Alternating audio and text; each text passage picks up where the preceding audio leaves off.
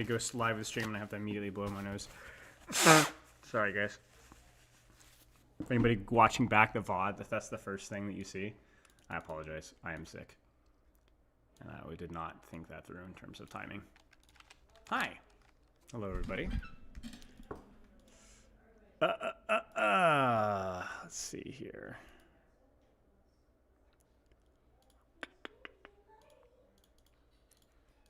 On a Mac.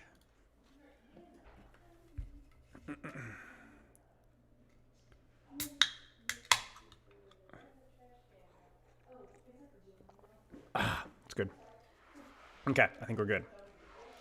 What's up? Hello, hello, hello. I don't think we have a Gavin command. We'll probably get some of that set up prior to the podcast just in case.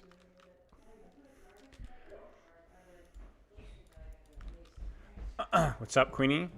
Where the heck is the suffering? What do you mean?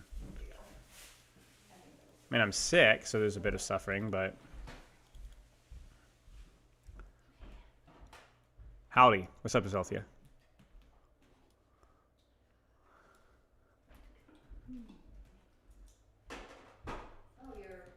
No gain, no pain, yeah. Get better soon than rest when you can. Yeah. I'm skipping the football game tonight. I'm skipping one of my games tonight, so that's my compromise. But yeah. Gavin Winter is the systems designer for Overwatch. So we're going to be talking about a lot of topics. I'll give you guys a quick crash course of the topics in a second once people start to kind of trickle in. But I'll give you guys like some topics of what we're going to go over. What's up? Thank you, Abby. I appreciate it. Hope you're doing well. Probably do care about the NBA, and if you do, what teams do you want to win? Not really. I enjoy certain players. Like I'm a Jokic fan, obviously. I like off-meta stuff. I used to be a big Spurs fan. Not a big Spurs fan, but I was a Spurs fan like 15 years ago. I just like the systems approach. I like the underdog, European, stylish approach. I love the macro-oriented approach because I think it's like really fun to watch. But yeah, you could probably guess that. So I just like certain like play styles and players, but I don't really have a huge... I used to be a Dallas Mavericks fan, but back when I was a big fan of... Shoot, I'm so freaking old. Dirk. Big Dirk fan back in the day. But again, not big. Basketball's never really been my thing, but I did enjoy watching Dirk Nowitzki. Would it be bad if somebody already leaked the topics? No. No, not really. Seems like you're sick all the time. Not really. Not really. It's just been a bit of a busy summer. And I'm not really that sick either, just a little bit. Yeah, I think that basketball and baseball are like, I don't know. They're super good analytical games, but basketball frustrates me a lot because I find the officiating super like inconsistent. So it just annoys me whenever I watch it. I can never tell like what's actually legal and what's not. You guys get what I'm saying? So it's like, if I was like actually super into NBA, I'd be like probably chronically tilted. How's rank guy going? Fine. Like we've like I said, taken the timer off just because I realized that like I don't know. What was happening is to give you guys the TLDR if you guys weren't here a few weeks ago when I explained it. I was really close. I took a week off because I had a week off for time spent with my family and with my wife. It was like my week off from work, and I was like, dude, I don't want to be grinding ranked. I was literally one game away from GM, and I was like, I just want to play. So I came back and I was super washed, super distracted, and I was like, you know what? Frick the timer. I'm not going to have a deadline for when I have to get something done. I'm just going to play for fun, and we'll see what happens. And that's kind of where we're at right now. And so I'm still playing, and I'm still having fun, and there's just no deadline for it. So we still have the yeah, I need to change the stream headline, but we'll see. Ranked bit ranked. Battle.net's down for me? Interesting. What's up, Kioski? How close did you get? 1 game away. 1 game away. But probably shouldn't queue yet. What I'll do is I'll check for tryhard. This is my routine. I check for tryhard. No tryhard. So then what I do is I queue for deathmatch and then Vaxta for 6 minutes or so. And then if I don't get anything in the 6 minutes that I finish Vaxta with, then I unqueue, queue for ranked, and then do a bit more deathmatch while I'm queuing for ranked. I've got it down to a science. It works out well. Deadlock coaching win? I don't think I'd be very good at deadlock coaching. I played like a whopping like 3 games of deadlock ever, maybe 4. And one of them, and a couple of them were years ago. Not years ago, that's not true. Like a year and a half ago, whenever it first came out. Did you expect Vendetta to be trash of these nerfs? I did, yes. 25 armor loss alone is a monstrous nerf. And then you also have her base speed just like completely tanked as well. That's a big, big nerf as well. So yes, I did. Is that Cass on Havana one? Is that the Cass on Havana one? Sorry, I'm not sure what that context of that question is. I'm sorry, I'm a little behind. Feels horrible? Yeah. Well, the funny thing about Vendetta is she was very reliant off of the movement speed of the passive movement speed to avoid shots. You know what I'm saying? So there wasn't a lot of dodging with Vendetta. It was more about just dodging because you're accidentally moving unpredictably because your movement speed is so hard to track. So it's like passive survivability, which is like really, I think, not very good. We all die eventually. The range nerf hurts a lot, yep. I mean, 0.5 meters is a big deal when that's a, what was that, like a 20% nerf? Was it 2.5?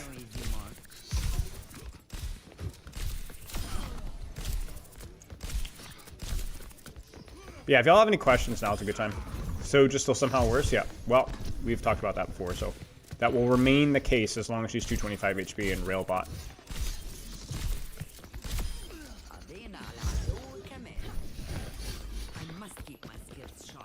DPS mirror that we have a pocket. I actually had this question last week. The answer is the same. The answer is remember that it's a pocket and don't die. I'm going for the headshots here. I'm missing all of them. So if you could take the 2v1 without dying, that's massive. And I think you got to remember that. It's not fun, but it's effective.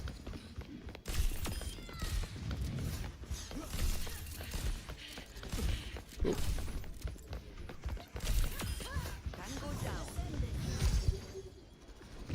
Her the picker is the lowest I've seen for DPS for Vendetta. Well, it's also because she's still banned all the time, right? So it's like she's still getting banned at a pretty high frequency, which makes sense, right? People just really don't like playing versus her at all, even if she's good or not, even if she's bad. Ana does go faster with headies, yeah.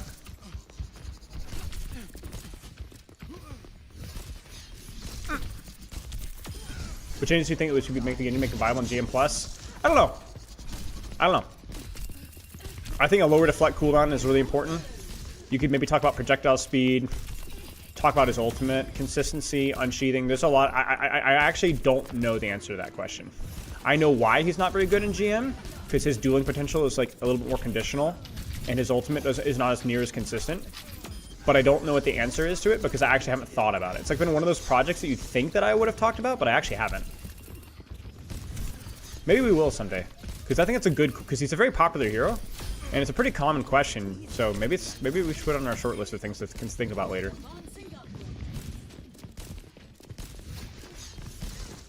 I think it's also not necessarily that Genji's like bad. There's just a lot of other DPS characters that are just easier to get value of at that level, because their dueling potential is just much more consistent and their ults are just much more consistent, you know? So it's like, I don't know if it's like one of those Winston situations where it's like, or Ryan situations where it's like, maybe we don't want to overbuff Genji. We just need to look at like his competitors at the higher ranks. But I'm not really sure. Okay, let's go ahead and swap this in and do a couple shots. What do you do against the Life Fever ult? Okay, there you go. Amid discord, we will find tranquility. Fixing on-run? I mean, I kind of already gave my 2 cents on on-run. I think my opinions have changed a little bit. What's actually funny about... okay, here's a question for you guys. I was thinking about this the other day. What hero has your opinion changed on the most in terms of balance or design the more that you've played versus them? Like, your initial take was kind of wrong. I have mine. My initial take wasn't wrong. Here's what happened. I was like, Let's see if you guys can guess who it is. My initial take was that this hero kind of sucks. Like, not very fun to play. And then I played a little bit of the character off of their release, and I was like, okay, this character's okay. Maybe I just need to, like, lower my expectations. Like, and then I played more and more of this character and played against this character, and I'm like, you know what? This character actually could use some tweaks. Not gonna lie. Yeah. Sorry. Freya is definitely one of them. Yeah, Freya. No, I'm saying one of the recent 5. I agree with you guys on Freya. I think Freya was one of the ones that I read a little bit wrong. I will admit. But I'm saying out of the recent 5. Yeah, it was Imre. It was Imre. Mizuki. I have the same thoughts I did on my. Like, you can go back and look at my takes on him and my suggestions for him. I think that they've aged pretty well. Like, fixing the new heroes, you know.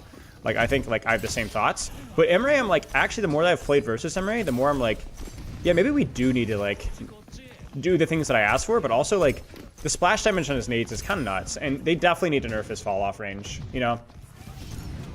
And I really think that the splash damage off of his alt fire and his ult is way too forgiving, given its range. And I think he probably moves too slow in his ult as well.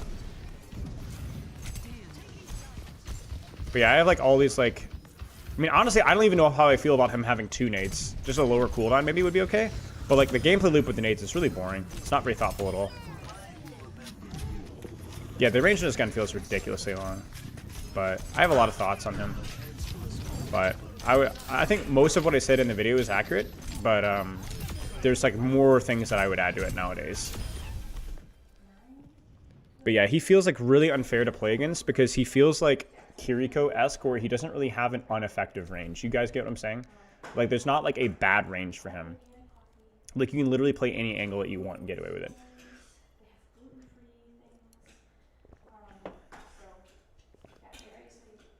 Yeah, the damage is pretty silly. It's like Bastion Grenade, but a smaller projectile that can bounce more forgivingly.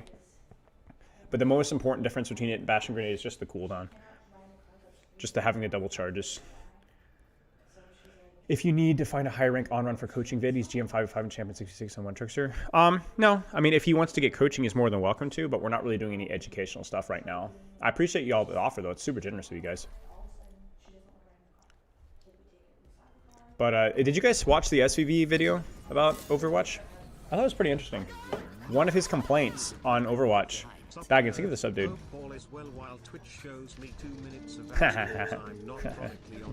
77 months. Thank you, dude. Tell your wife I said I despise her. But I mean, honestly, that goes without saying. Oh, frick. I always forget the freaking breakpoints. Righto, Captain. Cheers. But yeah, SCB, one of the main things that SCB was complaining about was nades. He says that there's too many nades in this game, and I was like, dude, actually, it's so real.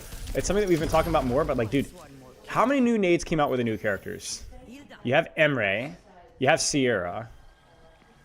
I won't call it a nade, but like the AoE crystal charge of Domina is similar-esque. Yeah, it's like there's like 3 area of effect explosion abilities. Just like, bro, there's so much spammy crap, you know? And it was really funny because he was complaining about like the community playstyle where like everybody just votes for escort hybrid choke slop and then picks the grenade spam choke characters, and then it's just a miserable experience for everybody. Sojourner, yeah, to an extent. And it was just really, I was like, dude, that's actually such a real take, honestly. Freya shot to a lesser extent. Yeah, I'm just talking about the new characters more so than anything else. But if you go back, I mean, there's so many more, right? You got Bastion, there's nade resets, obviously junk, Sigma orbs. There's so much spam. This is why I'm so mobility pilled, like within reason, because there's like it's so like you have to kind of choose your battles, you know. But it always feels like grenade is like the easiest, lowest hanging fruit for the etc. cooldown, and I'm just like, whenever I see a character with a grenade, 9 times out of 10, I look at that character and I'm like, yeah, they ran out of ideas. Shreyan, thank you for the sub. Like, is there a single character in Overwatch that has a really thoughtful, well-executed, that character earns a nade, besides Ana? Like, you know what I'm saying? Like, maybe Bastion-ish, maybe? Bastion, it's crazy that Bastion might be the closest to that, which is crazy.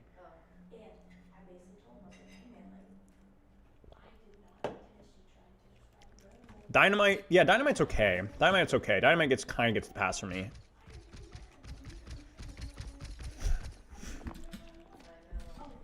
Domina's not too shabby, yeah. Domina wouldn't be too shabby if she had a better... Ah. Not as much as I hate him. Thank you, Carrie. Thank you, Carrie. That's the only thing that she's better at me, is being more hateful. Yeah, fricked. Whoa, what the heck?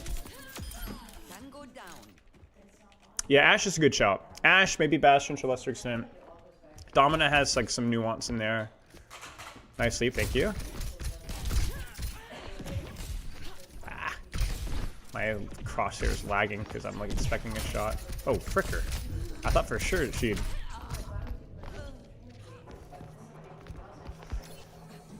Is Conk mine an aid?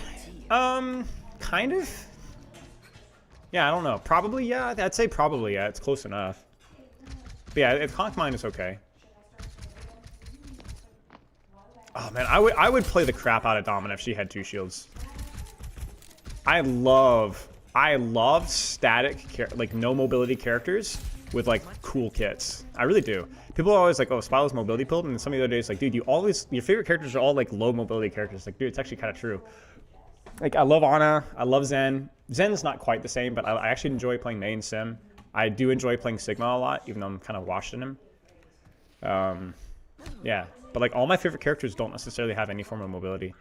So I do like mobility characters; they're definitely up there. But like, I don't know. I like characters with like really thoughtful and nuanced. Like even to this day, I'll coach Ana, or I'll watch like high-level Ana play, and like every time they use an aid or a sleep, there's always like a was that good? Was that bad? Because there's a better way of doing that. Like there's not always an obvious way to use it, you know. So. Spylo advocating for double shield purposely misrepresenting it. Listen, mate, I know you. You don't have to elaborate. You don't have to elaborate. We're cool like that, you know? Dude, what is this Q? Actually not that long of a Q. Went down after the Sim comment. Look, I understand. Sim is not perfect. I'm not going to advocate for Sim. But I do like teleport a lot. So I guess there's your mobility. But honestly, I don't hate Turret either. Like, Turret in its current form is, like, somewhat interesting. Are we just going to be a recurring event? No, it just means I'm really bad at tiling things. No, this is going to be mine and Rel's podcast, episode 2. I don't know if you guys remember the Christopher coaching episode. This is going to be the Overwatch systems episode.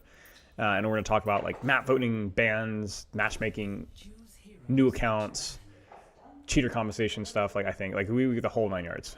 So yeah, the whole 9 yards. Sorry, second fire. Spylo Lucio arc. I do like Lucio a lot. I have very little time on Lucio, but he is one of those characters that like alternate universe. You get what I'm saying? Definitely an alternate universe character for me.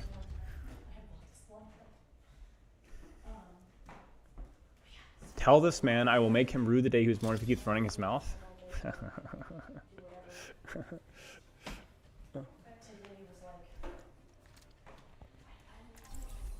Bro, I'm not running, I'm sprinting, man. And there's nothing she can do about it. For me with Lucio, I'm always like, this is so much fun, and then I play like a really bad map for Lucio, and I'm like, I hate this. You know, it's probably like the average person thinks about honors then, so. Leave a broken world behind. Are we getting drops right now? I don't know. Maybe. I assume so. I'm not really sure. I get tired of putting it in the title though, but I feel it's like clickbaity. You're probably getting drops, but I would double check to make sure. In my hands. You're the one who made something of them.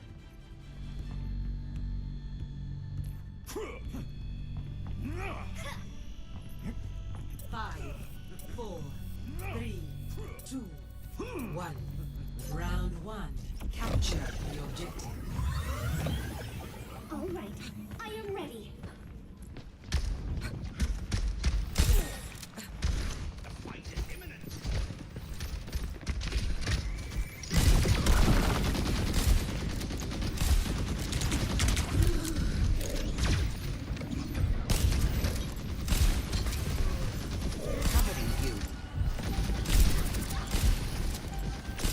The objective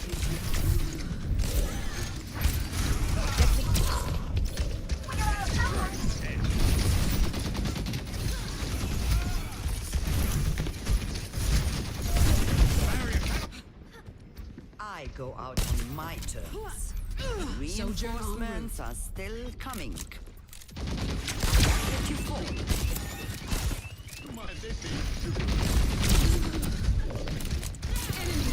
Improve an end. I appreciate it. I got you.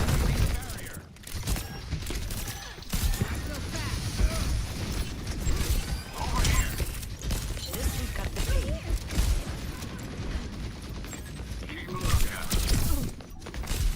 On your six. Wheels up. Enemy turret.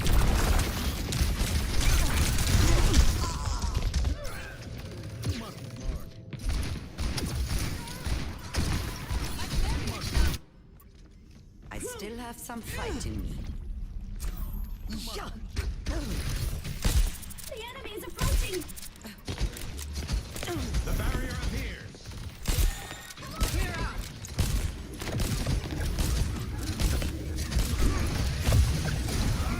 What is that melody? Rubbing off. I need backup. Barrier is splintering.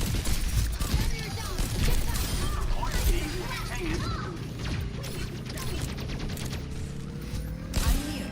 Keep fighting. Take it out. Dodge this. No power down. Get in there. Meet your strength.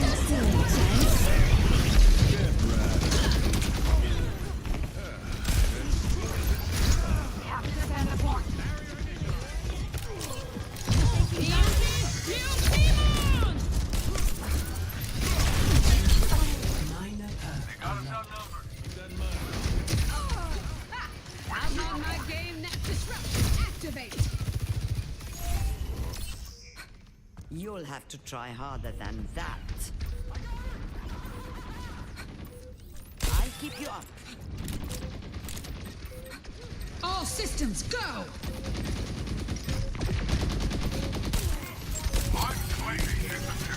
Stand up straight.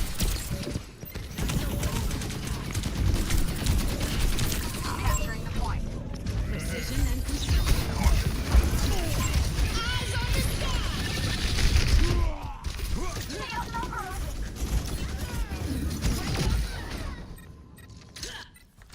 Team. One of these days I'll learn.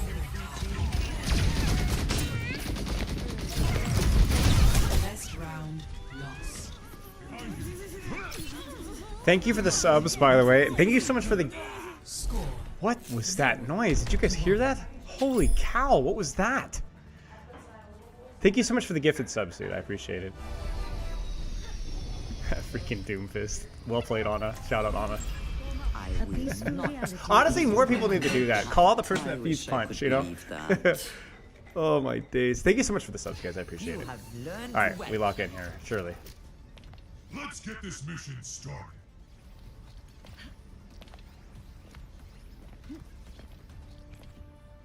Five, four, three, two, Over here. one. Round two. Capture the objective. Let's get it together. We are not losing.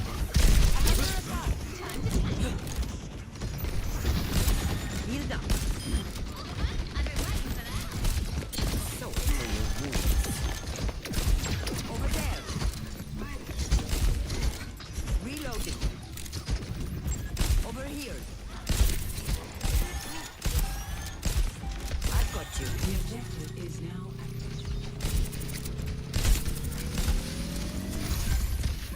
Säcklummen.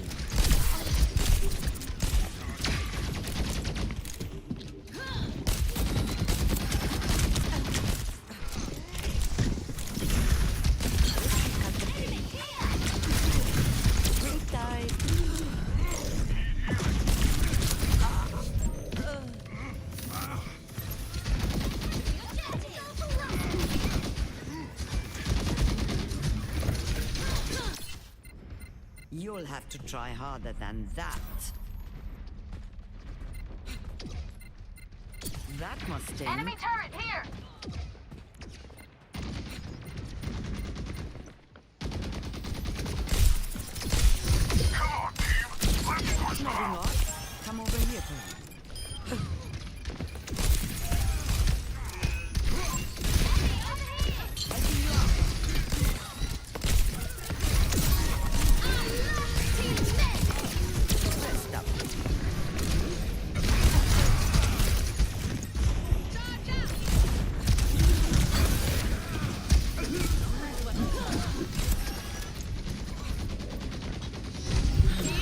You're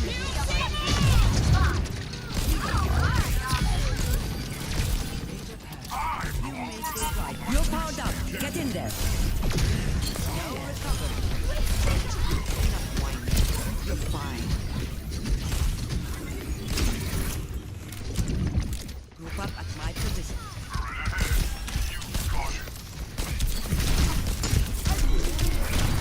Meteor strike.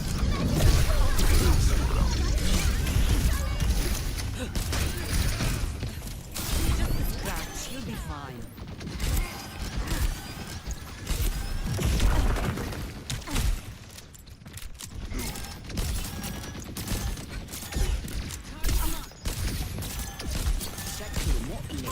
Enemy in sight. Copy that.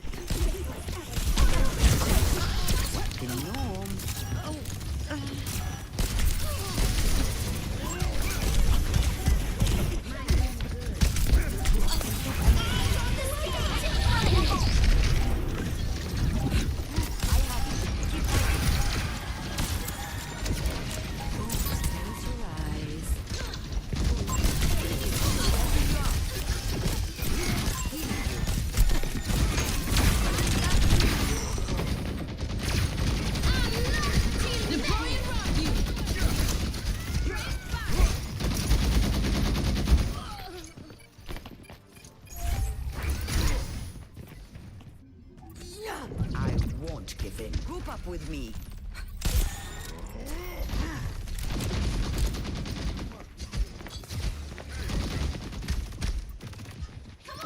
Enemy turret ahead.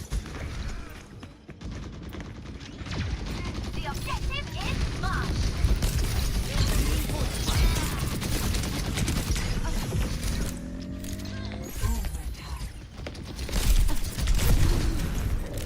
Come on, let's push him out.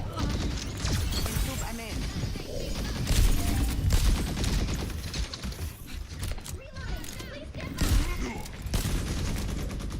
Nanobolt almost ready. You're powered up. Get in there.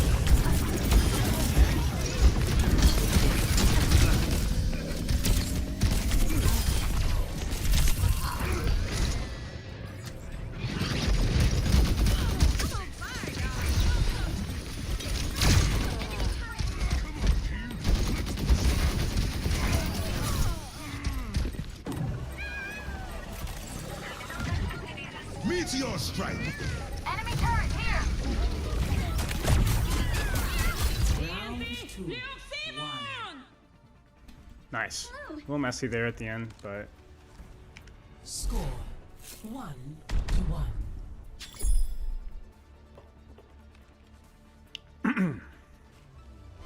kind of wasted my nade that one time, and I had to sleep on the EDI. I can just I will honestly just not shoot her. Leave A a Vishkar broken world architect behind. always completes her task to perfection.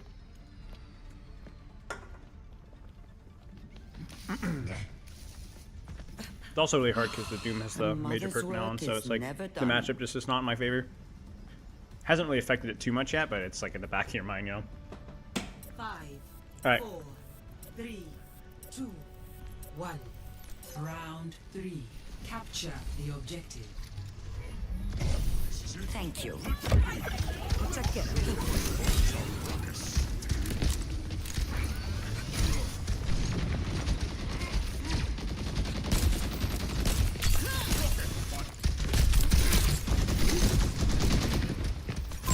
Enemy in sight. Help me. The objective is now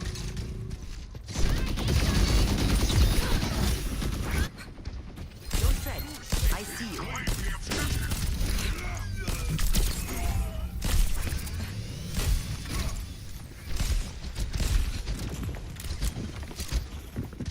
Stand up straight. Over there.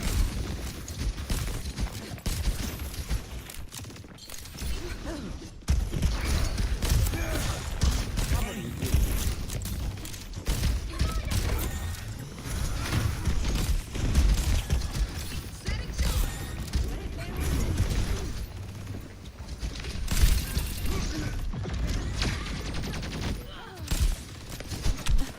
Take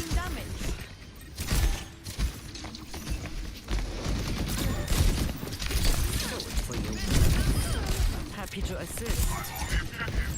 Over there.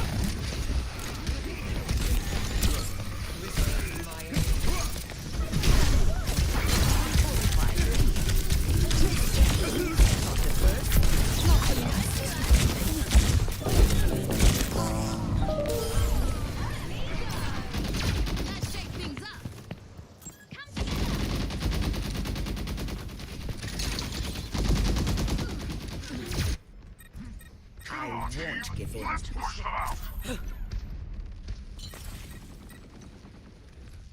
My ultimate is charging.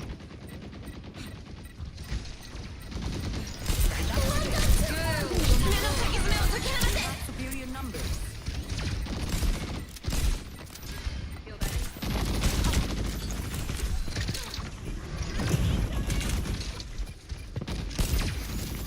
Hold on, Nano Boost is ready to deploy. You're powered up. Get in there.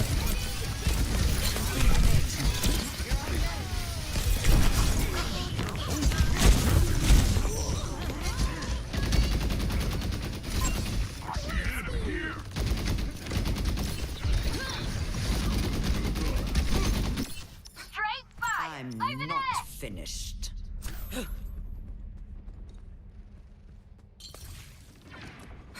Group up with me.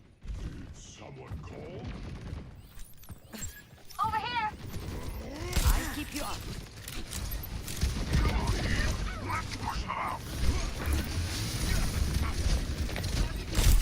Meteor strike.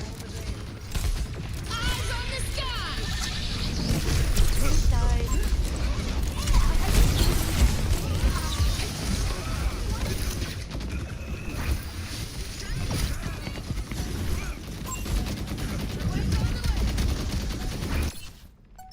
I still have some fight in me.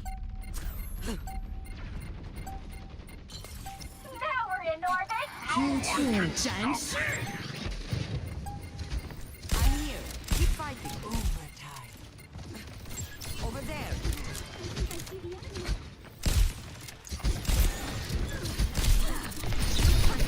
I want to fall. It just needed a push.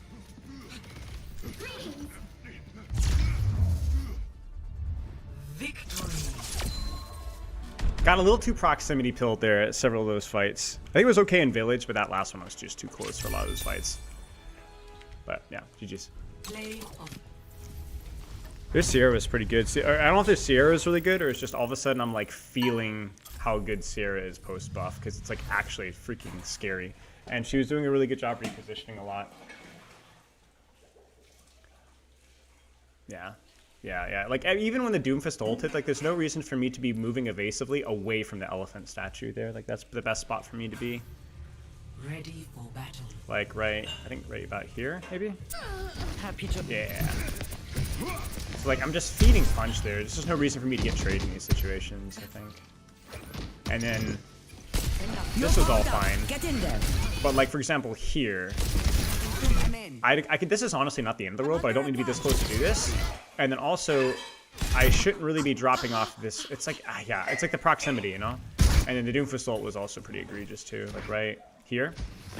This is all fine. This is all fine.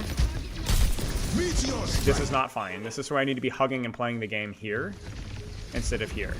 Because then I can dodge this. I can hit the sleep here and then play evasive maneuvers here instead.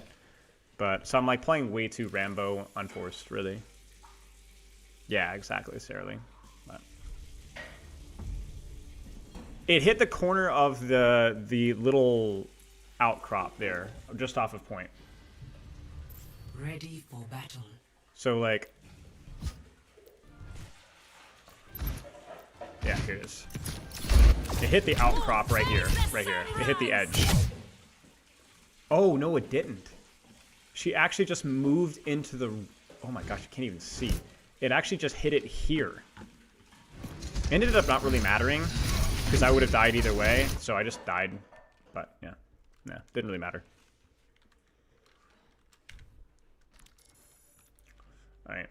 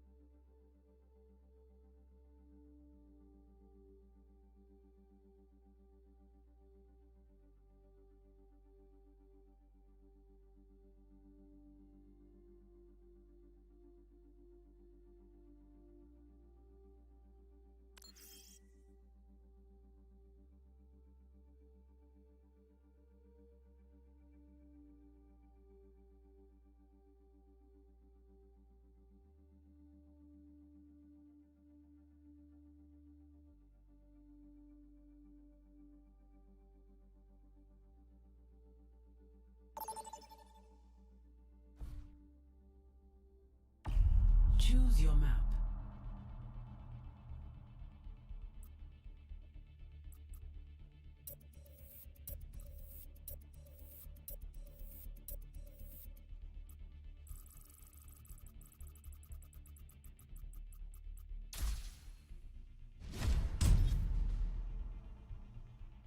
Select your hero.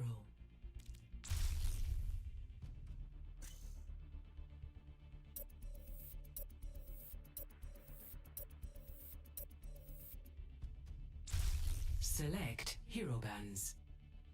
It's kind of funny. You guys see, I'm not doing a stats check just yet. I'm planning on doing it on Thursday, if at all, or Saturday, giving it a few more days to cook.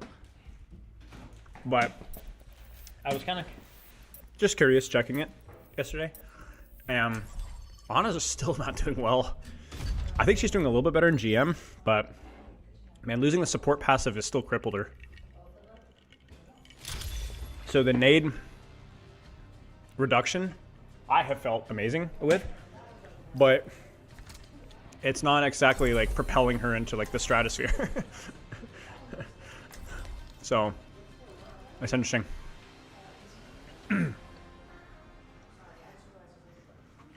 I feel like just simply giving her the what's the passive where you get healing for healing? That alone I think would be a little bit of a buff for her. I will not. Maybe nothing major because you would lose the ult charge one, which is fairly useful, but You're sitting out the next But, session, Oxton. just a little bit more sustain, you know? Not even like sustain in duels, just sustain in like, so you're not entering duels at disadvantages, you know? Medic, yeah. But yeah. It's also like within context, other supports have gotten stronger. Like Kiriko got stronger, Life Weaver got stronger, Brigitte got stronger. And I don't think a single support got a nerf besides maybe Wuyang. So it's like within a vacuum, Ana's stronger, but like in comparison, you know? You have learned Alright, well. right back.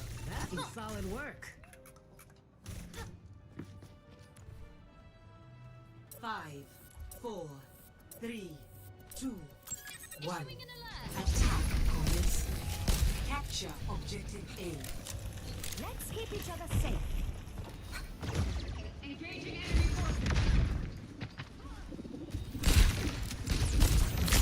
I'm under attack. I need healing.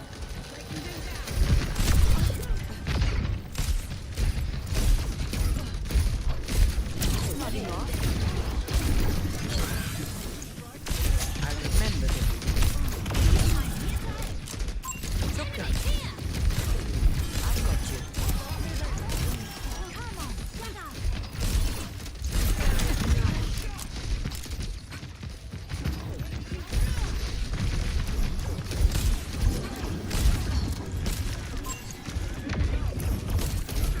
That must sting.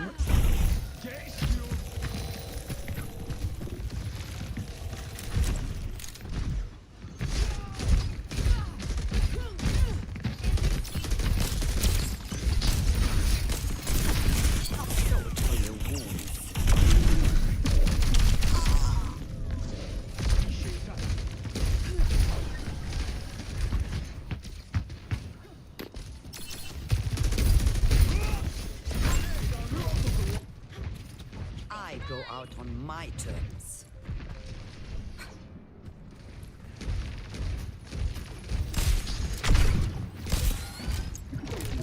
My ultimate is charged.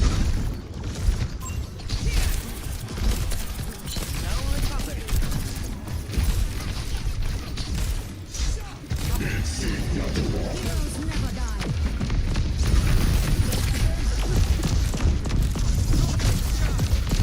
It's go time. That must sting. Who's next? I see you.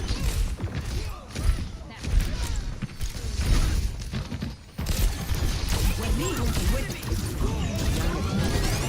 Let's start. The objective is mine. Over there. I have you. Keep fighting.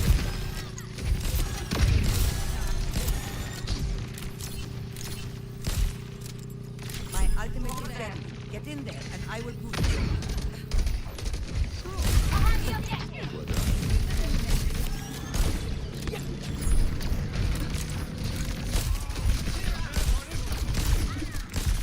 You're powered up. out. Get in there.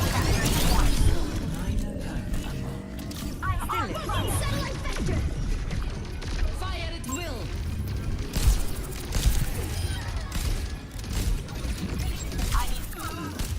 No recovery.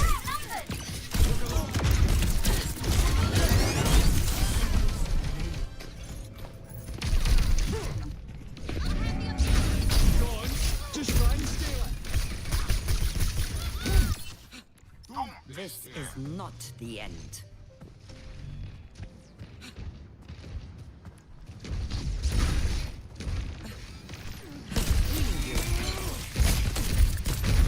Breaking them down.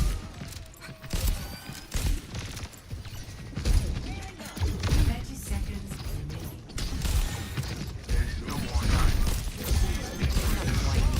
You're fine. Adaptive circuits engaged. Hazard.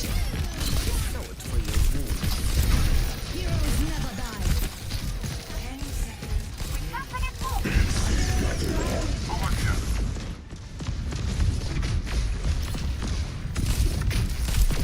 Taking damage. Round 1 complete. Score 0-0. Dude, Switching sides. I don't know, man. I've never seen a Tracer die to nothing so many times in my life.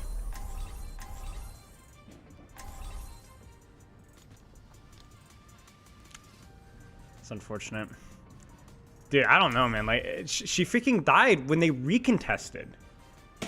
Like, she died when they recontested. Like, she was on point. She almost died before we capped because she was so pushed into their spawn in the middle of nowhere. I was like immediately like, oh no, placement account. And I'm like, frick, man, she's playing horrible. I will not leave a broken world behind. We'll give it all we've got. I don't know. And hope that's enough. Yeah. I don't think she's like garbage, but she's definitely feels woefully out of place in this lobby right now. Like, you could just tell, like, wait, why did she die to Hazard there? Or wait, why did she die on... Why was she the first death on point? You know what I'm saying? Ah, man. Anyway. At least we got some good reps. We'll get some good reps in defense. 4, 3, 2, 1. Attackers incoming. Defend objective A. I'll keep you up.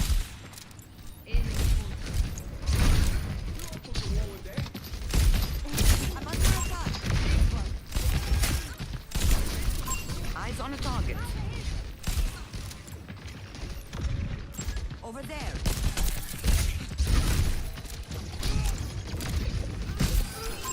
Enemy. I'm here. Keep fighting. Over here. No recovery.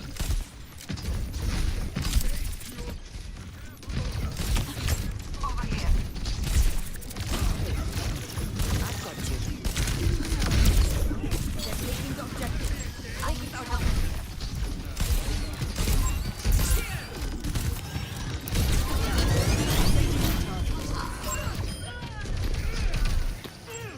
Are you be too upstanding now?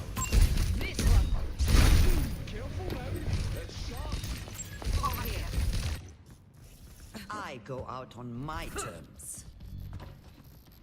Group up at my position. They're attacking the point. Stop them. Heroes never die. I won't let you fall. Enemy in sight. Over there.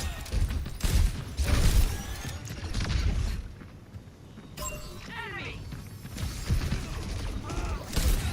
I keep you up.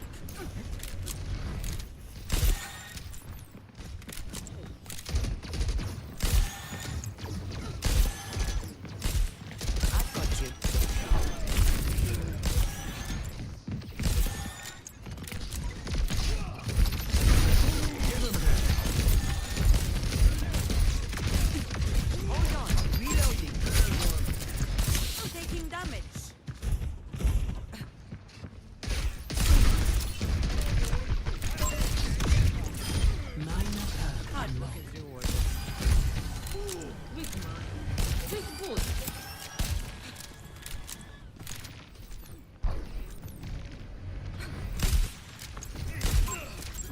Keep an eye out. Over there. I won't let you fall. Adaptive circuit Your ready. teammates within them. Marking satellite vector. I am on fire. Everyone follow me.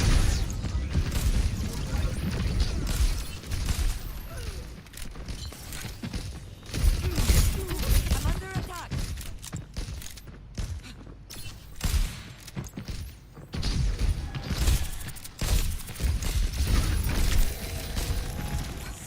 Seconds remaining.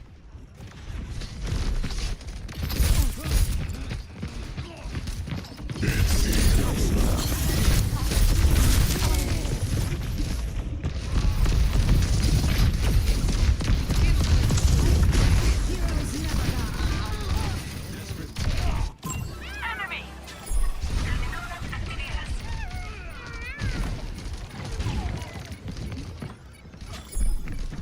30 seconds remaining.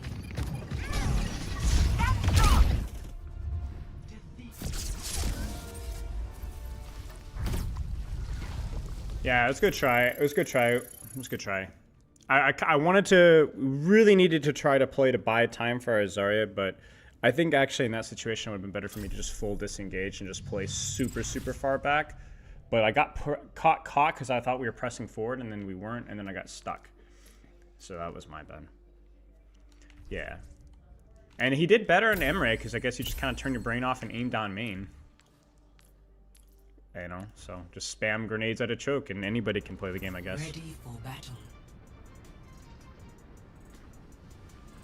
I am curious, so I'm going to rage watch one fight. How did we lose? How did he die first on Tracer, though? 60 seconds.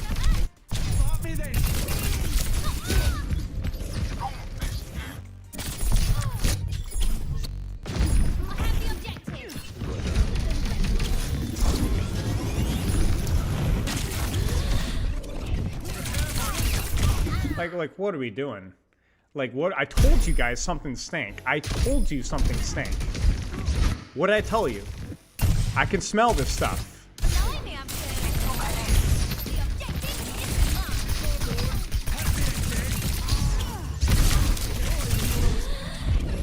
That was fine. Dude, he didn't even get his minor perk until then? What was he doing? Engaging enemy forces.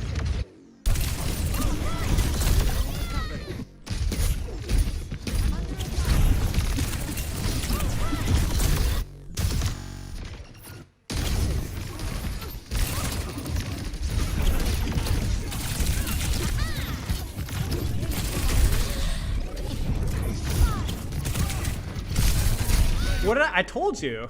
I told you. This is not a Tracer player. You know what I'm saying? This is a hit scan player. This is a hit scan player. His aim's not bad, but his movement is horrible.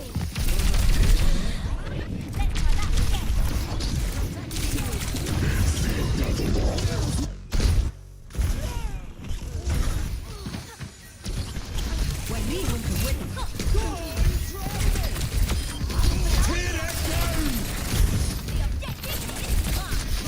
Yeah, okay, well.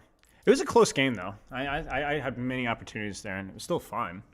But it was just bizarre. It was freaking bizarre.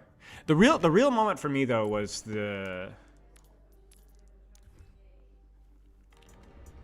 I think in hindsight, actually, we win that fight, so maybe it doesn't really have, but like this is the fight here. Like, so Zarya over pushes when we're up a bunch, gets slept and then killed right here. Was it here? No, it's this next fight. So yeah, they blow a bunch of ults, we blow a bunch of ults. It's actually a really good fight for us, all things considered. Like, to use 4 ults there and to win versus 4 ults is like really fun.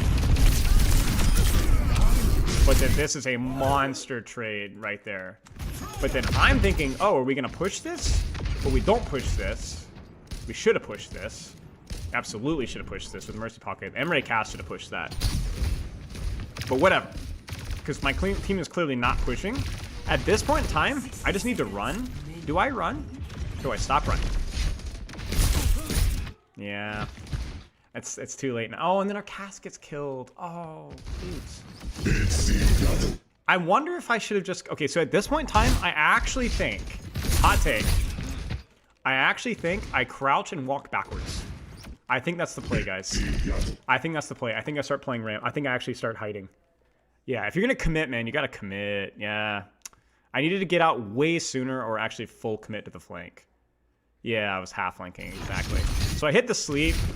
I hit the nade. It's just not enough. It's just not enough.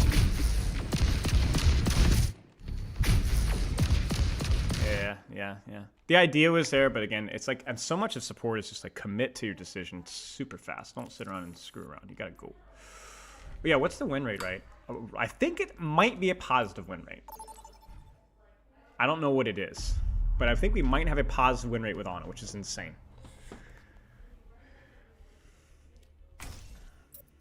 Actually, I don't really... I'm not going to vote. Actually, any of these maps are fine for me. I don't mind Rialto too much. I don't mind Oasis too much. Rambo, Amari? Yeah. Oh, speaking of which, hi, Amari. Hi, kitty.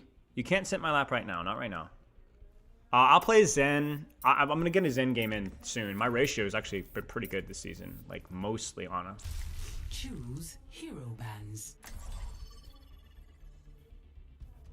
And then if Zen's also banned, or somebody else has it, I'll go Mizuki. But I haven't had a game where all three were banned. If they were, or like banned, or somebody took them, which is technically possible, because you could have two supports banned and one person picks it. I don't know. Might go Juno. Might go Moira. Not sure. Could go Brig. I have a lot of back in the pocket options, to be honest. So.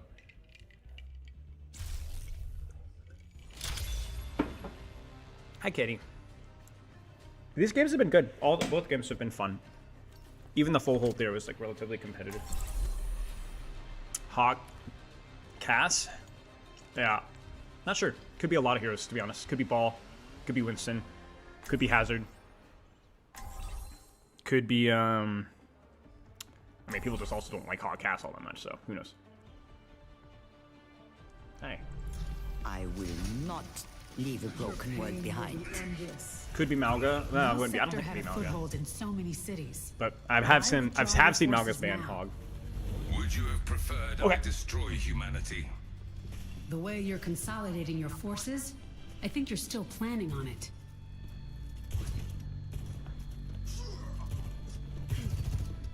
Five, 4, 3, 2, 1. Round 1. Capture the objective. Let us keep Good our to see you. questionable choices to a minimum.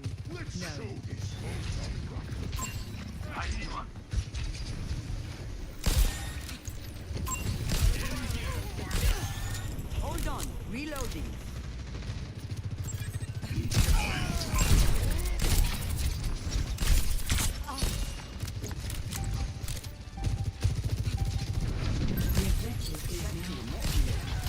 Claim the objective! We have superior numbers. Healed up.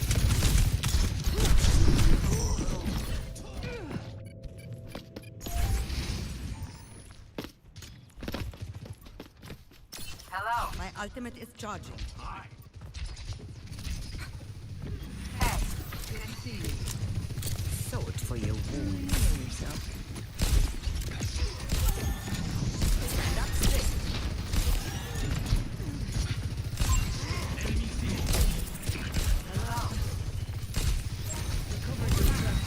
I'm here. Keep fighting. There's a test subject. Out of ammo.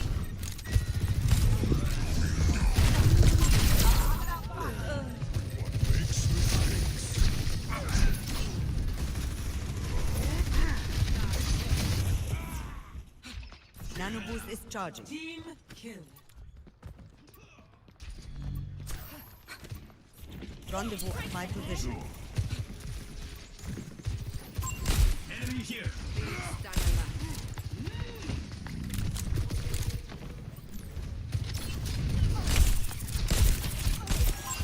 Enemy here! I'm claiming. Outnumbered! Careful!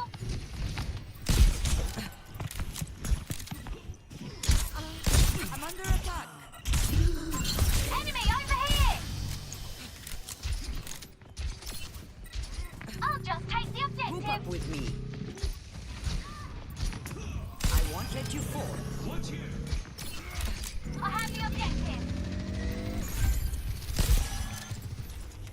Nano boost almost ready. My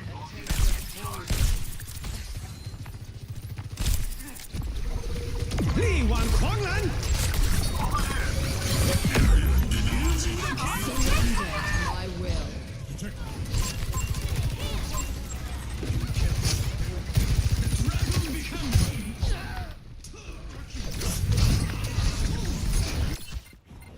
I still have some fight in me.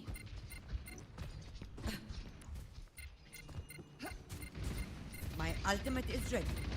Recover your strength. Cyber with Talon.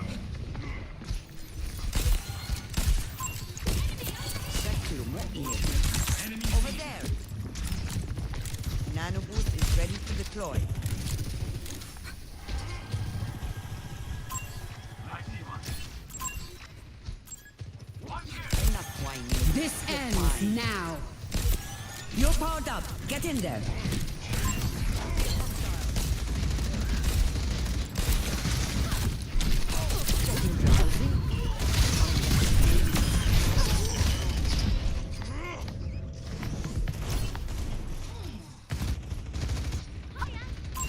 There's a test subject. My ultimate is charging.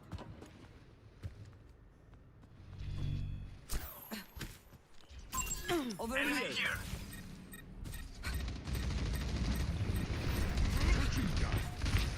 I have you. Keep fighting. Close your eyes. I see one. My ultimate is charging. Help me.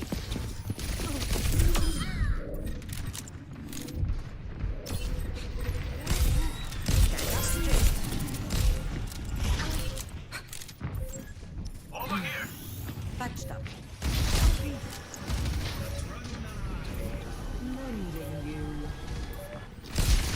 Last round. Area denied. Got what?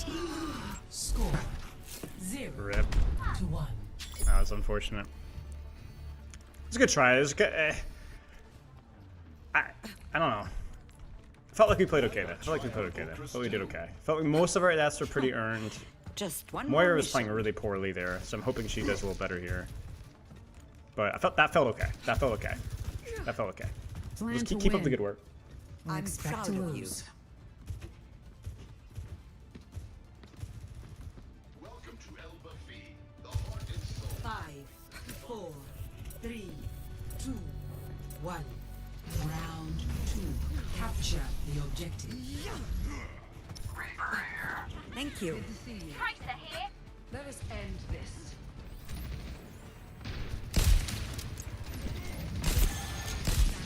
I'll keep you up.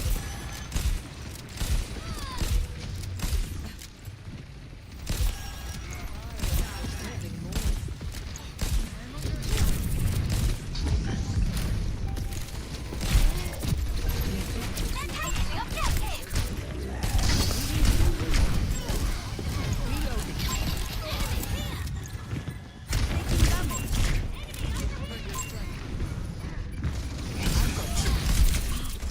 Numbers are greater than ours.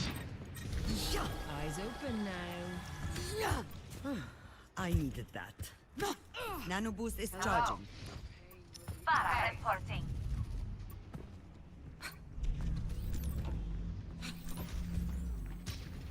Good to see you. Online. Major pack. You made the right decision.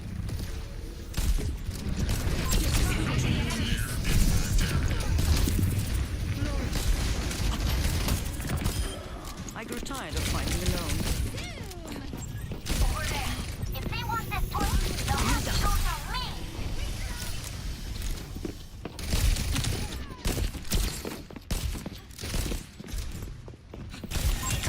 I'm reloading.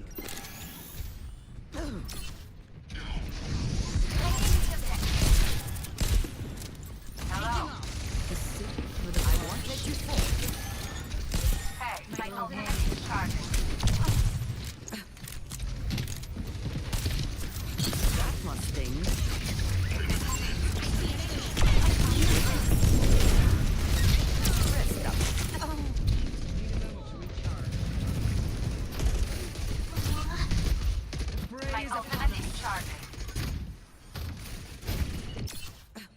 Ultimate is charging. Why not try our okra stew?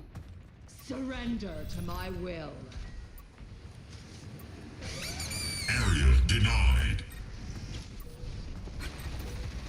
Taking care of you. Activating self-destruct sequence. Need this.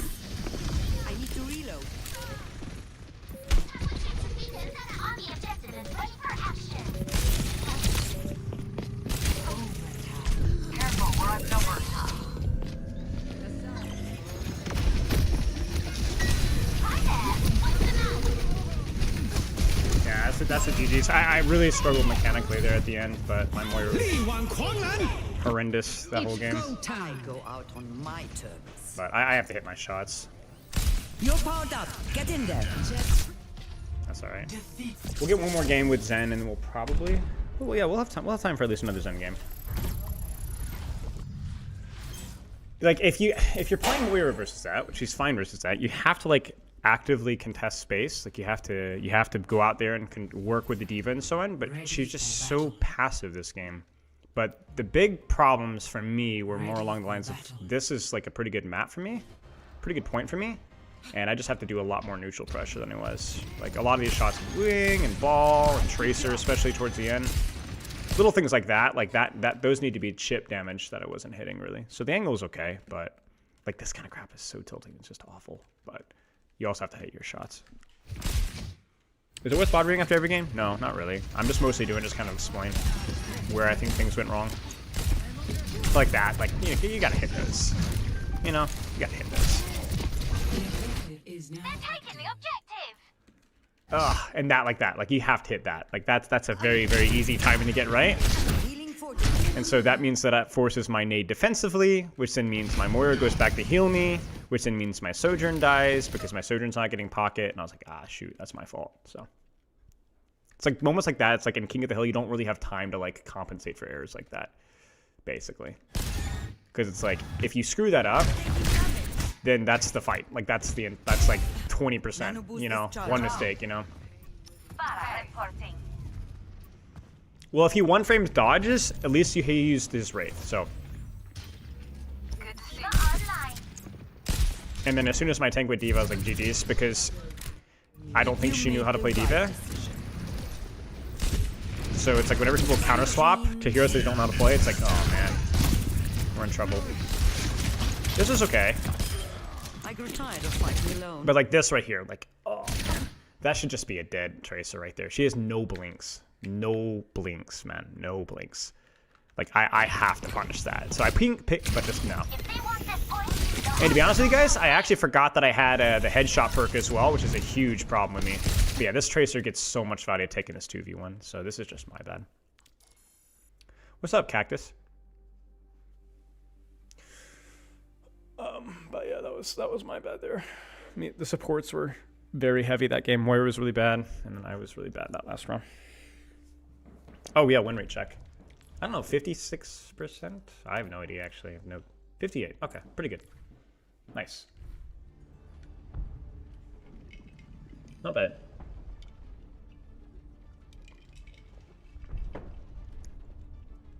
Do you not pick crit perk often? I do, but I often forget about it because of how late it comes in the match, and there's like a lot of other things going on. Especially, I find it hard for Ana, because with Ana you have so many things happening. It's not like double harmony with Zen where it's like, it's pretty easy to just kind of use it. You don't have a whole lot else going off, but with Ana it's just like, there's always like 4 different things you're thinking about, you know. 34%, I don't think it was ever 34%, unless you're talking about like weeks ago, weeks and weeks and weeks ago. Hugo broke 50% win rate in GM, nice. Do we get a good Zen map? Select a map. Yeah, these are all good Zen maps. These are all very doable. King's Row. I swear I play Zen on King's Row like half the time. I'm gonna laugh if I get King's Row again. Every time I'm like, I'll play Zen, it's King's Row. And there it is. Even off stream, it's Zen. It's always freaking Zen. It's fine. It's like it's a fine map for Zen for the most part. Second point's very awkward, but first is quite good. Third is quite good. But yeah, I won't complain. Choose heroes to ban. Bye. Love you. I'll see you guys in a bit.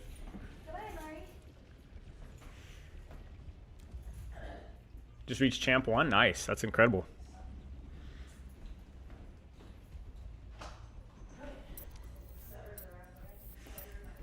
No, the podcast is at 4:30, so y'all got about a little more than half an hour.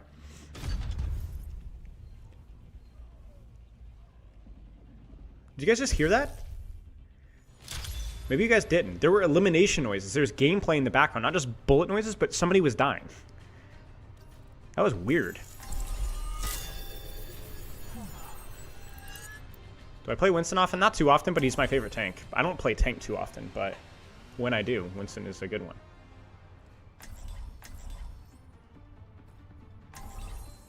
What DPS do I play? It depends. I don't really...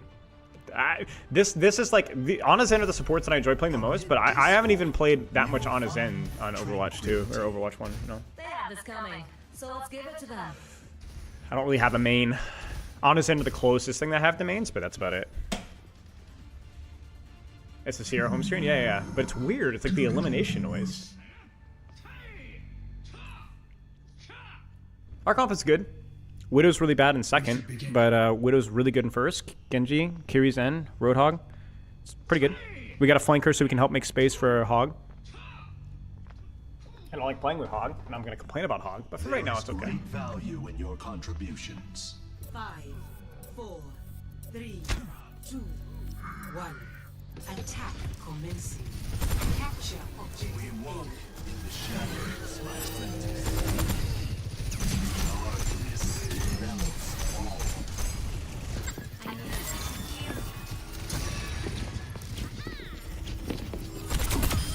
Your answer lies in stillness.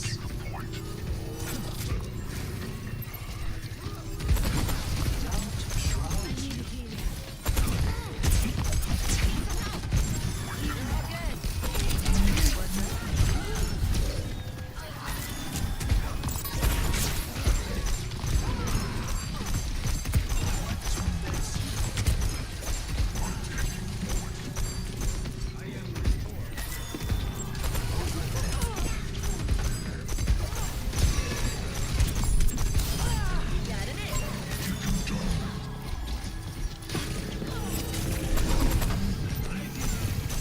My systems are repaired.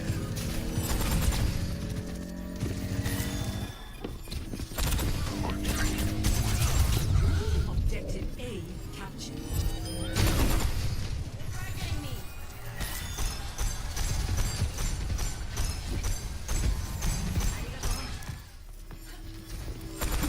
Heading out.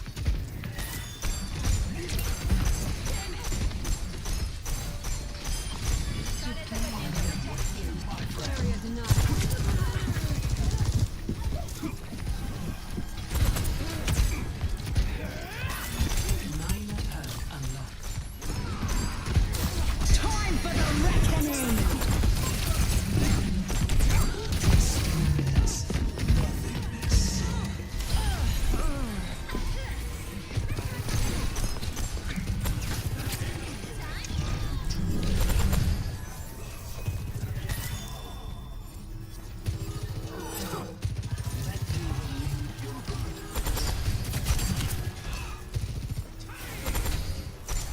Experience nothingness.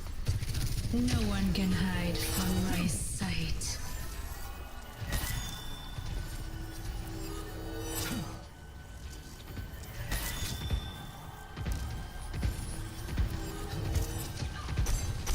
Be one with the darkness. That's better. This ends now.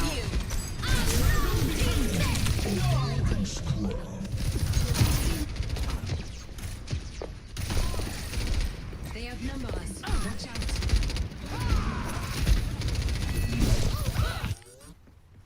It takes 100 times to learn, 1,000 times to understand.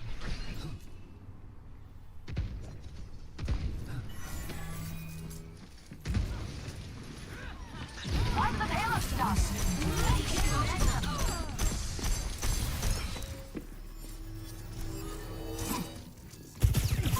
Here is your enemy.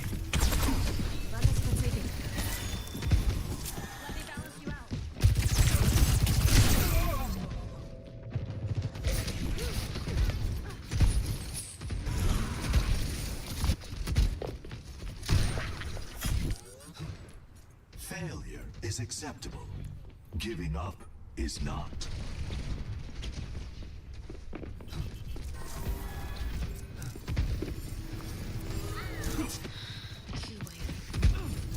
Time for the reckoning!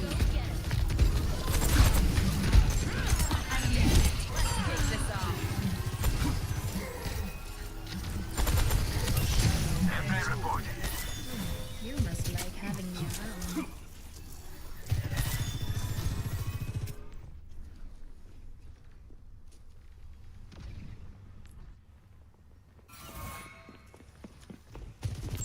Over here. No one can hide from my sight.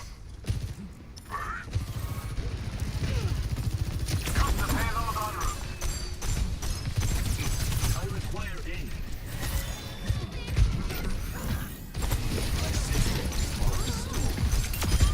A chance for us all to learn.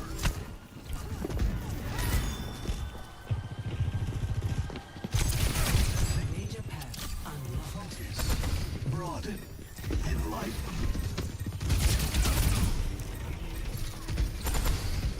Harmony is within your grasp.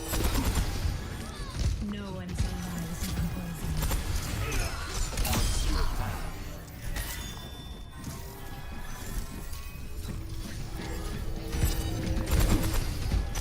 Let the Kitsune guide you! To share a path with another. The payload has reached the checkpoint.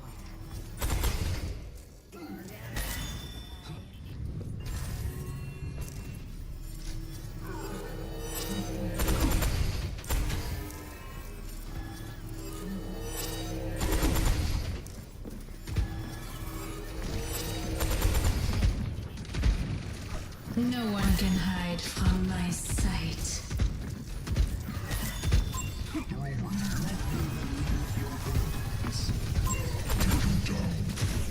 Ready for transcendence. This ends now. Wadil Widdick. I'm unstoppable.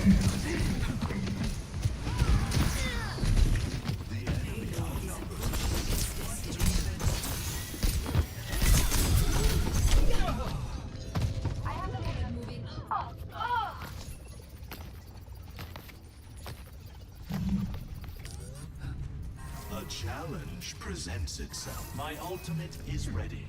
Proceed without. My ultimate ability is ready. We need to move that payload.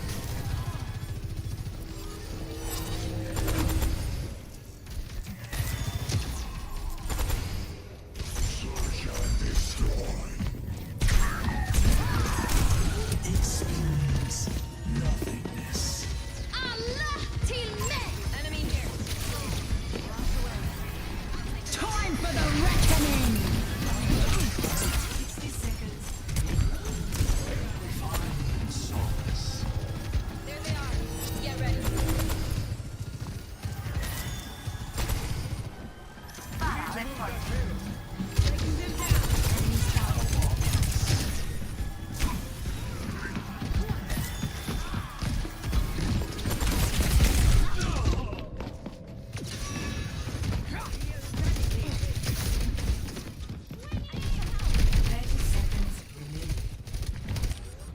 Time is of the essence. Let us attack. Walk in shadow.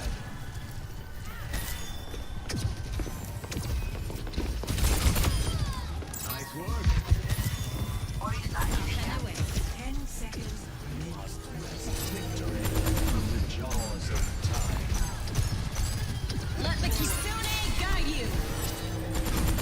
Wadil Widdick. This ends now.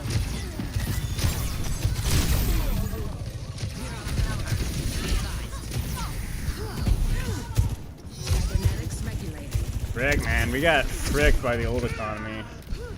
We just did not win a single fight with our ults. I mean, we have whole hog trance. But Emerald didn't do anything. Infrasight was good. The first Infrasight was fine, but then we just never really built anything. We just lost our duels. Switching sides. Just lost our duels.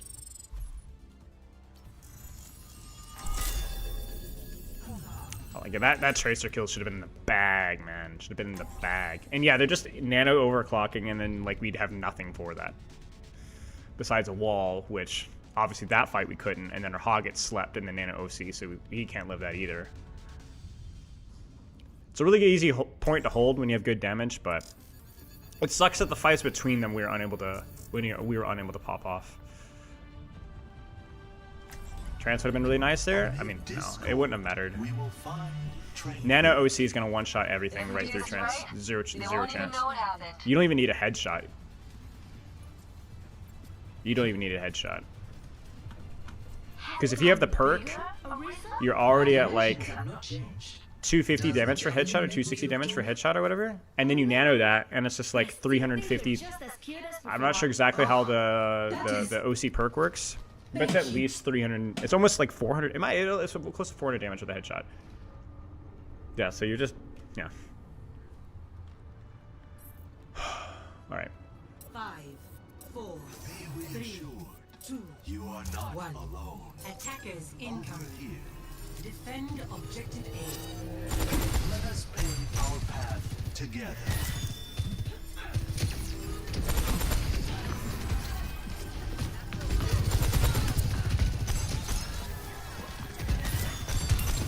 Watch it. Enemy turret ahead.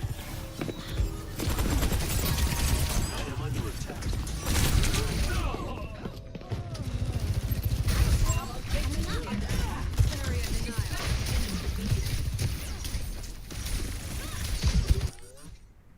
Overconfidence is a flimsy shield.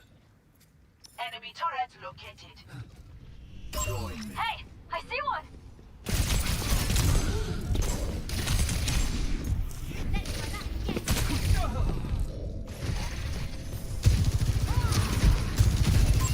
Enemy in sight. We are outnumbered.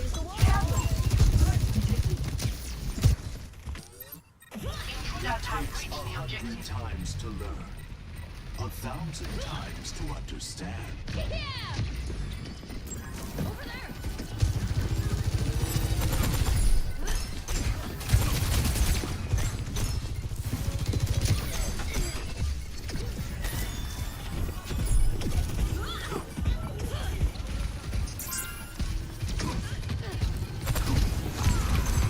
Objective lost. Stop the payload.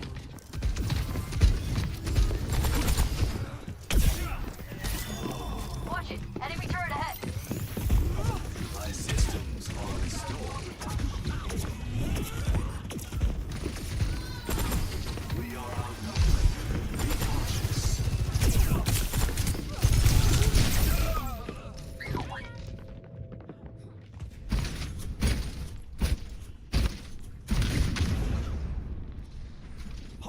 The turret lies in our way.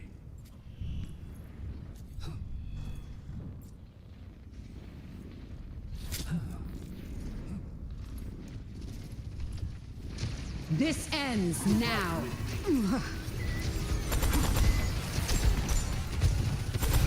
Hostile rockets are pushing.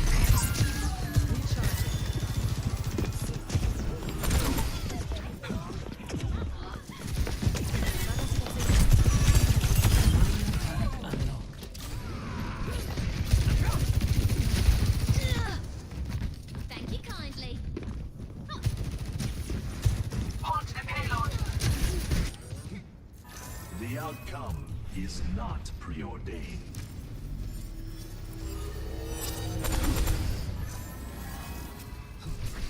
وليد with it.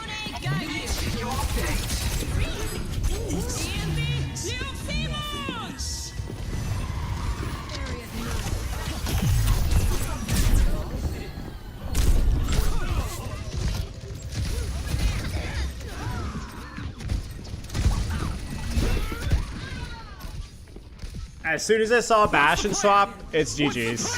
It's freaking GG's. We're counter swapping the tank, but we don't know how to play the heroes that we're counter swapping to. All right. Winston reporting.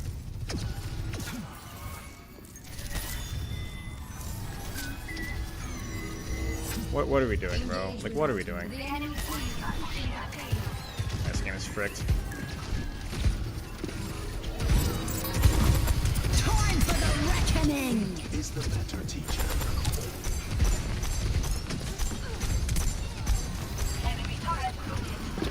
Should be okay. If we can hit a shot.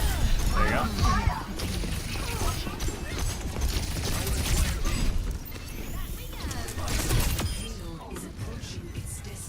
Frick, man.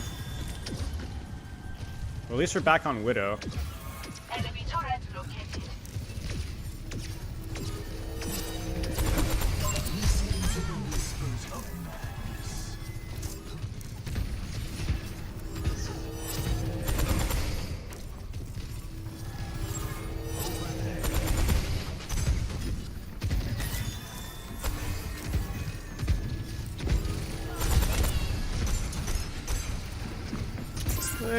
No.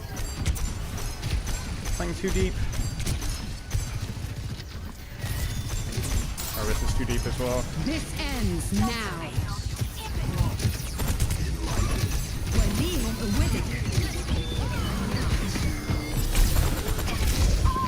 Yeah, we're fricked. They just played for their old combo. We didn't even get our ult off. Ah, GG's.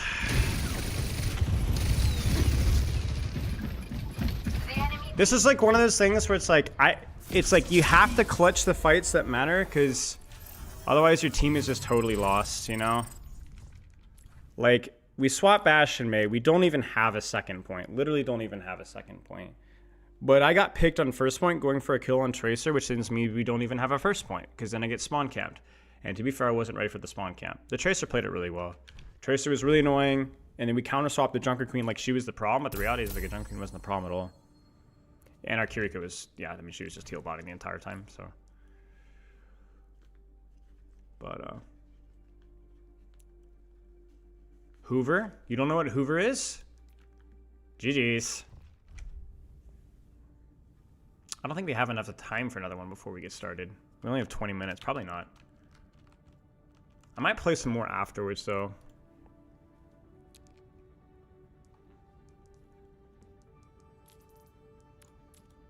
Quick play, maybe? Maybe. Yeah, we could do a quick play. Be right back.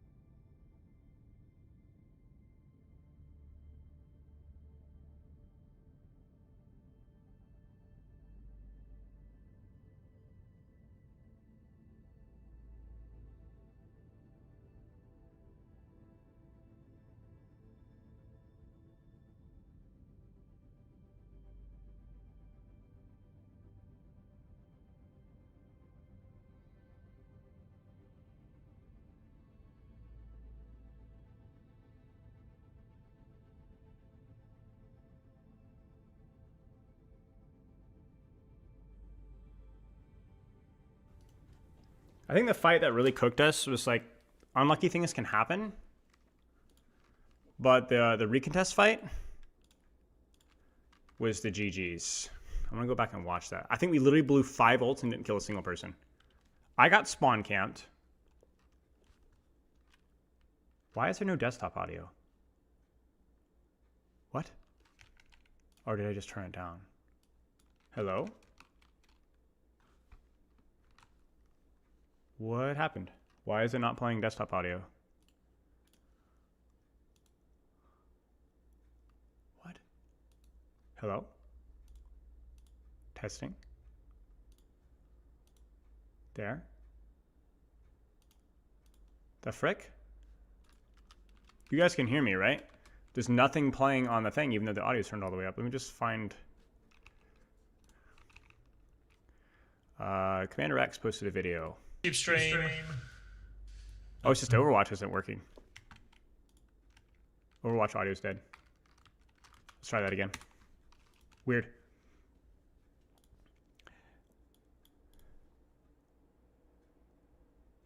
Weird. Yeah, I don't know. Overwatch audio was not working. Overwatch was bugged out.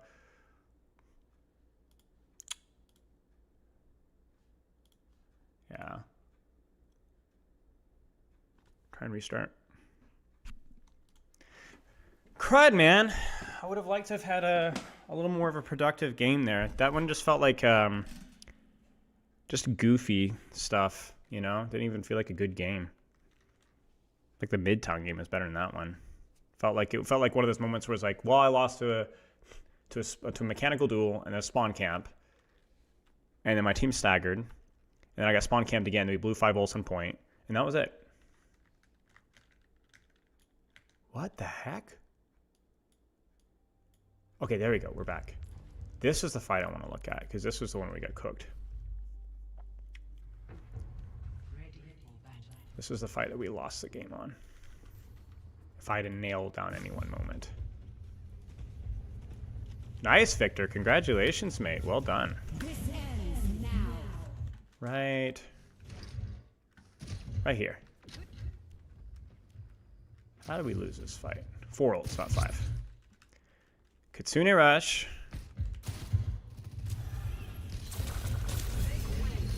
March touches way too early. And then we Kitsune Rush. But when does she ult? She ults way too early, so her Fortify is still active. So we do this. And then we also throw Blizzard, but we just throw Blizzard on point, which is already vacated. And then I'm looking at this and I'm like, well, if something doesn't die right now, we've lost the point, because they're going to have ults and angles and we have nothing. So this is why I ended the trance where I did, because I was like, dude, I might as well just RNG kill, because if I end my trance here, it's already over, bro. It's already over. We have no space right now. So I missed the shots, but it's worth a shot, you know. But yeah, this fight sucked. This fight really, really sucked right there. That was a bad one.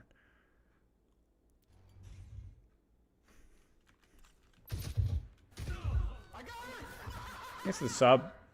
Below looks at that and goes, yeah, I got that. I know I'm dead, but yeah, I do think I can get that. I mean, might as well. There's literally no downside here.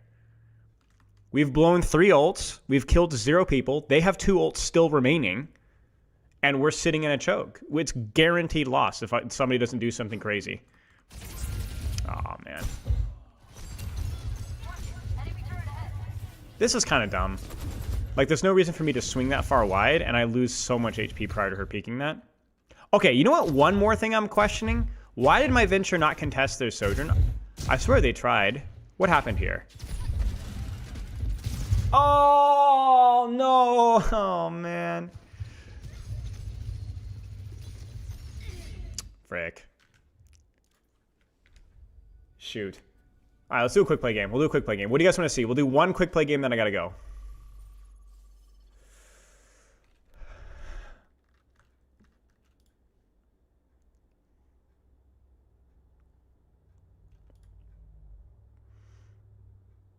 Audio sounds duplicated? Yeah, it's because I don't have my headphones in. Yeah, sorry. Or earbuds or whatever. Heck freaking no. We'll do a quick heck no on the Powdery East. So I'm on support again. What do you want to see? You know what? Screw it. I'll play an Ana's endgame. Let's do a freaking Ana's endgame. I don't give a frick. Why are these not working? Why is my audio not working? What is wrong with Overwatch? Hello?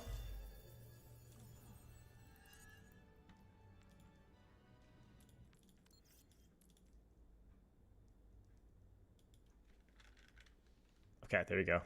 That was bizarre. No, I know you hear Overwatch, but it's playing on my speakers. It's not playing on my earbuds.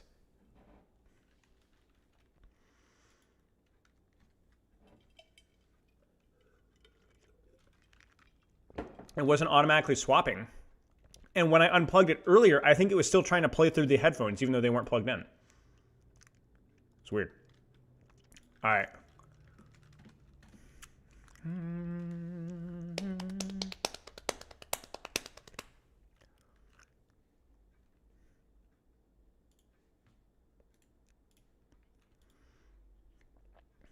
Fix audio. Thank you. Thank you. Wait, you guys can't hear it?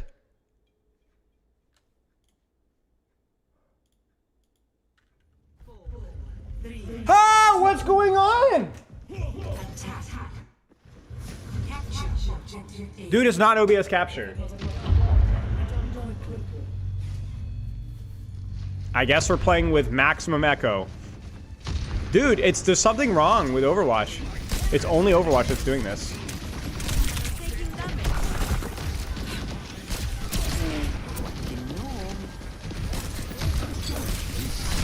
Oh my days, I didn't hear him. Well.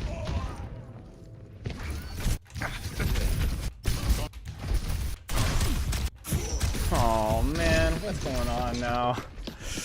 Ugh.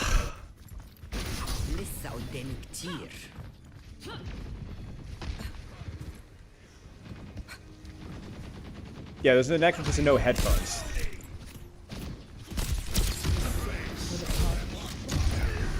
Okay, intelligent.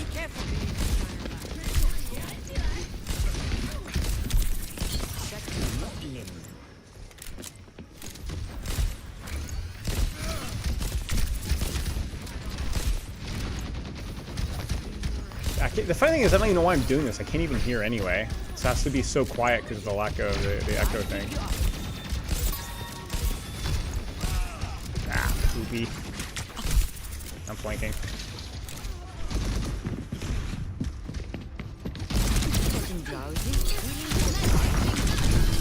I love that character. I love that character. I love that character. I realize something, guys. Just taking away Suze's invulnerability would instantly feel so better, because at least I could continue to shoot her through it. Oh, it's such a crappy thing. Gavin, I'm pulling an audible. We're complaining about Kiriko. Sorry. I know it's definitely something that you have a responsibility for. Surrender. Oh. Okay.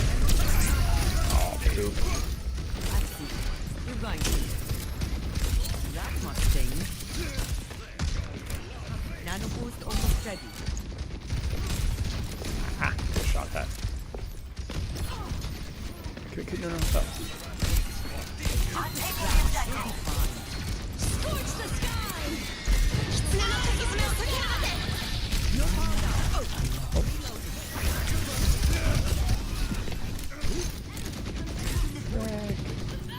It just needed a push. I watch over you. Close your eyes. Come on, punch me. No, nope. Thank you. Yeah, see, I can play. Oh, yeah.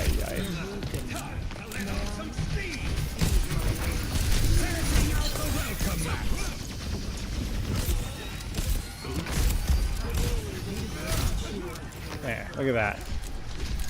Oh, almost 2,000 healing, guys. Team player. Oh my gosh, I forgot the Widow. I don't know why I turned my head. I was body shot. Region. What is my Moira doing? Is she type? No, she's not typing. She's just area of effect, I say. She's just area of effect, guys. AKA. We're outnumbered. Be careful. I'll keep you up. Keep tight. Yeah, look at that. Now watch this. You guys are gonna be incredible.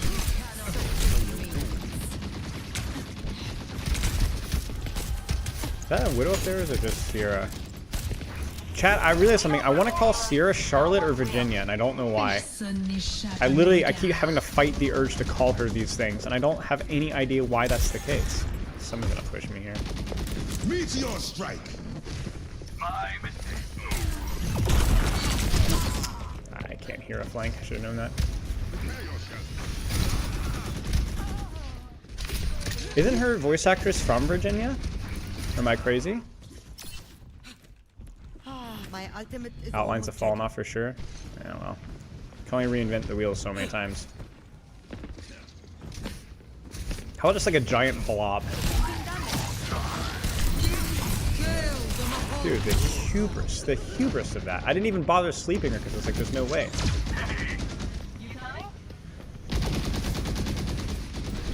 What's up, Brisky? Long time no chat, mate. How are you?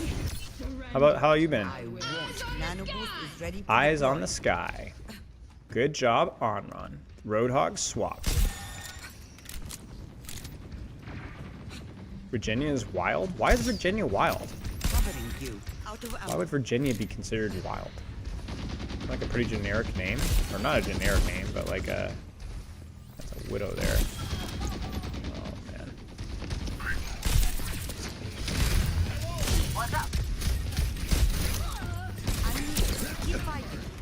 Okay, well, let's go, buddy. Get You in and me. there. Get him. Oh. Hi, sir. Chain. Get him.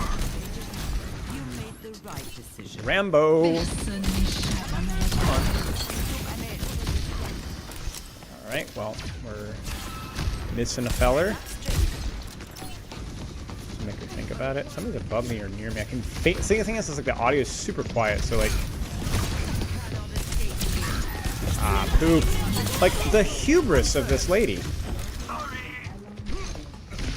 She just fades in without she doesn't even have an orb. She's like, I'm good. Eyes on the sky.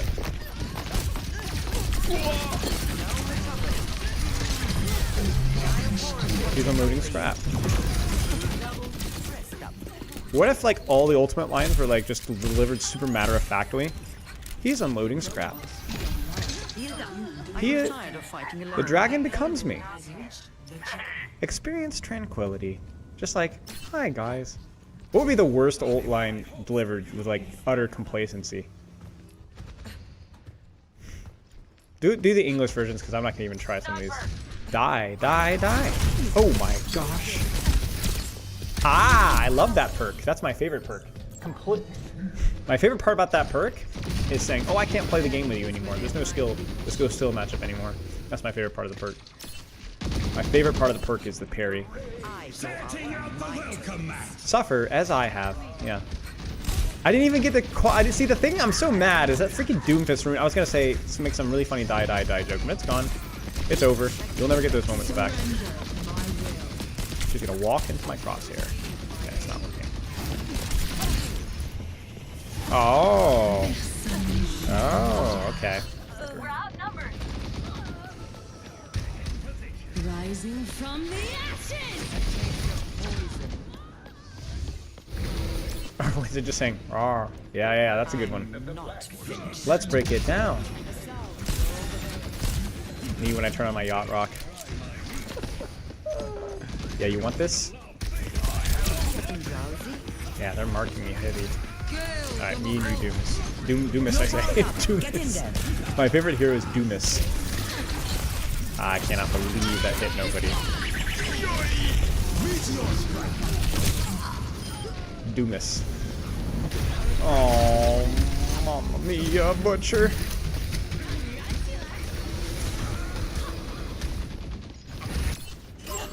When is perk ranking video coming out? Is Bobby in chat? Bobby! Should be soon. I know we're working on it. Oh yeah? Oh, you fool. You fool. I'll take you and your Widow Hound. Turret? I'll gamble. I'll gamble. Come on. Fricker. Look at that. They don't teach you that in school.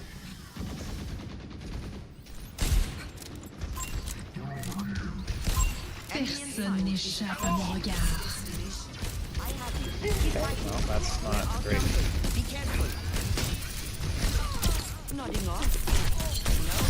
Holy combo! My days, they don't teach you that in school.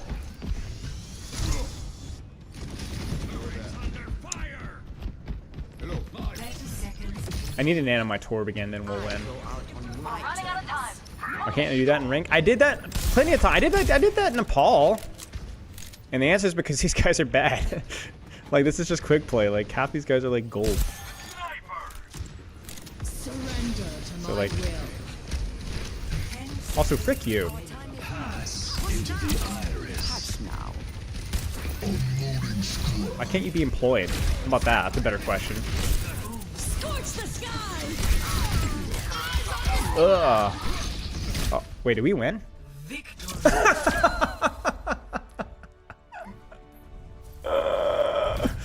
Oh, I love that. Good game, good game, good game, good game. All right, well, I'm gonna have to do I assume the audio is fine outside of Overwatch. So we're gonna go ahead and get started here. Farewell. And I'll see you guys later. Yeah, perfect matchmaking. Great job, Gavin. All right, guys, I will be right back. Need to disable face cam, mute my mic, and we gotta go. Loves and kisses. I'll see you guys.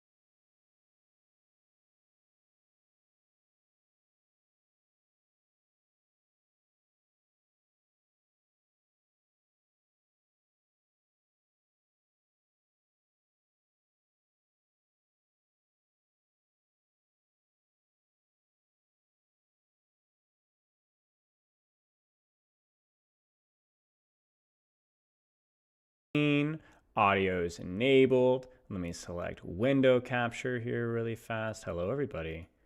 Don't worry. Gavin's disappeared for a moment, but he'll be back. Wait. There. Wait, no, he's not back. There. Yeah, I don't know what's happening. I will adjust this. This production value is off the charts. The official systems discussion. And then we will... are there any mods in chat? Sarah Lee? Are you here around? Could you set up a Gavin command? That would be amazing. Oh, he already did. Oh, thank you, Sarah Lee. Okay. Okay. I think we're good to go. Ladies and gentlemen, I'm back with Ralph for episode 2 of the Coach's Corner, which we named as of 26 minutes ago. I'm here with Nice. Gavin Winter, the systems designer. Last week we had Coach Christopher on to talk coaching, discussion, and theory. Today, the official Blizzard development team is represented, and we're going to be talking systems. And not just matchmaking, not just ranked, but we've got discussions on map voting, hero bans, and a couple of fun questions at the end as well. So I'm going to lead this off with Ralph. Ralph, do you want to introduce yourself real quick as our second host? Yes, so I'm Ralph. I am a humble midwit Brit that has managed to steep myself into a room with 2 very intelligent people. So yeah, I've been a coach for years, and I've got loads of questions for Gavin. This is going to be so fun. Yes, Mr. Gavin Winter, introduce yourself. As I said, systems designer. What else? What kind of stuff do you work on within Overwatch, and how long have you been with the team? Hello, yeah. I think some people in chat will know a little bit about that, but for everybody, system design tends to be like a real grab bag, at least at Blizzard. There's a lot of different things it does at different companies, but so we have system designers on my team that work on the rewards, they work on things like Battle Pass, but my specific remit is what we call the core game. And so what that means is it's working with, like you said, matchmaking and competitive, but also I was the system designer on the ping system. That's the first thing I did here. But then going from there, other stuff, like you mentioned, hero bans. I was the system designer on that. Was the system designer on map voting. System designer on the challenger system. So yeah, a bunch of different topics, and they aren't all completely related. Although I would say a through line, generally speaking, is that they tend to, at least the things I work on, tend to be pretty social. So not necessarily in any specific aspect though. Cool. Sounds good. Ralph, I think you're going to start us off with the first big question here. Now, we've had you on here before, Gavin, with Morgan Madron, talking about matchmaking, but it's been some time. And so maybe just a quick recap of what matchmaking is. Ralph, you want to start us off? Yeah, we're going to do a quick run through because obviously some of this you've been through before, but the main one is what is the ultimate goal of the Overwatch rank system? Yeah, so I was thinking about this because this is a tough one. So to take a step back for a second, Overwatch ranks out ages me when it comes to my work here, right? So I started in 2021, and obviously our game started in 2016. So my work on competitive play started in season 9. So there was a different sort of take going from that point on, right? So our goals with that rework in season 9 of Overwatch 2 were things like improving the transparency of the system, providing more information about the system itself. But obviously those weren't foundational goals of competitive play necessarily. Those were new goals. So I was thinking about this, and going back and writing goals for something like this is actually really tough. But I think what I would go with for this is the goal of competitive play is provide the most accurate grading of player skill we can in a system that players can understand well enough to compare each other accurately. So trying to condense that down into one sentence. I also wrote a goal of the matchmaker too, though, because I was those are so they're actually pretty different. And so I thought I was maybe I should have both. So I'll just say that one. I would say the goal of the matchmaker is provide the highest quality matches we can while still representing other factors with varying degrees of importance like queue time, ping to data centers, groups, etc. Yeah, it seems to me like there's 2 things, the matchmaker and the prediction of a person's accurate rank are kind of separate by the looks of it in your system. How does it work in the broad strokes, the matchmaking system? Can you just take us through? Obviously, you've already done it, but... Yeah. So I wanted to think about this for this podcast specifically because it's been a while since we talked about it, like you said. And so I've got 2 metaphors. One of them is the cold open, too long didn't watch version, which is I'll say matchmakers are a lot like dating apps, but instead of matching you on criteria like distance from your home or whether you want kids or not. They're matching you on the closest data center and whether you're queued for 5v5 or 6v6. I was gonna say, can you stop matching me with Roadhog players? I'm just not interested. Thanks, Kevin. I have a really big metaphor to follow that up with. If you want to buckle up for this one of like how it really kind of works. Do we want to go over that? Yeah, of course. Yeah, go for it. Yeah. So disclaimer first: the matchmaker is something that lives in code, and I'm not a coder. People like Morgan and Eli, people like that on our team work on that stuff. We actually just hired a new matchmaking engineer this week, so we're very happy about that. But for the purposes of this metaphor, imagine everyone in the same queue in Overwatch. So let's say 5v5 offhand lives on this single long road. Okay, and their MMR. Matchmaking rating, that's their skill. That's where their house is on that road, like an address. Okay, and so at the very beginning of this road is our lowest ranked bronze player, and at the very end of the road is our highest ranked champion player. And so the moment that you queue up for a match of Overwatch, imagine that two cars start driving away from your house in opposite directions. One is headed toward the bronze player's house, and one is headed toward the champion player's house, right? And so you can kind of think of the matchmaking systems like ours and as the people driving those two cars because they have this shared goal. We'll also assume that when you're in queue, let's say that the lights are on in your house because that's like you saying that you want to play basically. So each time one of those two cars passes a house with the lights on, the people in those cars check that house and see if, well, they add you to a list basically. So every single house that's added to that list is being checked to see if that's someone we should put in a game with you, basically. Would they be a good person to put in a match? So the two cars don't go forever. They actually do eventually stop. They have like a maximum outer limit of time that they can move in either direction, but it's actually pretty far. They can drive for quite a long time, as they like go further and further away from your house, away from your MMR. And that whole time they're driving, they're adding more and more potential players to like the pool of people we might put in your match. So the people in these cars, the matchmaker in this metaphor, they have this checklist that they're looking at to like make a good match. But for their checklist, perfect is kind of like the enemy of good. So the system isn't trying to find players that meet every item on their checklist perfectly because it's like a really long list of things that we're trying to make it about. And the very moment, the second that they have more than 10 or 12 players on their list, depending on 5v5 or 6v6, they immediately start randomly constructing potential matches from the people they've managed to accrue on that list. And those matches are being randomly constructed around what we call a seed party. So we're arbitrarily choosing someone's house. Maybe we choose Spilo's house, and we're saying, okay, Spilo's going to be the seed party here as a starting point, and then we're building a match around them randomly. And so, many of these matches they're building randomly are going to be discarded. They're going to be thrown away because once it creates it, it checks it against the checklist to see if it meets the good criteria. Does everyone ping well to each other? Does everybody have a pretty even chance to win? Do both sides have an even chance to win? Are the group sizes about the same? Are the role deltas about the same? There's just this ongoing list of like things that it's trying to make sure fit. And because it's doing it randomly, many of them won't. So like the vast majority of matches it randomly creates are discarded. They never happen. They were just potential things that never occurred. So, and then so you can think of like as the cars are driving, it's like becoming more and more tolerant, basically. It's assuming that because we haven't found a match yet, we're slowly like kind of compromising on the goals we have on all those things that we had listed. So we're like, so every second that passes, those matches we randomly create, they're a little bit more wide or a little bit more like, or maybe they respect the grouping a little bit less. And if we haven't found a match in like 5 minutes, it's starting to deprioritize some goals. Like, for example, role delta is something we care about, but the longer with the queue time, the more we deprioritize that goal. We still care a lot about the goal of having even win chances. Different goals have different priorities. So like role delta, sorry to interrupt, that's the discrepancy between the ranks. So in other words, role delta would be... sorry.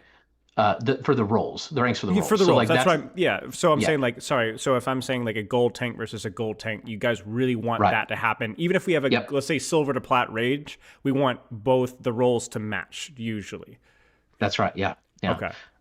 Yeah. And that's kind of the metaphor. That's kind of like how a matchmaker works. And so I just wanted to put that out there because it's like players want to naturally ascribe intelligence to the matchmaker. But ultimately it's this algorithm that's just trying a bunch of different combinations really, really fast based on some preferences that we've given it, some like goals that it has. And that's it. What are some of those checklist points? So you talked about role delta being one of them. You talked about obviously like you want gold 3 versus gold 3 would be the optimal. Everybody in that lobby is gold 3 playing versus each other. Right. That's like the optimal if you can. But you also mentioned ping. Are there any like latency? Everyone's kind of on the same region. Yeah, Are there any data other center like, parameters? is like, yeah, because everybody, we know the players ping to each of the data centers, and so therefore, like if you kind of belong to a West Coast data center, then we would very highly prefer to put you on a West Coast data center. That's one we will compromise on because like we have a tiered list for each player of like how closely they ping to each data center, but ideally we always put you on the one closest to you. And then you asked what are others, yeah, so I mentioned some examples like even chance to win is super important. That's one that we care a ton about. So like for example, in competitive play, we won't create a match that's outside of the 60-40 bounds. We won't create a match where somebody has less than a 40% chance to win, and we won't create a match where somebody has greater than 60%. Can I ask you to clarify like what that means? I think I know what that means, but I want to make sure. Yeah. So that's our match prediction. That's where the modifiers come in. So like in ELO systems, at the start of every match, whether it's chess or anything like that, you always make a prediction with the matchmaker of like, who do we think is going to win this one, and what are the odds? And so the main way that prediction works is just like how much MMR is on each side. So you can imagine an MMR number of a gold player as 0. So there's a 0, but then a champion player is more like a 3 or a 4. And so like if we had a bunch of champion players, if we're making a champion lobby, then each person in that match is a 3 or a 4. So we'd add all those up. So like 5 times 3 or 6 times 3. And then we would see, is that about the same? Are both sides about 15 in that case or 18, And if they are, then we would say that's a 50-50 match. That's like a very close to even match. But if one side were to have, actually, this is a huge difference, but we're just going to say it for the sake of argument. If one side had like 14 and one side had 16, that's actually really different. That's like a whole person worth of difference, kind of, Right. But like in that case, we would say that player, that team that has the lower total is, we would predict they would have a lower chance to win based on that. Okay. Sure. And how do you do that prediction? Is it based off just previous matches, or is it based off something else? Yeah, that one I won't be able to answer as accurately because that's kind of a Morgan thing in terms of like the exact math of that. But basically, the prediction is directly tied to the total MMR. So it's saying that like if the total MMR for this team is 14.75 and the total MMR for this team is 14.8, then it'll be like a 50.01% chance to win for one team and a 49.9% chance to win for the other team. So that's just like, I'm sure that's not perfect math, but that's approximately how it's done. And that's just Someone's basically got a what distribution somewhere. Right, and that's Go just ahead. rank. That's just rank. So like you say one team is gold 5 and we've been sweating for 15 minutes, but we can't find other gold 5 players. We're going to match them versus a team that's average gold 4, which means Sure. that there's a 60% chance, let's just say, of that gold 4 team winning. So therefore, if the gold 5 team clutches it up, that's when they're going to get that, what's the modifier called? That means that they overcome odds, and so they get rewarded. Uphill battle. Uphill battle, right? So Yeah, that's exactly. basically all it is. It's just like one team has higher rank. Like you guys couldn't, within a certain time frame, find enough players within a perfect metric. So you had to kind of bend the rules a little bit. That's what the modifiers do, is to compensate for That's one right. team is a slight advantage, the other team is another advantage. Exactly, yeah. The modifiers are always just something that we do. They're like a way to make sure that the system and the predictions are accurate, right? Because like if we were to give you a 40% chance to win and then you're to win that match, you should get more MMR in that case because our prediction was off about you and we had made a mistake. And then like the more we make mistakes, like as you get on those winning trends, for example, that means we've made a severe underestimation.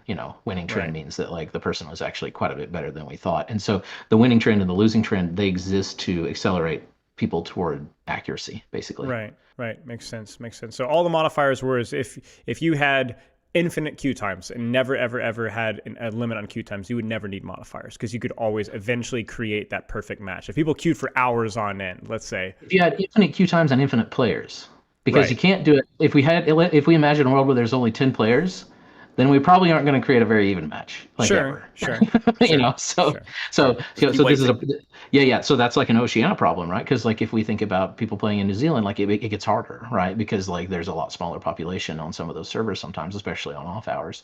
So like that's like part of the problem of packing the match in such a way that it creates, or that we're able to try to ensure that the MMR is even on both sides. Okay. Do you have individual treatment for these like servers that have less population, or do you think you just handled it well enough within your system? I think we could do a better job of that. we have some things we built for situations like that.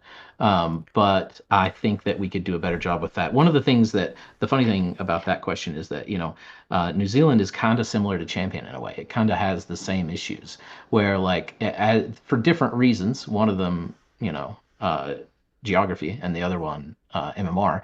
There are these players that are kind of orphaned in a place, right? That are like they need to. So if we go back to the cars in the road example, when the cars started driving on their road, they are not passing very many houses with the lights on. In the case of the Champion player, it's possible that one of those cars never passes a house with the lights on because it's going higher. It's just going higher, and there is no one higher, right? So like there was never anyone to add on that side, Yeah, I remember Hottie talking about that. He's like, he hit Champ 1, stopped getting games. Basically, he reached that point where it's like impossible to make a match. Yeah. You don't want to put a button there saying there's no players online because then everyone You've would... won Overwatch. You've beaten the game. Congratulations.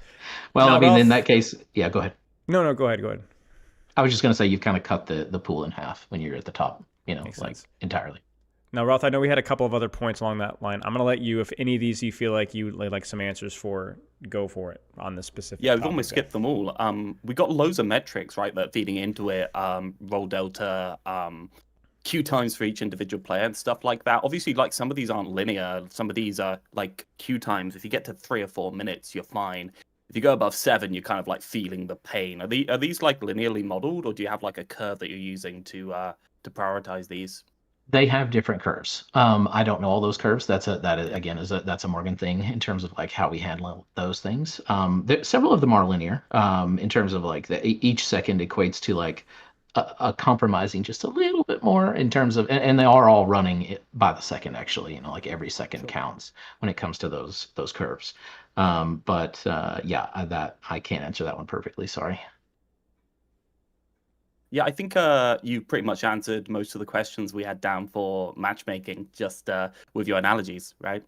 Nice. We want to move on to systems? Sure. Yeah. It's up to you guys. If you have, yeah. Okay. Challenger system. I think this is probably a good segue because it feels a little correlated with some of the matchmaking stuff.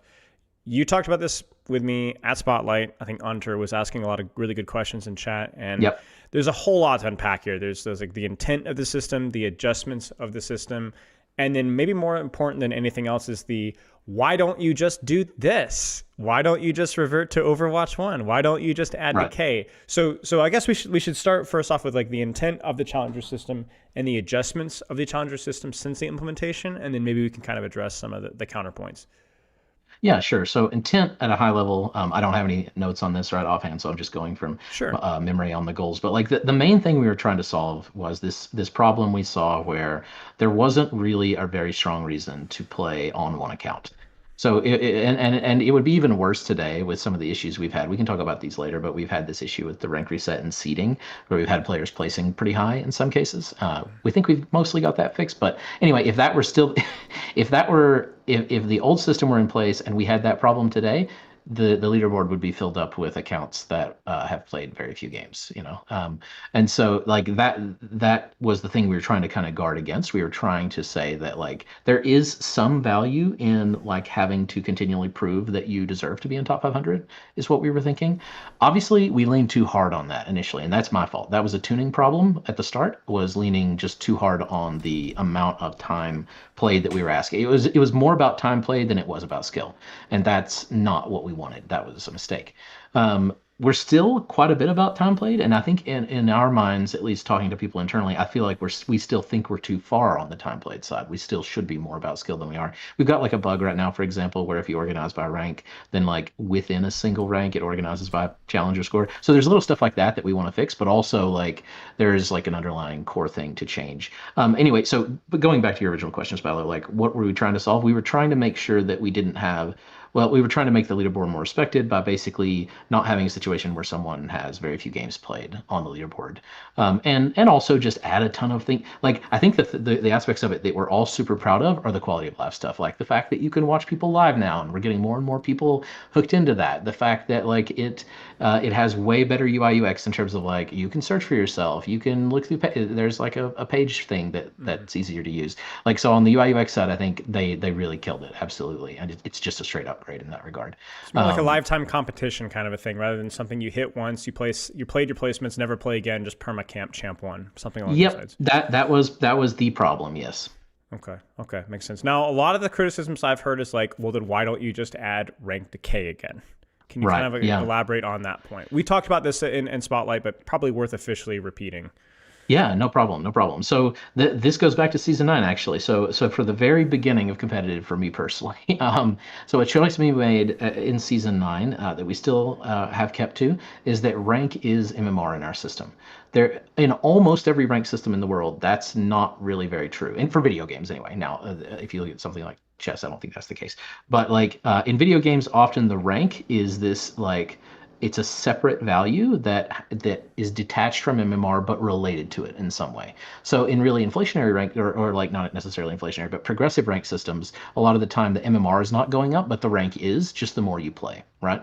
And so like those systems definitely make people feel good in the short term, but I don't think they're personally very competitive in the long term. So you know that was why we chose to do that, was because we wanted to be as transparent as possible. We felt like we had a big problem before season 9 where people didn't really trust the rank system, and I understood why, right? It made sense to me why that would be the case, because it wasn't very transparent. It wasn't trying to explain how it worked very well. I think we could still go quite a long way there. There's a lot we can do better, and we're thinking about how to do that, but that was the whole like rank is not equal to MMR problem before season 9, and now it is. So now that it is, we live in that world and have lived in that world for quite a while. If someone is, Grandmaster, that is their MMR. That is like the MMR is directly mathematically related to that rank. It is not like there is no offset for anything, actually. There's no secret number behind that the Overwatch actually thinks you're here, but that you're this rank right now. It's just straight up, it is what it is. I mean, the secret number is the MMR we just mentioned a moment ago, which is like a 3. But a 3 is equal to exactly a specific Right. It's just a different number that you guys have, but it's the same number. Yeah. It's the number we use so that we can add them up. Because you can't, I don't know about you, but gold 2 plus gold 2, what is that equal to? Exactly. You can't do the math with that, right? So it's not a very exciting or fun number to look at, but it is exactly that. So now that we've established that is why that is that way, because we're trying to go for maximum transparency.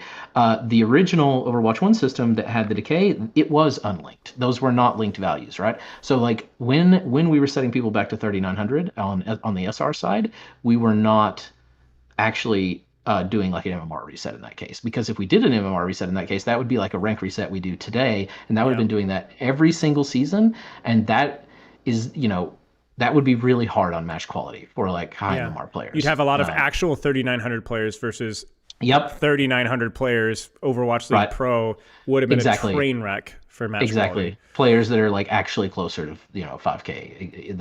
And so like the difference between those two would be staggering, and the match quality loss would be significant, right? Yeah, makes sense.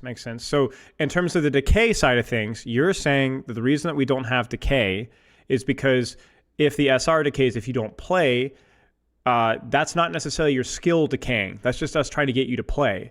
So if your actual SR and MMR decayed when you didn't play for like, let's say 2 weeks in terms of your scoring, well, then all of a sudden you go from like the equivalent of champ 1 to champ 3 on the ladder, but you're not actually a champ 3 player. You're still champ 1. And so now you're in champ 3 lobbies, but you're actually champ 1, and that trashes match quality, essentially, what you're saying. That's right. You'd have to essentially, I don't even know how you do this. You'd have to decouple MMR and SR at only champ on the ladder. That feels like just a train wreck to like actually do that.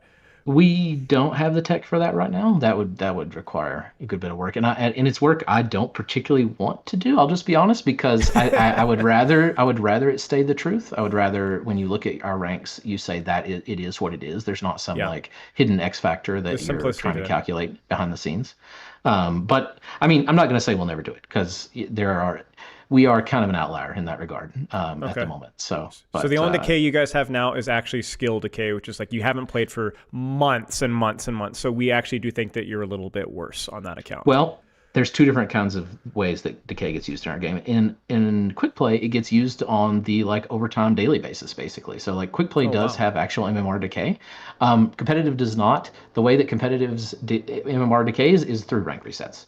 So when we do a rank reset, that's when we apply decay. And okay. so we don't have like day-to-day decay in competitive play. And maybe we should. There's like a question that we should, but it would be true MMR decay, not like fake SR decay, you know. Makes sense. Makes sense. But Ralph, it's not a anything? thing we're doing right now. Go ahead. Yeah, I think this is like crazy interesting because it seems to me like quite a lot of other games choose to use internal MMR in order to do things like buffering like big winner-loss streaks, so it feels less bad or better to be losing a lot of games. Meanwhile, your actual internal MMR, the real thing's just shooting ahead. Sure. Yeah. Are there any things that you can't do aside from obviously the champion one due to being a little bit more just I don't know, transparent? Yeah, so the transparency, you know, when we do something like cheater compensation, for example, that means that, you know, in a ranked system where those weren't leaked, I think we probably wouldn't give all the MMR for a win in that case, but we do.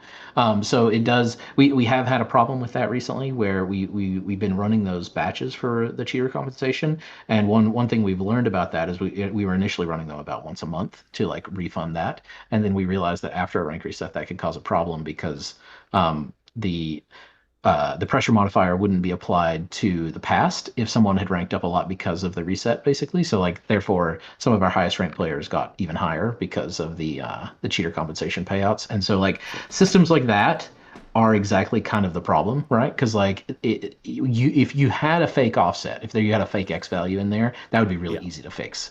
But when it's MMR, it's like it requires a lot more work because it is like an actual skill change thing, right? And so that's definitely a problem we have to solve and one we're working on solving. But yeah. Yeah, are there any other actions for Smurf? So if I give my little brother the controller and he starts losing games, right? One of the uses of internal MMR from what I've seen seems to be that you can just adjust that account really fast internally while keeping the visual one more or less the same until it rubber bands and catches up. Is it just the loss streak protection that you've got going there, or is there something else working behind the scenes in terms of Smurfs? Yeah, Smurfs are a hard problem for us. We can't really talk about the things we do there because anything we give in-depth information on just becomes a weapon against us to do. But it is my opinion that we could do a lot better there, and it's been something that we've been working on and talking about internally actually pretty recently. Is like how do we handle that better? Because obviously in the case of Challenger, like we were talking about a minute ago, that's like trying to incentivize people to do that less, but it doesn't work on all people because all people don't Smurf for the same reasons. Right. So like you'll have people that Smurf because, well, honestly, in my opinion, the most like altruistic Smurfing that we have, or not, I don't know if altruistic is the right word, but like the least problematic in my opinion is the people that get kind of orphaned at like Champion 1 and then they can't get queues for like a really, really long time. And I do feel bad for those people. So like I get it. I get why they play on alt accounts sometimes. Now, is that bad for matchmaking? Yes, it is. That sucks. But like it is a problem we haven't been able to really solve entirely on the queue time side. So yeah, I guess the answer here is that we plan to do better, and I can't really speak to specific solutions. Have you guys considered being more forgiving with role delta in those Champ 1, Champ 2 lobbies? Like just the overall lobby SR is the same? Okay.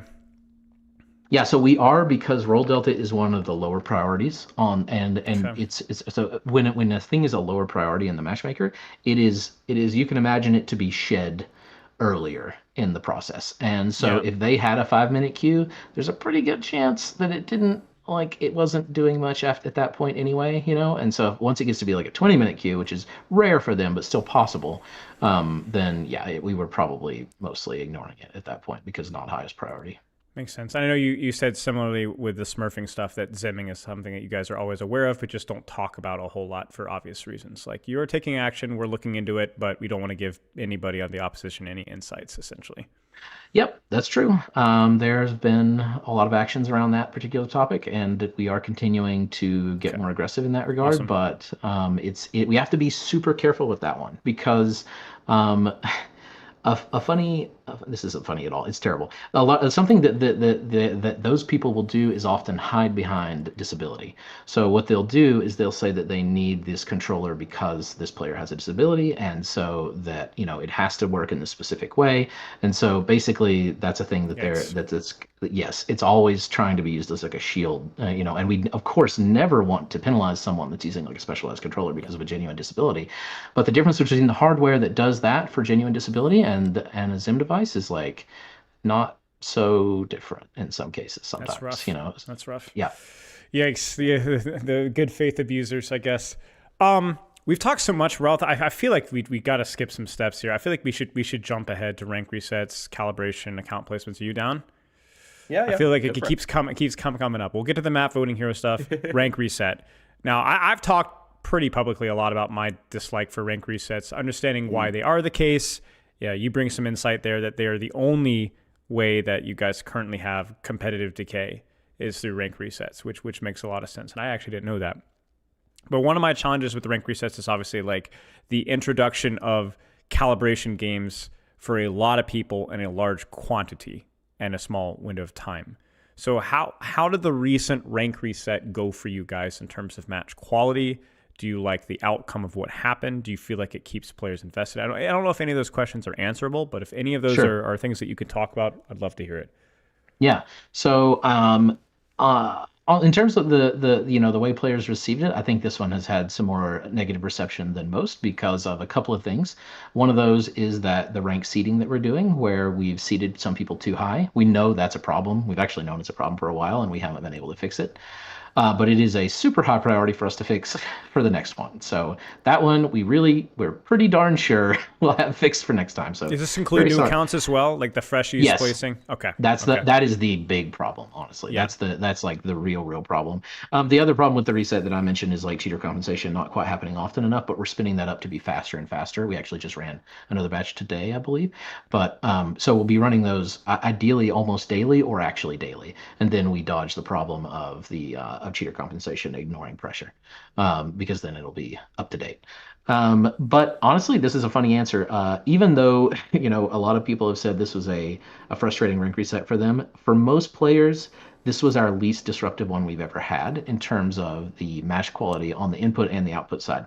And I'll get to why both of those in a second. But generally speaking, we see around a 2-week disruption in match quality for a rank reset before we start seeing like our matches start to be, and we look at that in a few ways. So like we look at it in terms of like the match input of like, if you look at the input after a rank reset of like how we created a match, those inputs say that match quality is excellent, and that we can't really totally trust and we shouldn't trust, because what we do with the rank reset is we push everybody closer together so they're closer to zero, closer to the average, and therefore on our inputs on our dashboards that would show us like, did we create matches where people were close together? The answer is yes, we did.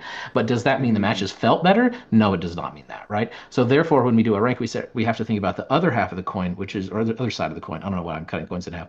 And that is that, what does the output look like? So aka, how many stomps were there? How many one-sided matches were there in terms of like deaths and things like that? And so when we look at that, that's where we see that like approximate 2-week disruption, generally speaking.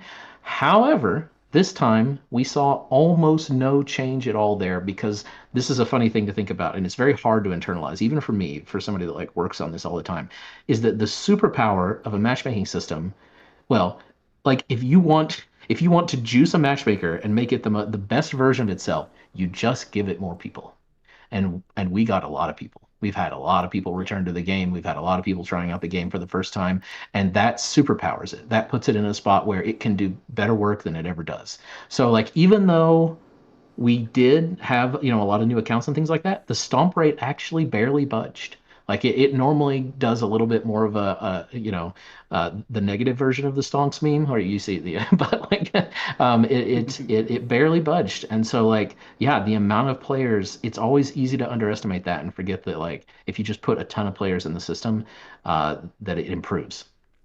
Do you think that there could also be an argument that there's the chances of it equally victimizing both teams and that kind of equivocates Sure, out. You sure, gotta say, sure. like there's Well, who's the like a game of like who's got which of us is the fraud. You know what I'm saying? Based off the calibration. I mean, and so in that example, I was talking about death rates, and so yes, I suppose, because if both teams are dying a lot, if there's like a lot of deaths on both sides, then like yes. Now, okay, so that's like a different like axis to think along, right? Is like, did all deaths go up? Because like if the ratio wasn't affected in a bad way, but like they all got higher, then we probably did feel sillier along an axis that we aren't looking at the moment. But it's a good question worth looking into.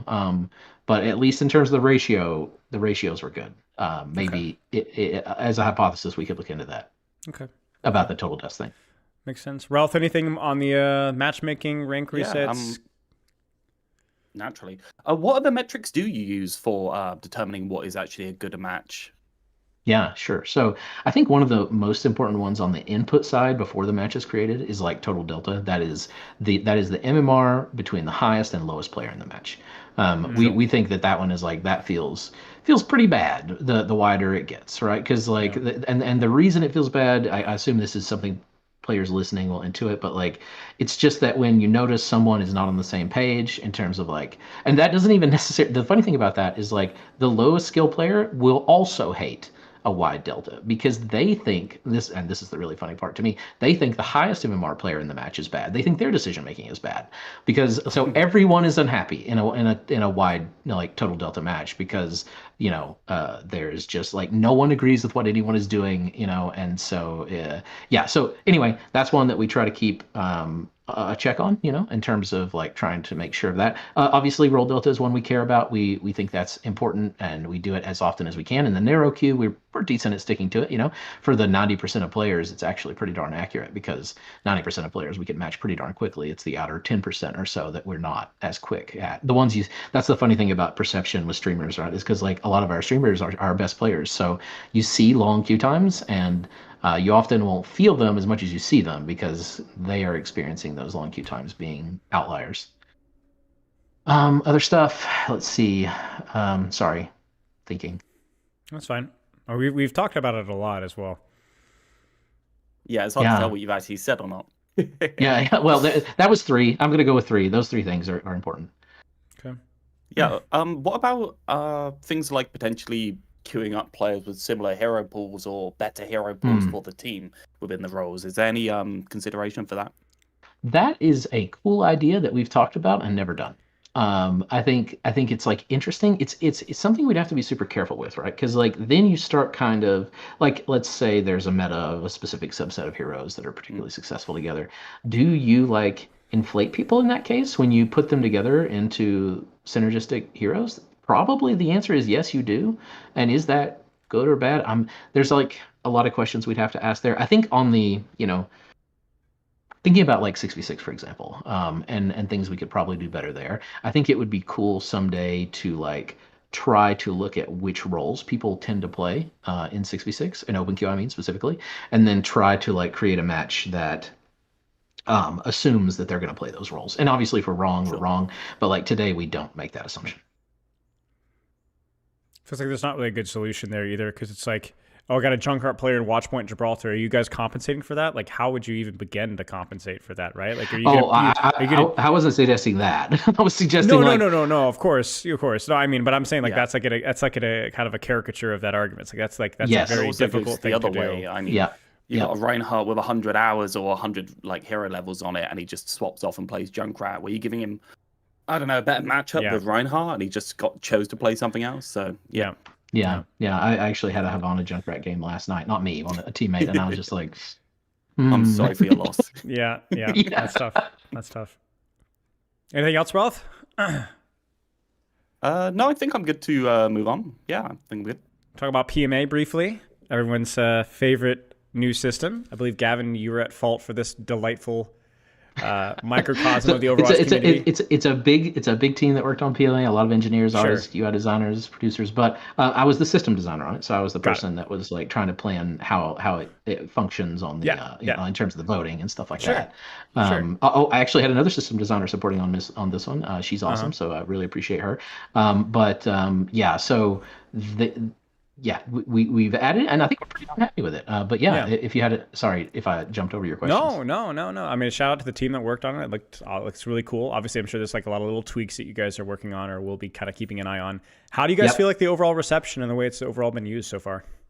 I think pretty darn happy with it, Like even the spicy match voice chat at the moment, we're pretty happy with. Like I haven't had bad experiences yet. I mean, it's been okay. I haven't either. I've actually joined every time I remember to. I think in the mid season we're gonna have a setting for people that want to opt in to like auto join that. But like I'm joining every time I can. I'm trying to see if people. I had one funny interaction where I joined and the other players were like, "Get rolled, destroyed." I was like, "Hey, good game," and they're like, "Oh, you're nice. Good game."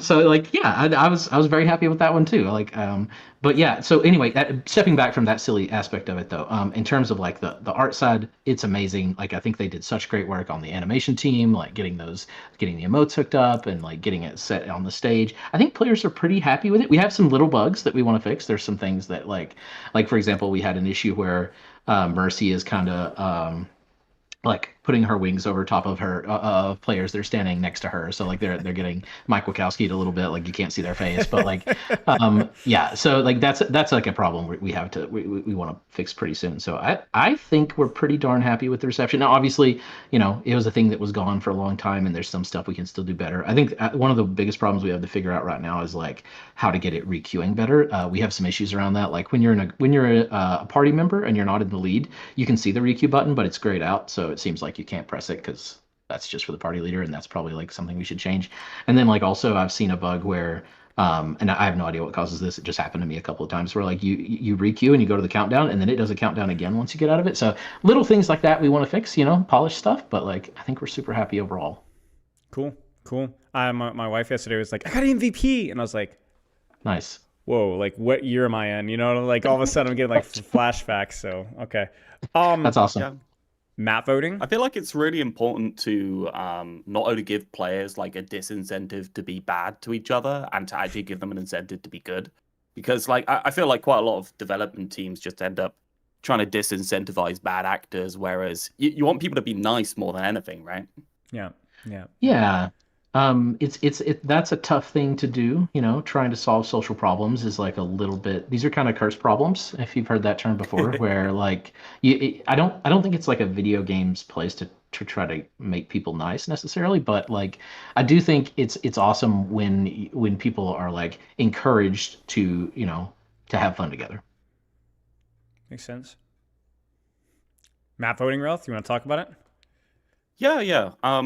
So you've given us some improvements to the map voting. So we now have attack and defense shown. Can you explain the logic behind that? Apart from quick play players love it. Well, that one was honestly a little bit more for quick play than the rest of it, like because it's just more useful. I thought it would be fun, if like that creates a little more team versus team voting. When somebody gets that Shambali, then it's like well, there's two different incentives there, right? on the quick play side. So maybe votes go different ways. And part of it was a little bit of that was to like encourage people to vote a little bit more. But yeah, there was a ton of new things about it. I think obviously the spiciest one was landslide. We heard some initial a lot of worries about landslide, and I'll be honest, I was a little worried too. Actually, I'll admit I was not certain landslide would go over okay. I'm actually pretty happy with how it's going right now, though. Right now, at this exact moment, about 5% of games are landslides. In terms of the way 5% of votes are landslides, and I think that's a pretty good number.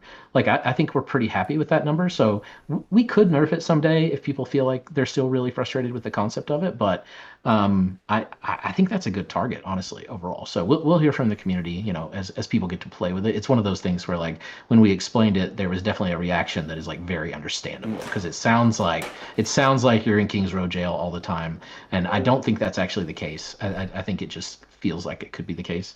There's other stuff behind the scenes too, where we're trying to make the system follow your agency more. So like, for example, if you vote for something and it doesn't win, then we remember that for you. So like then when you're in a lobby again in the future, we try to push that one up in the list a little bit more for you, a little bit closer to the top, so that like you get to vote on that one again sooner. And that would not have been the case in the past. So like the system is like, oh, and also there's like the feature where like if a map gets no votes from anyone, then like we push it down in the list a little bit. We're like, actually kind of nobody likes you. So like in that case, we don't feel too bad about that one on the variety side, because like literally no one voted for it. So that helps us understand a little bit better what people actually want to play.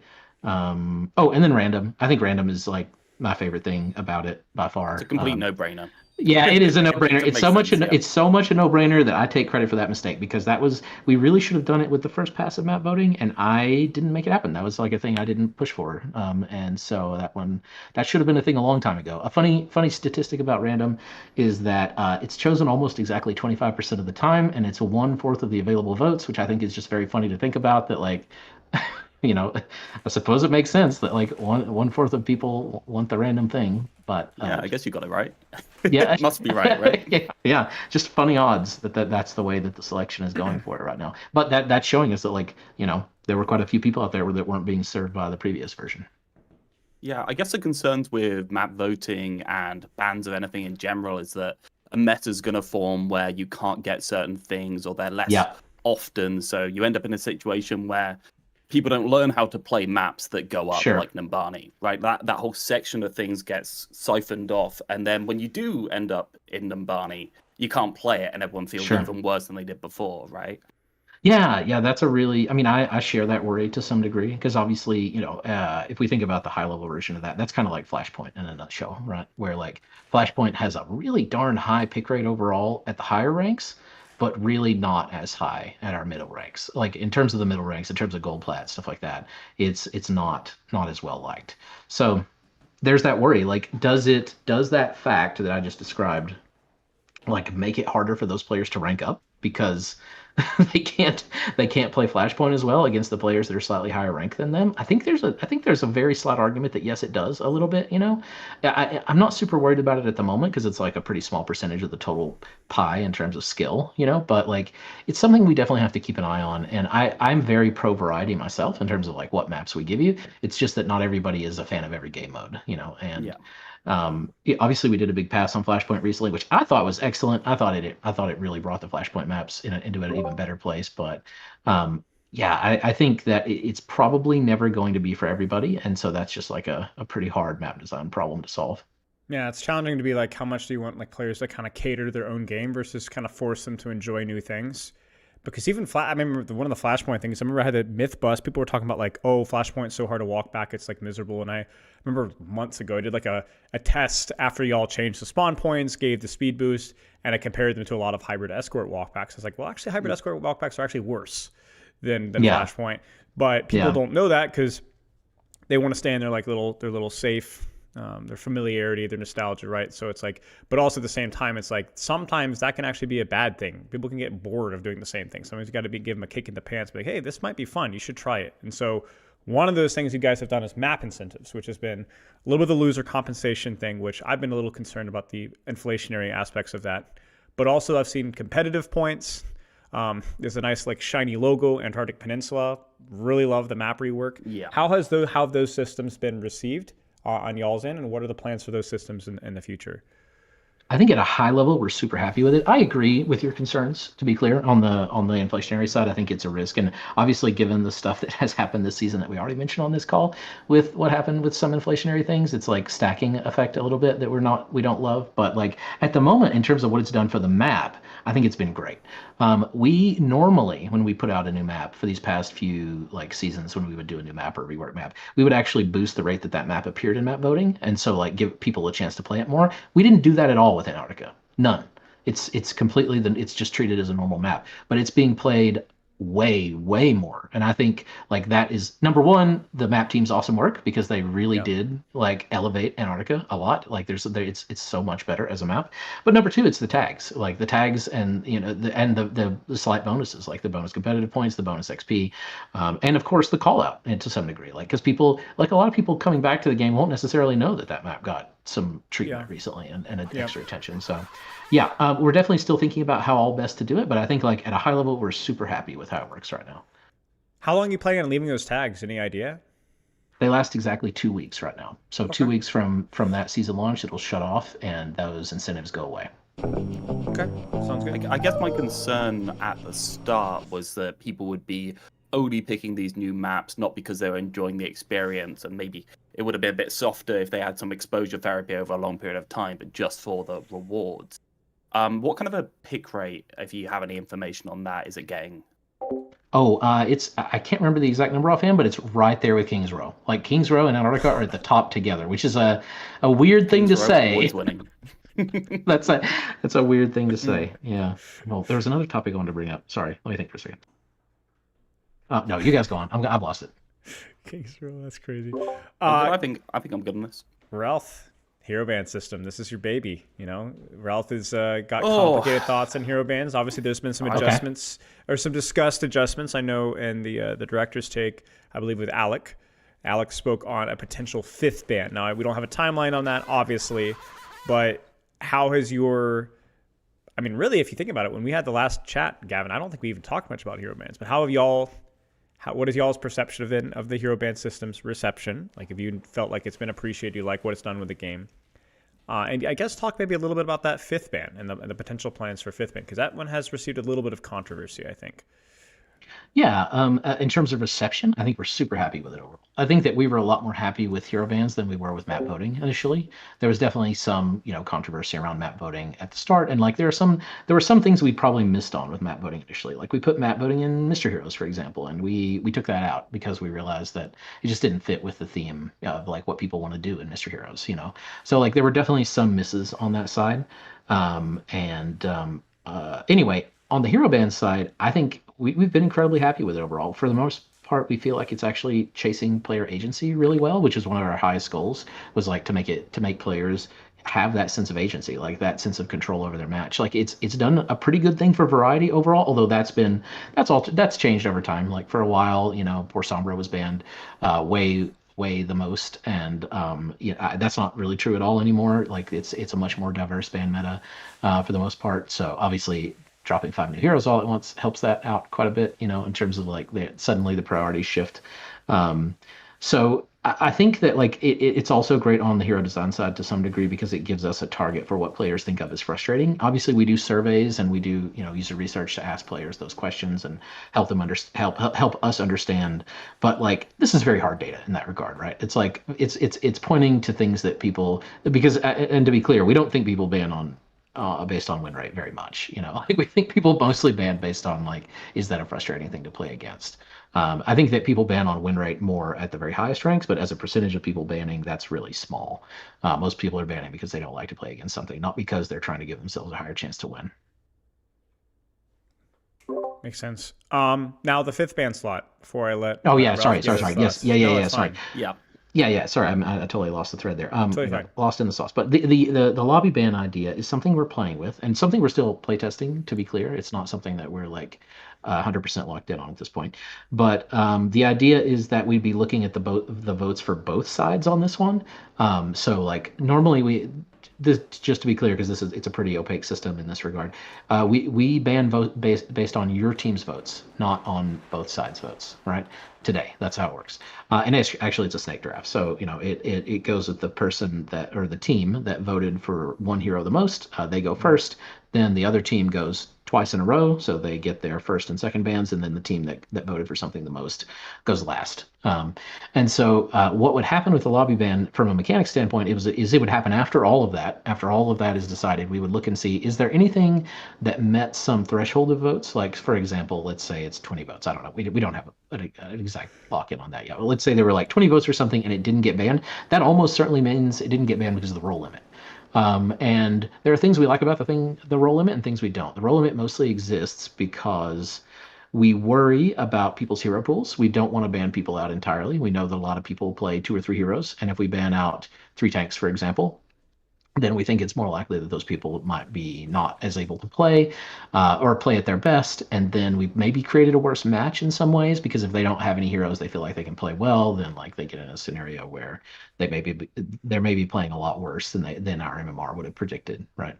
And so we didn't really want to do a 3rd ban entirely for each team, because that would have been quite a bit more heroes banned out of the total. But we did still have that goal that we cared a lot about from the beginning, which was like trying to chase player agency. And the lobby ban we think could do that pretty well potentially, because it's saying a lot of people didn't want this. It didn't get banned because of these other reasons. So that's a big part of it. Also, another big part of it is it encourages people to vote. So like today, if you are a 5 stack and you just have one person vote, that's totally fine. Like that. There's no reason not to do that. And if you also don't care, there's not as well. Obviously, if you don't care, you don't care. That's not a good example. But this lobby ban in pubs will give people more of a reason to vote, because it means that in the cases where a vote failed because of the role limit, there's still a good chance that it can be banned. So that's another thing we're hoping it can do. Now, Ralph, I know you have some concerns with bans. We've spoken about it, forming metas, doing a shotgun, a couple of those questions I don't want to go too hard on it specifically, because quite a lot of it is what the hero designers are going to do in response to it. Sure. When you've got the level of frustration in the game generally reduced, which is what hero bans does do, everything becomes okay again, right? Everything that was once frustrating, so the kind of like level of the boiling point seems to rise a little bit over time. And what was once a 2 was awful, get out of the game, becomes a 3. But there was one thing that you mentioned. I actually was watching, you talked to Spilo when hero bans were first announced, and you said there was some concern about ban metas forming, but you said you're not sure whether that's going to happen or not. What is your opinion of whether that's come into effect? How that has really affected the heroes? Yeah, I think it has happened because, well, at that time we probably weren't sure whether how people were going to ban, and like I was just mentioning, we think people ban mostly around frustration. So, is there a ban meta? Yes. Is it because of it being a meta? No, which is kind of funny to say, right? Because like it's like they aren't. I would argue that a meta is generally a thing that people think is optimal, and this isn't exactly that. It's more like their preference, kind of. It's adjacent to a meta, I suppose. Or I guess maybe this is too pedantic. I can be pedantic sometimes. But anyway, to answer your question, yes, there is a meta, and it changes when we release new heroes, generally speaking, and it changes when we rework heroes or do like significant big changes. But like it doesn't just change with hero balance all the time. Like, for example, Sombra's gotten nerfed a bunch of times over the past year, and that didn't, or actually, well, since hero bans came out, and like those nerfs didn't really like make people ban her less for the most part. It wasn't like they were taking that into consideration very often. It was like the fact that something else showed up, like a cat arrives and suddenly, Sombra's ban rate has a big change, right? Yeah. So obviously, there's other systems you could have. Currently, the system is most voted, and then it goes downwards basically on bans. Right. Because you can see other people's votes, and you start getting votes like immediately on the screen. Have you seen that the person that gets the first vote ends up getting a little bit of a steamroll going on that hero? Is that a thing that happens? Or is that my perception? I don't think we really know that, because I don't think we really have data that's like counting in terms of the second. We know what people voted for ultimately. We don't have like telemetry on what people like the exact order of operations that people voted. So I think, but what you're suggesting is that people tend to like follow, they follow like the lead. Sometimes they just ban other things people ban, partially because they want to be team players. Like I admit I often ban what my tank bans because I want them to have an easier time, and hopefully I'm hoping, fingers crossed, that they know themselves well enough to be banning something that they think that will actually give them a hard time. So yeah, there is some of that is just human nature. Some of it is on purpose and purposeful. But yeah, I think we don't have a great answer to that ultimately. Sorry. Sure. I'm good. All right. Next topic, Ralph. Anything? I think we've got. We talked about maybe social incentives, upcoming systems, some softballs. It's up to you, my friend. Where would you like to go with this? Yeah, let's go to social systems. So like Overwatch is a team-based game at the foundation, but I don't go with my 5 friends to the local park and play Overwatch semi-competitively at just a casual level, right? It seems like there's this layer with quite a lot of esports to get into group play in general. Why do you think these online games struggle to form these like casual friendship groups that just continuously play. Not to say they don't exist, but it seems like there's a lot less persistence there from them. Yeah, I think um, your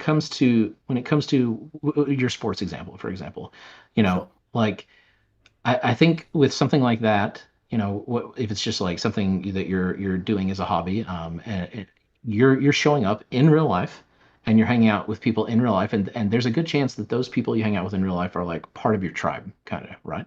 Like there's a good chance you might be able to ask that person to like help you move, right?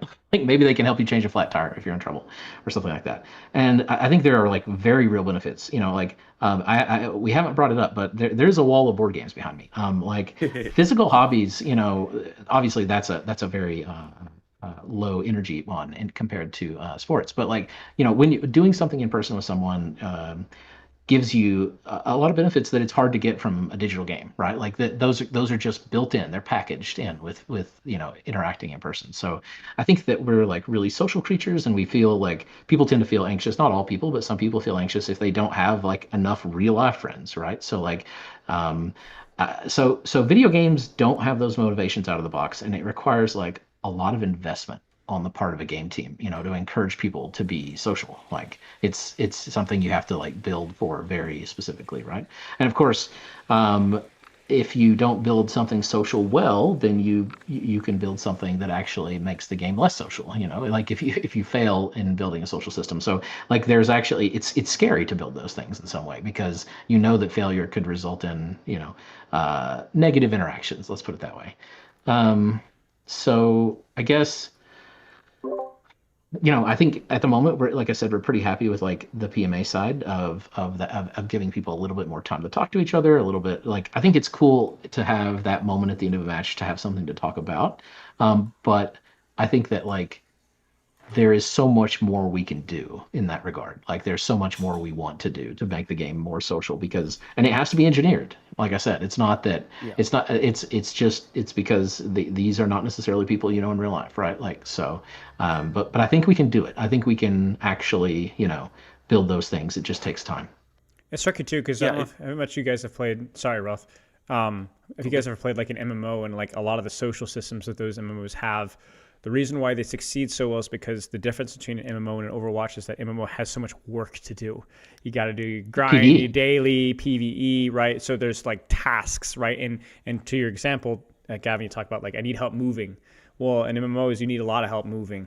You're moving around. I need somebody to help me do this. I need somebody to help me do this. And it's like, and a lot of times in Overwatch, it's just the game is the game. You play the game. There isn't like a side task or this. I have to accomplish this. Can you help me with that? And so I'm not saying that I want Overwatch to necessarily have that. I don't want to necessarily, go farming for 6 trees or shoot 13 wolves in Overwatch, But that is a unique aspect of the MMO genre, and why I feel like it always has these expansive social systems. So I don't even know how it would be implemented in a PvP shooter necessarily. That's a big ask.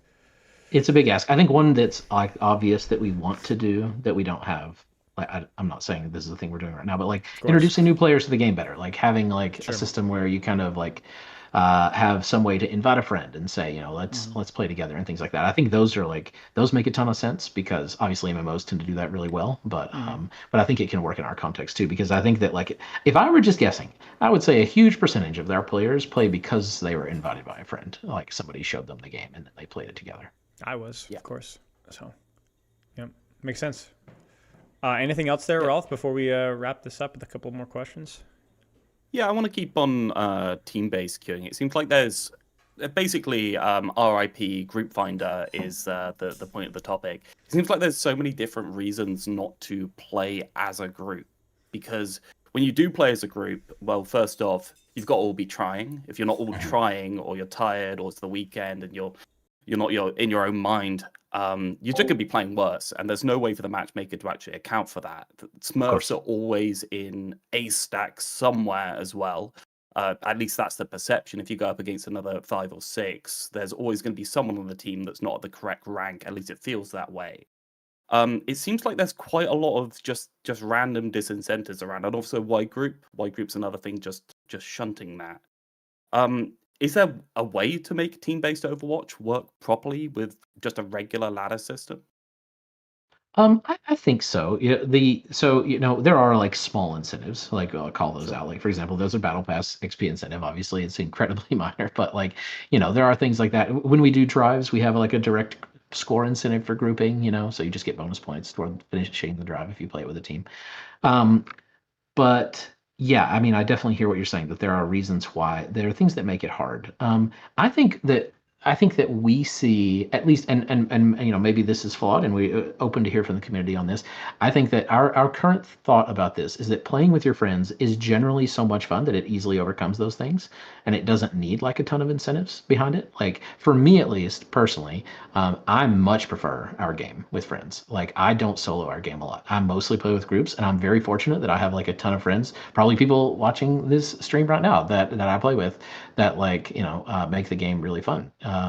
And so I think that like that playing with your friends in our game is probably the best version of it, in my opinion, at least. And so I guess we aren't like building huge incentives for that, although I think it does entice us a lot to try to be able to help you find more friends within the game, right? Like, speaking to the group finder for a second, the group finder was one of those things that's gone for the same reason that PMA was gone originally, which is that whole engine upgrade we did when we moved to Overwatch 2. Like the UI would need to be rebuilt, but we very consciously didn't rebuild that one because it had no safeguards against like disruptive text in it, basically. So like it was a cool idea, but like for example, if someone wanted to put something really obscene in their title or their description, in that there was nothing stopping them from doing that.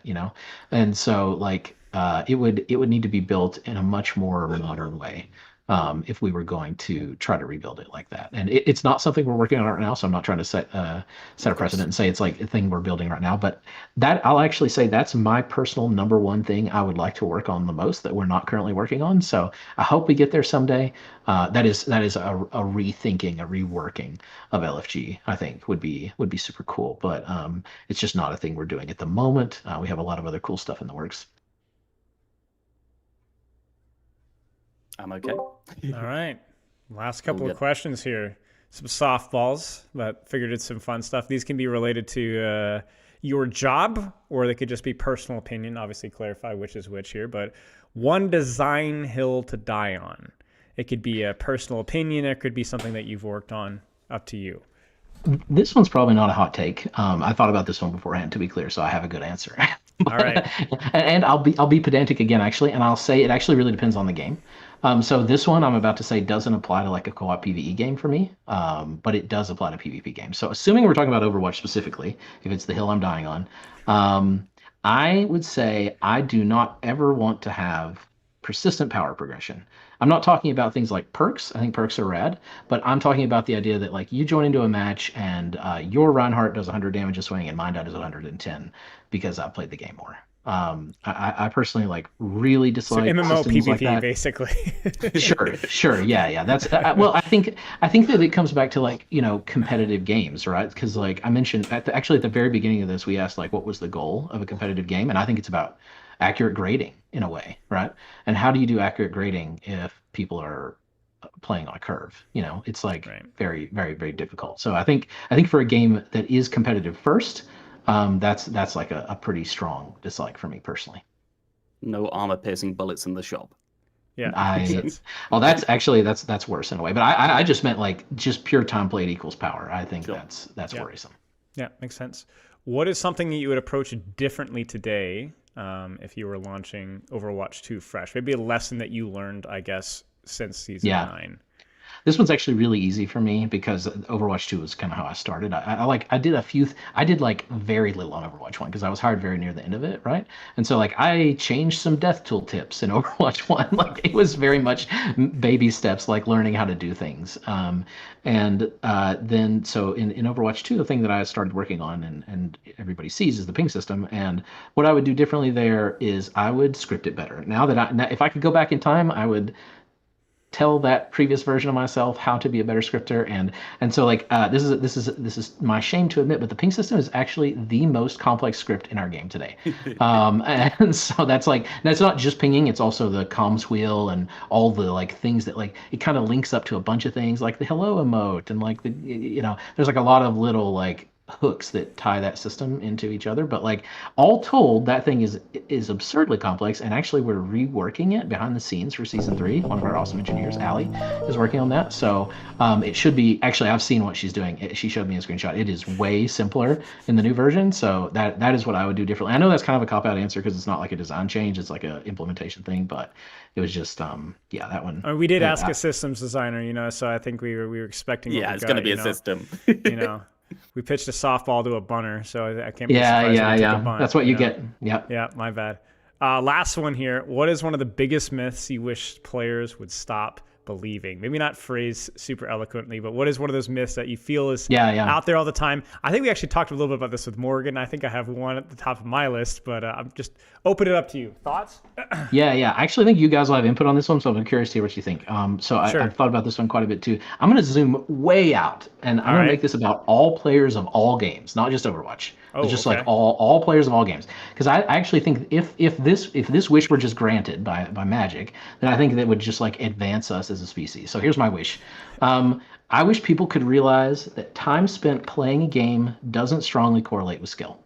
Ooh. That's the wish. What a delivery. Yeah, okay. Yeah. Like 5,000 hours. And so to be clear, I know that's an impossible wish. I know that's like wishing for a dragon. That's the same thing. Because like at the very brief beginning of learning anything, whether that's like riding a bike or throwing a frisbee, that time does strongly correlate with skill, right? Like it actually matters a lot in the beginning, and children know that. Everybody knows that. But like when you're playing a hero for the first time and you don't know what the hero's buttons do, the time you're spending learning the basics, big value there, right? Like you're learning so much. It's like, but the funny thing about that time is that stops so absurdly quickly. And that causes a lot of people, game designers included, to fall into this trap of believing that initial period of massive improvement is like an accurate model for skill as a whole, right? Yeah.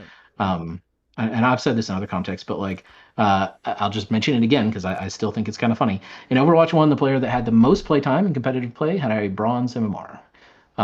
So that's not like, that's just a fact. That's a true statement. That like. And what hero did they play?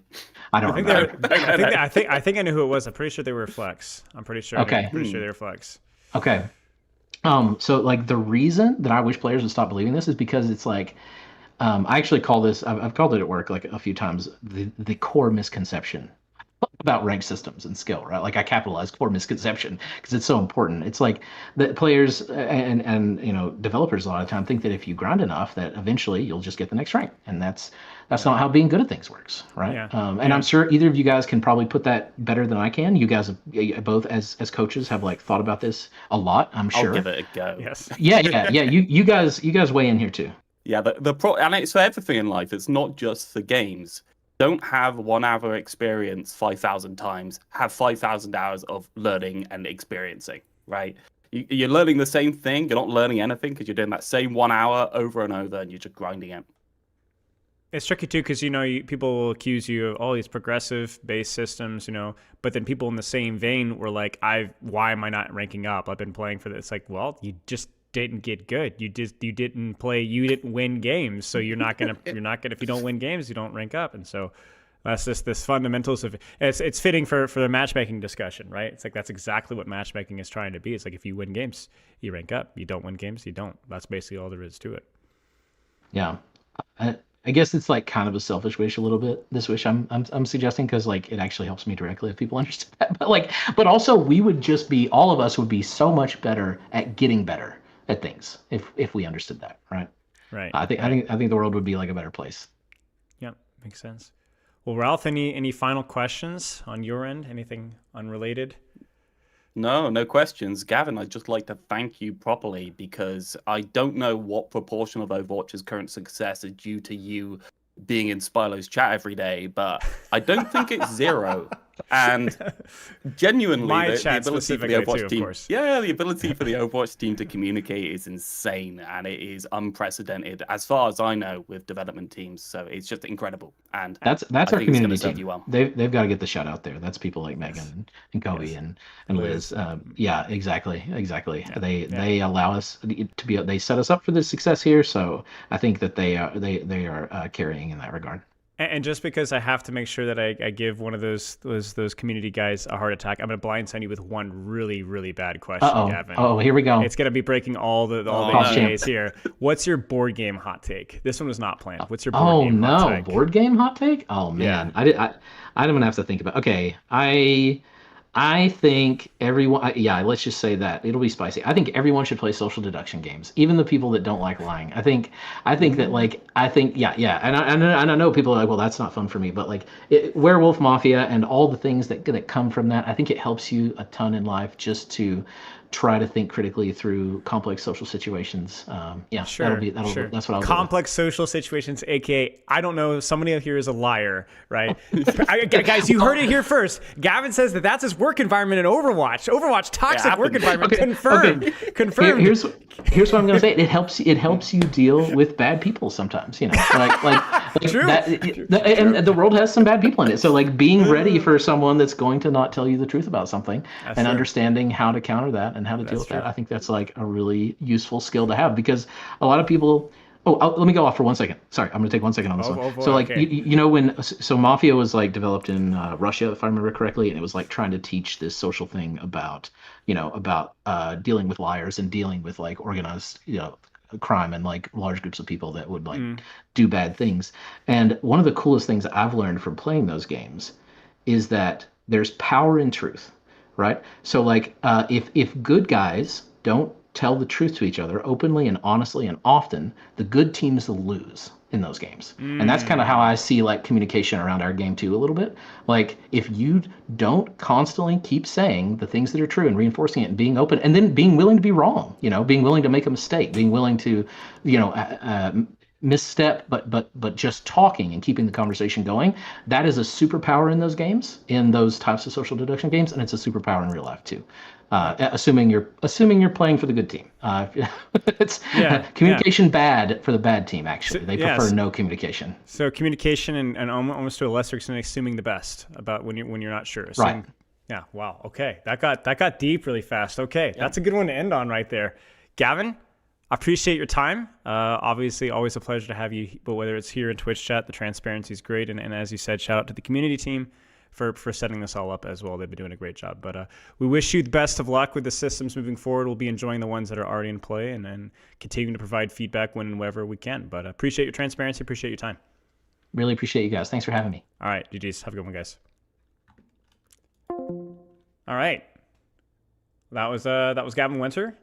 Ralph, Gavin Winter.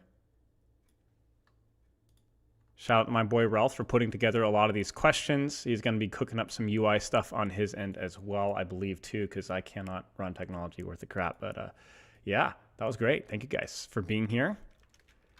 And hope you guys enjoyed. I know some of y'all who are more familiar with many of these conversations, it's always tricky when we have discussions like these, because I do think it is worth revisiting some of the topics and the concepts that we've had before. And so I hope that we were able to move informatively and briskly through those topics for those of you that know already, without going so fast that those of you guys maybe didn't have the time to be able to go on. So Gavin's okay, I guess, Kyle says. Thank you, Kyle. But yeah, appreciate you guys. Felt like we got a lot of good discussion there. Some topics that were outside the wheelhouse. And the nice thing about Gavin too is we always like to make sure that whenever we're doing podcasts or discussions, are always preparing questions and giving them ahead of time, just because that is the rigmarole that you do have to go through. But Blizzard always is super flexible with this stuff. They're more so than like a lot. I know of a lot of other dev interviews with other games, and I feel so much more relaxed when I'm working with these guys, because if your argument's in good faith, you can talk about a lot of things. You can go off script a little here and there. But like, thank you for the gifted sub, which pretty fortunate to have that, to be honest.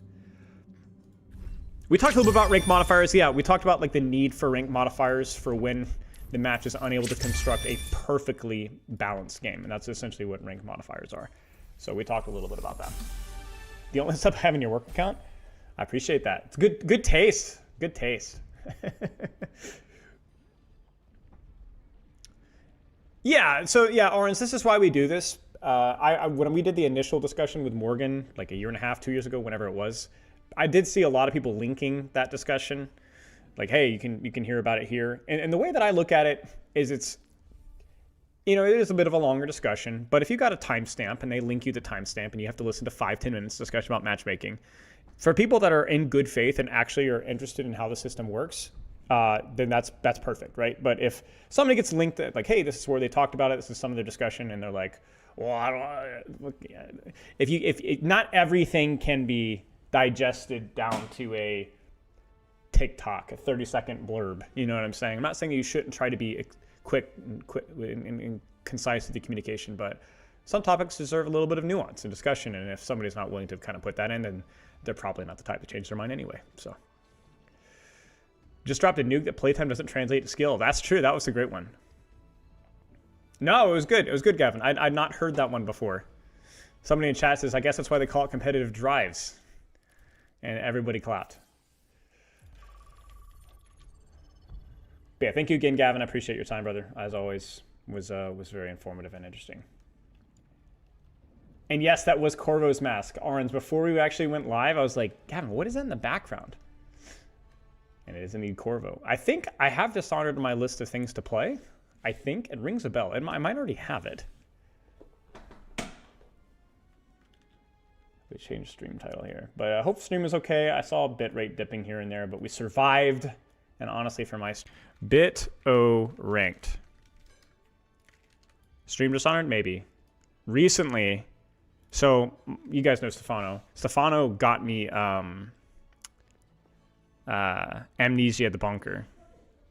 Hate that guy, dude. He's like, I'm gonna buy it for you. He bought it for me, but you have to play it with me in a Discord stream. So last night I played like an hour of that thing with him in a Discord call. I hate him so much. I was just about to crawl under my chair.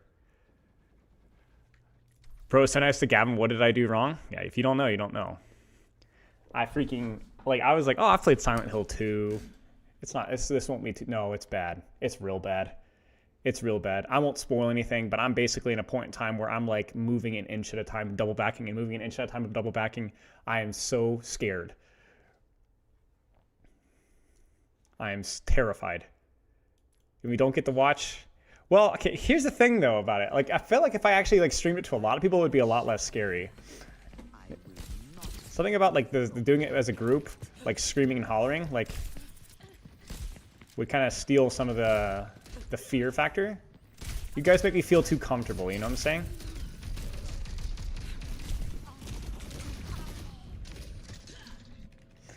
But right, man, that game was yikes. You have to play out with the lights. I mean, the lights were off. It was late at night. And freaking Stefano's just like sitting there watching me. And he knows his stuff because he's not saying anything. So it's just dead silent in the voice call and I'm just weeping. And the worst part about it is I know a lot of like tropes, so I can like kind of anticipate when something's gonna happen. But that's not necessarily good because it means I'm dreading it. Like I know, oh no, the music just cut out.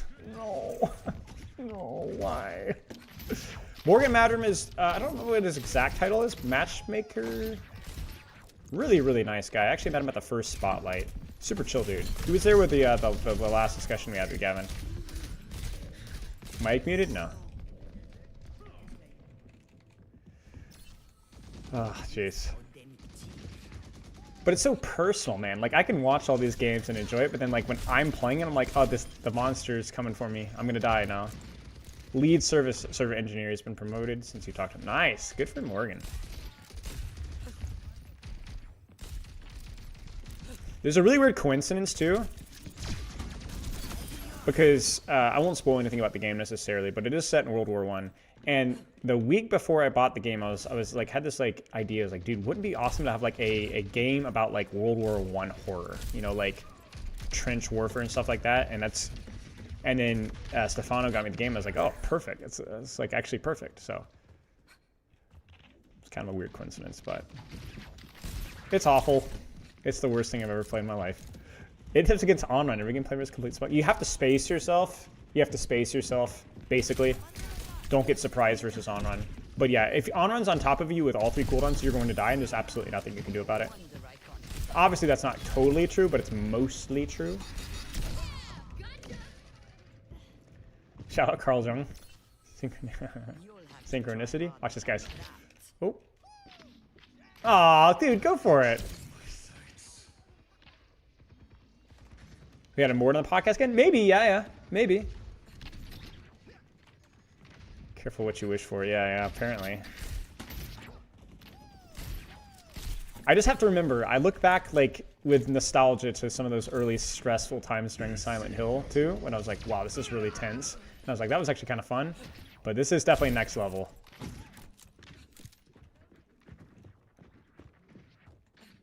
Do you think Vendetta's the worst here in the game after the nurse? I don't think so. There's probably some tank that's worse. I'd imagine like maybe Orissa's potentially worse. This Lucifer around here. Oh no, he's gone. Maybe Orissa's worse? I'm not really sure. Outlast? I've heard of Outlast. I don't know much about it though. Oh my gosh. Alright, let's nano and beat the crud. Get him, yeah. Right. Yeah! Yeah, Roadhog definitely seems pretty bad. I don't know if he's quite as bad as some of the other ones, but he's definitely pretty bad. He might be, yeah.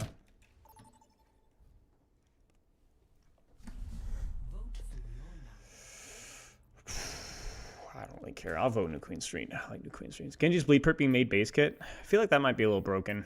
I don't think burst damage is necessarily a huge problem for Genji, but I think Genji's problem is that a lot of times he does have to commit for his kills.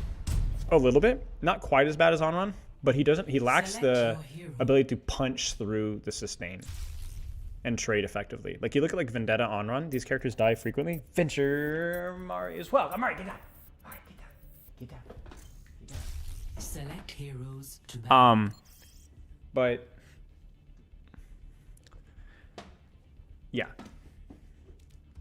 But like if something gets sustained, Onron and Vendetta can kind of continue to punch through it and trade effectively. But scaring a lot of gore. Well, I don't really care for gore as much. I'm more of like an eerie dude. Okay. Ranked. Bit-O. And the freaking follow bot morons are coming out in droves. I've had more today than I've had in a long time. I don't even know why I bother banning them. It's pointless. You get flagged and you just ignore them. Junker Queen is Junker Queen may be the highest ranks, the worst, but I would be surprised if Junker Queen is the worst tank in the game in most ranks. Do you think Vendetta is the worst now? I don't think so, no. I would still say Vendetta is probably not in the bottom. Vendetta's probably in the bottom 5, but I don't know if she's the worst. I will not leave a broken world behind. What is Genji ever Vendetta or Onron? I mean, staging is way easier for Genji without using cooldowns. And your verticality is a lot more consistent too. 5, 4, Where's the chuds? 3, 2, I'm gonna be unmuted for one game. Here we go. Objective unlocks in 30 seconds. Roll out maxing.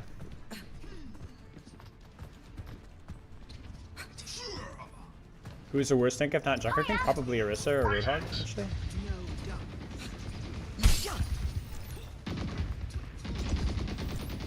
There's a test subject.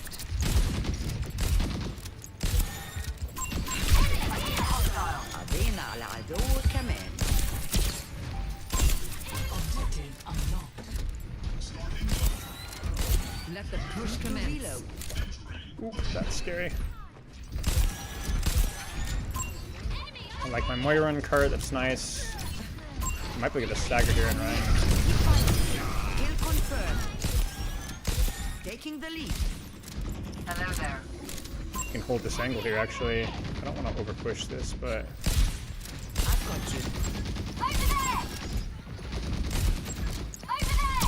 Nodding off, I slept the target. okay, we get a Suzu for that? Alright. I missed my shot. I'm fricked.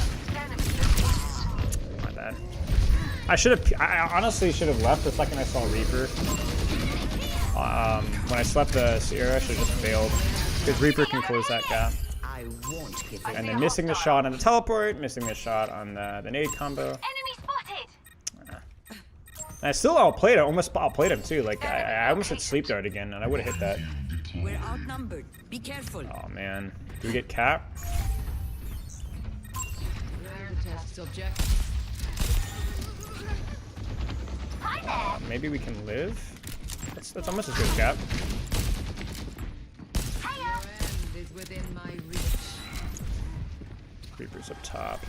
Over there. Maybe not.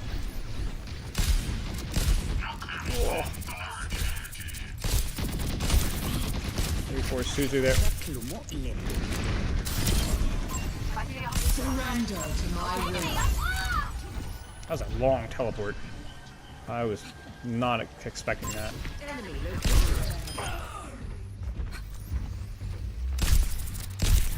Stand up straight. Over there. Nano boost is ready. Get Now I in can there and I'll really passive angle this with Nano. No concerns.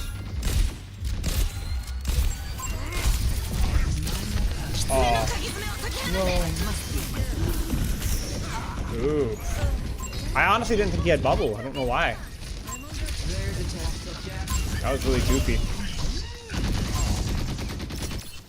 Wasn't Ramada the term win rate? I think you might be right. I don't think he is anymore. Enemy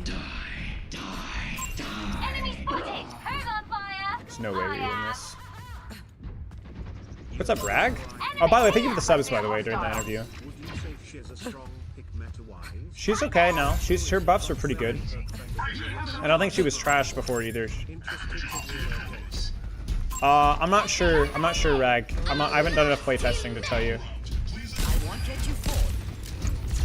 Viable progress. You're powered up. Get We're doing after the scooters. healed up. Prepare the test subject. Over here. Oi, oi.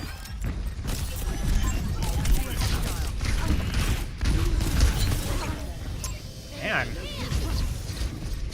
I'm getting smoked on like the goofiest deaths.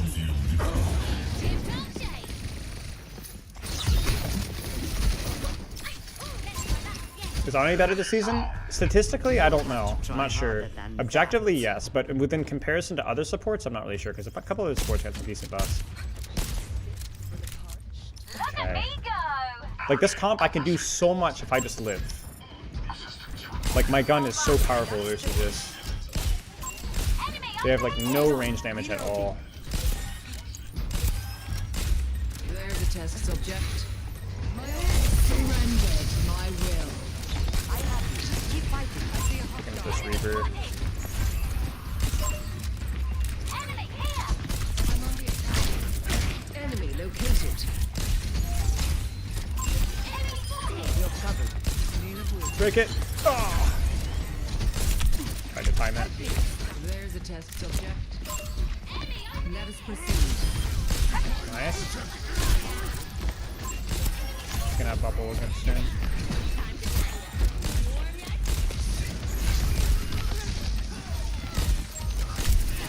Or something more. Stand up straight. I am unbreakable. You're powered up. Get in there.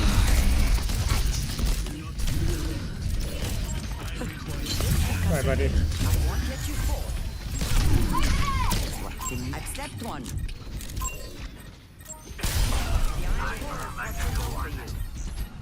Nano W for the speed boost.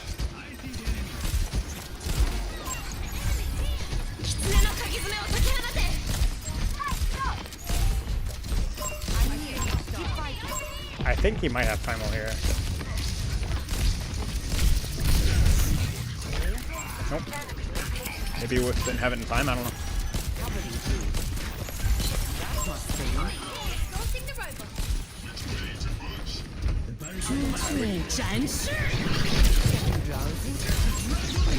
Get rolled. Ooh. Well. He definitely has primal now. I gotta get the heck out of here.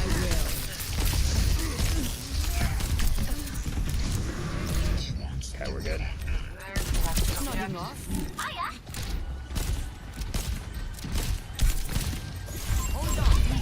Wait, where's he going? I thought he would chase me.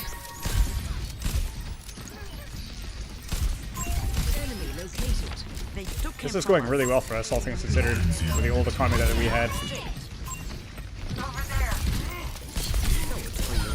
Nice.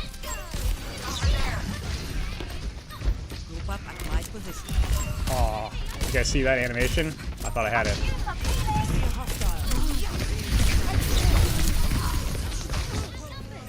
Not bad. I kept looking for a nano target. I probably should have just taken the ball there and gone from it. They took it from us. I'm not finished. Nano boost is ready to deploy. I have you. Keep fighting. Hello. So it's a really hard comp to play Ana into, but actually a really easy comp to play Ana on. So it's like got the. Enemy spotted. I need to reload. You're powered up. Get in there. Deep dive. I've got you. Get the heck out of dodge here. Hiding. Oh, there's two here. I can't play this. Okay, that's a jump, so now I can move. Oh no, that was really bad. No, I'm dead. My bad. That nade needed to hit.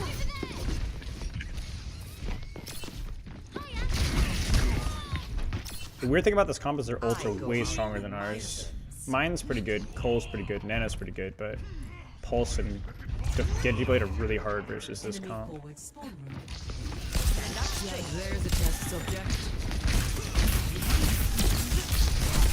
Ah, good. I did not know he had Primal.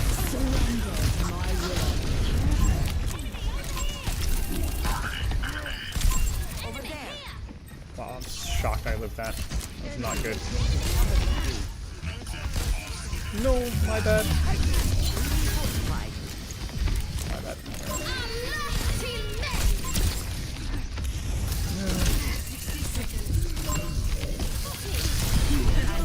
Holy crap, what a share. My ball saved me. Actually a good blade. My ball just saved me there. Probably saves the game right there, to be honest.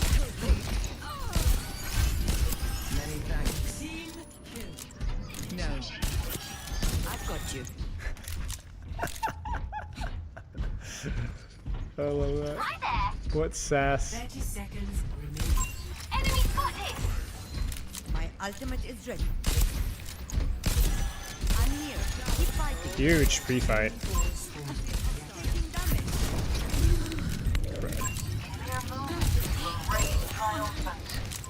There's a test subject. You're powered up. Get in there. Enemy here.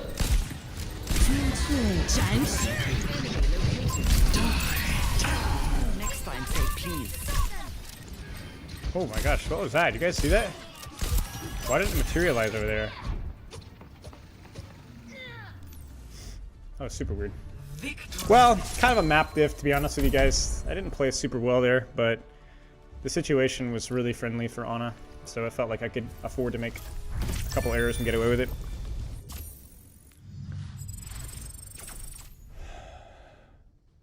But it's a fun game. That's the good news. Is those matchups are super fun. I like dying for errors, but then you have like a little bit of leeway for like the slightly. It's not like super sweaty, but just sweaty enough. You know, that's like a perfect situation for me. Die more often, Brig. Is that just because it? Yeah, Brig. You probably die a lot. Brig death, I think, probably has a higher death per 10 than most supports. Maybe even the top 2 or 3 supports. So. If you're being patient with your cover, being very deliberate with your bash usage and so on, you're probably going to do okay, but don't be like super spooked if you're dying more often. A lot of it's also due to playstyle too. Like if you're off-angling more, you're probably going to be winning more games, but you're probably going to be dying a little bit more often. Like I have a 6.25 deaths per 10, which is probably higher than the average Ana, but yeah. Be right back.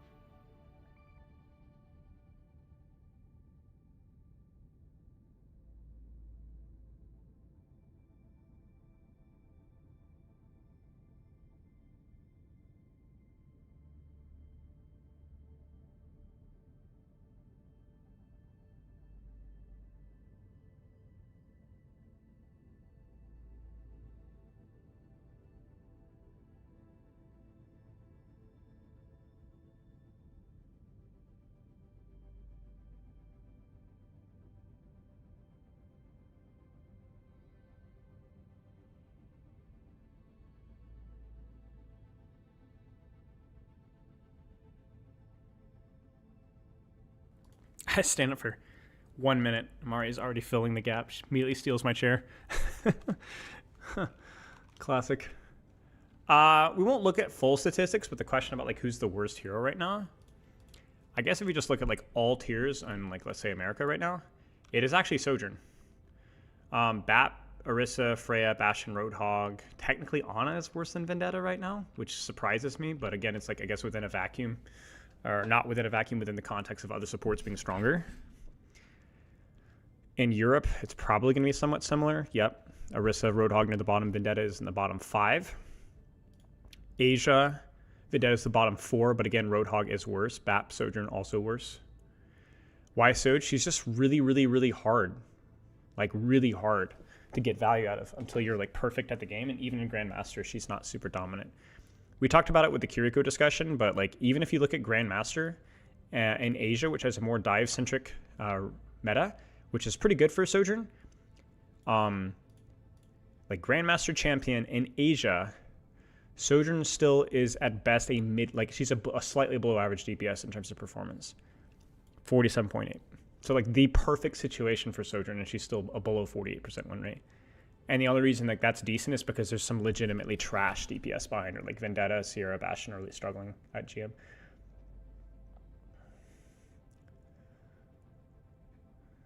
They changed, so yeah, the Sierra hotfix, this is why I'm delaying the stat read, and obviously even since then, but it does not account for hotfixes. So yeah, we won't really read much into the Sierra performance whatsoever because it's not given the context of her hotfixed. I do think Sierra is probably a 50% performance DPS right now in most strengths, and I would say that she is above 50% in low to mid ranks. That would be my prediction, like holistically. I would say that she's probably going to be in the top 3 or 4 DPS performing in bronze, silver, gold, and plat. That'd be my prediction, but I don't know. Just because of how much AoE she has. Select a map. Dude, do we do it again? Let's do it again. We're so freaking back. We're so freaking back. We run it back. Predictions for GM plus? No predictions. Not really. No. Vendetta bad. Tracer good. Those are my predictions. On run probably like somewhat tolerable, but yeah, we'll check it out either later this week or next week. Your hero. Diva still has insane win rates in GM. Does she? I would be surprised.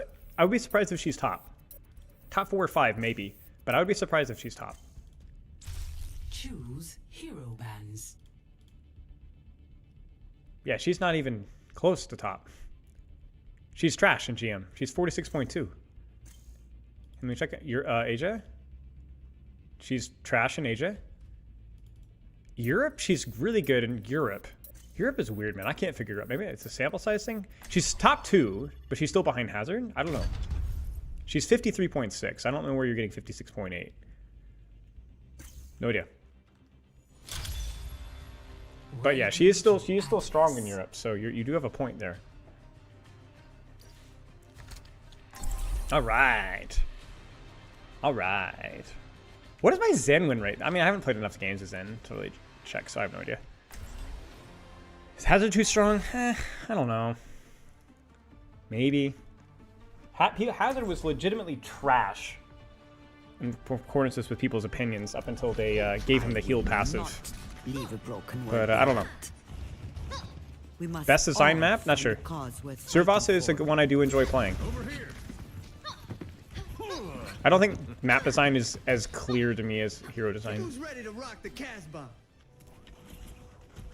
So it's harder for me to say. 5, 4, 3, 2. But yeah, the initiator passive, the heal passive for him was huge for him. So yeah. Station. Get those spurs kicking.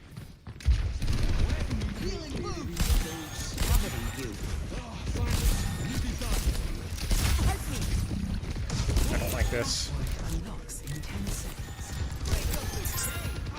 I rotated too late. I should have committed.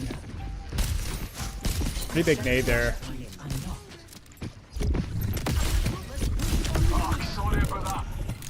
No, it's okay. Not your fault. I should have rotated sooner and gotten that nade off. It's gonna be a tough comp. Lots of shields. Holy crap. Freaking Silent Sigma over here.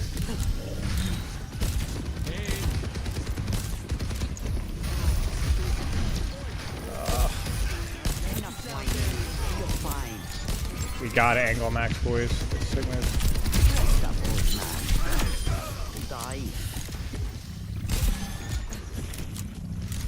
Like our DPS gotta set it up.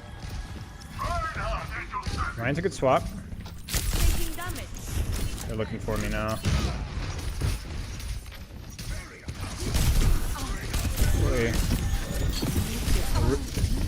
Oh, I was gonna say I didn't want to nade myself, but I really don't want to die.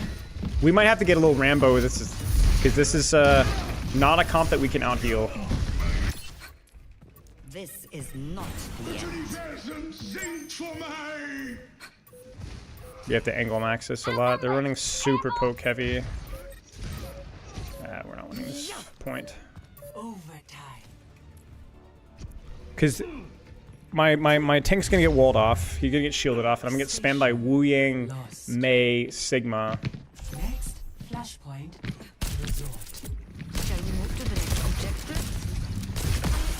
Orisa is here. Help me. Band together. What did I? Okay, well, the more you know, I guess. That's awkward.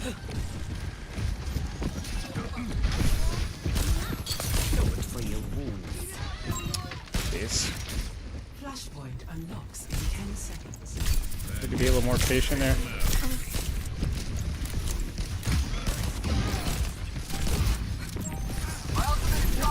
No.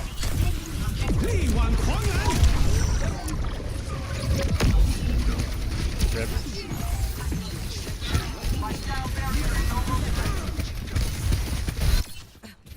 I won't give in. No, we're just staggering.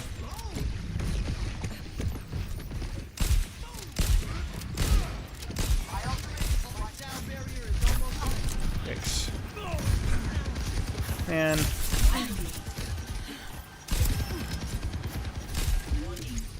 My ultimate is ready.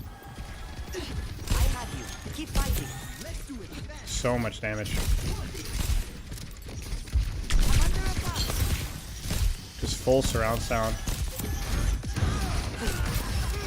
We actually just have to go. Like we're just.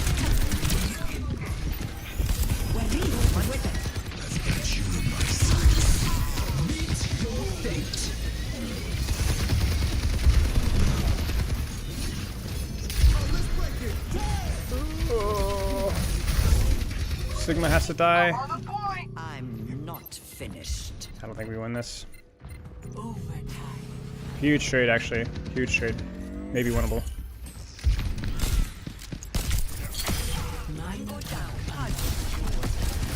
Massive.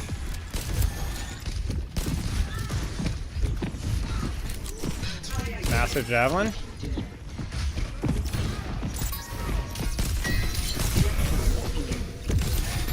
I'm freaking walled off.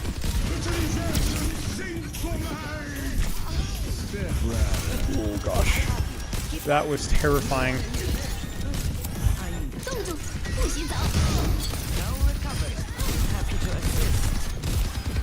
No way she lives. Fricked, I'm fricked, I'm being chased. Being chased. Holy crap. Oh, forward. I'm here. Keep fighting. Every round.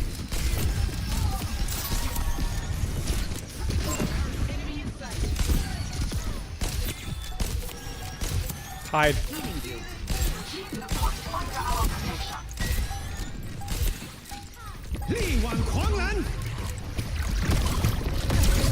No, I choked it. You're powered up. Get in there. Oh no, lagging. No. No, we choked it. We had it. My bad. I just got too close to Sigma spam. Not the end. Lost. Well, it was close. Next flashpoint garden.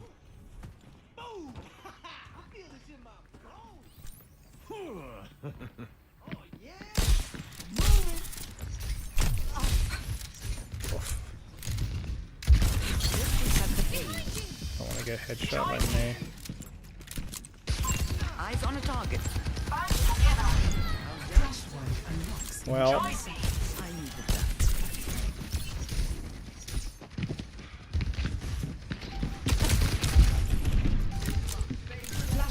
I'm stuck. I can't rotate. Nice. No. You made the right decision. No.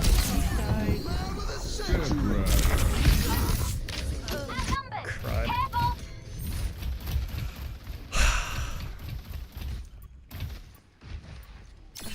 Nano boost is charging. Nice. We'll actually take that trade.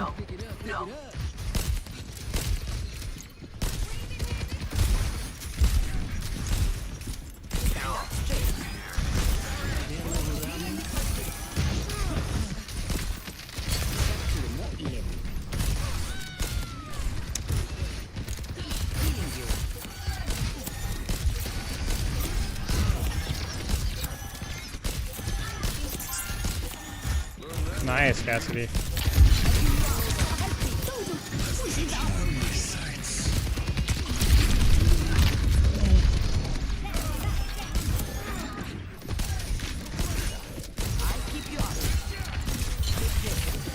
You're powered up. Get in there. Maybe we don't need that, but I'm not trusting.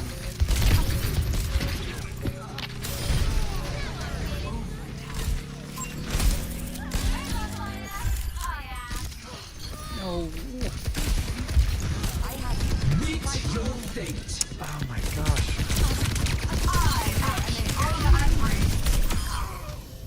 I'm feeling a little shaky mechanically at the moment, y'all, if you haven't noticed. I'm not. No, we don't. The frigate is too slow. We're both too slow. Come to my position. To protect you. No. No. You don't want to take that trade, trust me. Tracer, chill.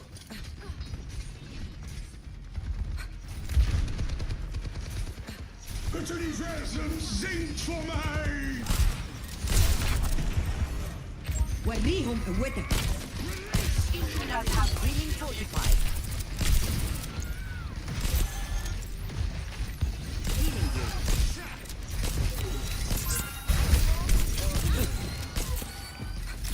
you. Reloading. I call as if nobody cares. Step right up. Oh man, I chumbled it, boys. We could have any just one hit could have gone either way there. Yeah, that's all right.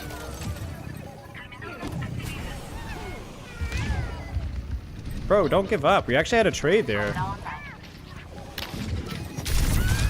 Like if my brig touches there, there's only 4 people there.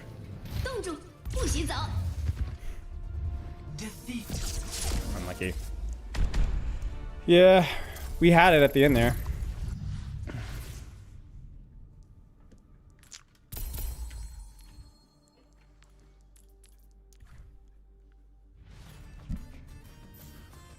Ready.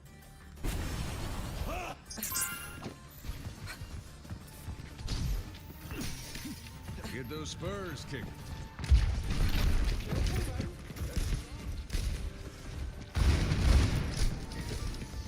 Oh man.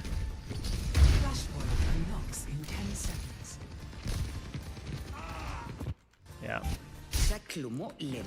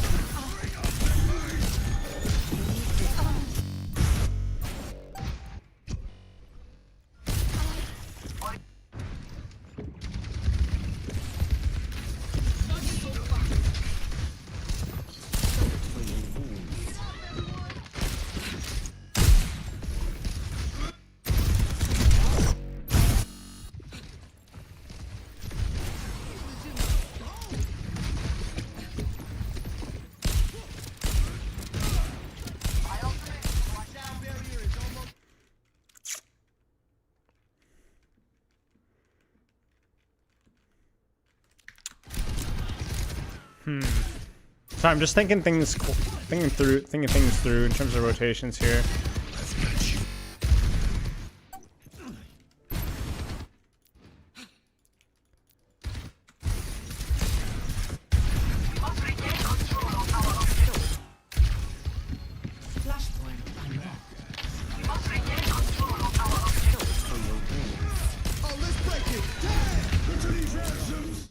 You made the right decision.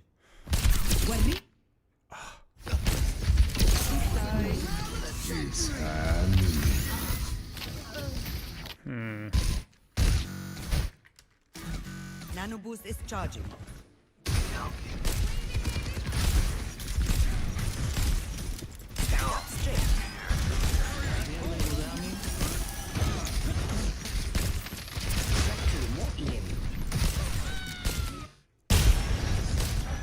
My cast did a really good job here.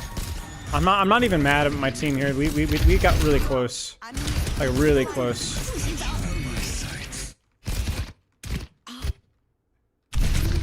Why am I flicking like that?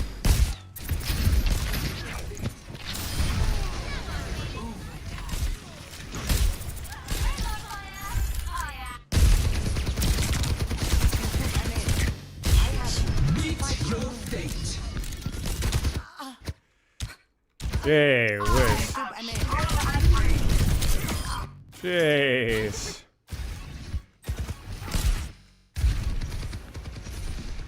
Das Universum singt für mich!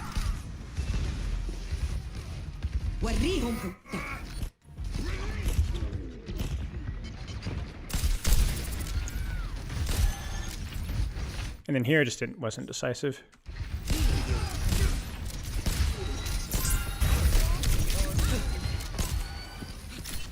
I was too busy thinking about the flux instead of just thinking about my life.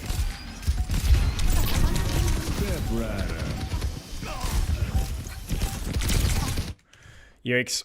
Yikes, yikes, yikes, yikes, yikes, yikes. Yeah, just a lot of really messy engagements there, to be honest with you guys. Just too many misses. A lot of panic. I think my team did this okay. Like, we adjusted fine. That one was mostly on me.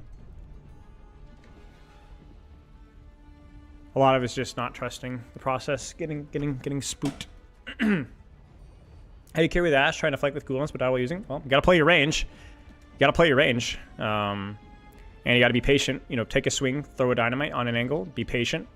It's not all about uptime. Being real deliberate and good with your cover usage, so.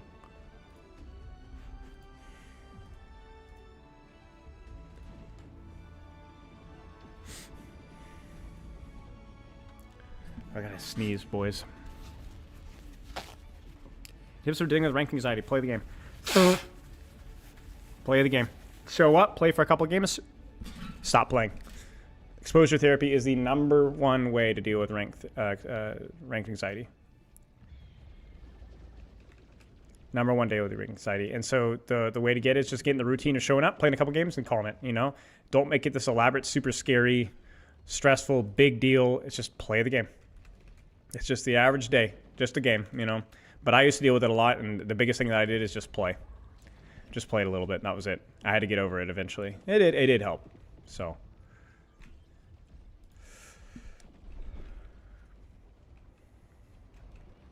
Hero playthrough registration this season?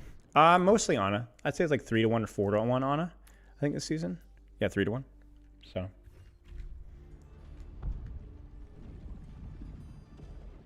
Yeah, I also enjoy ranked more than quick play.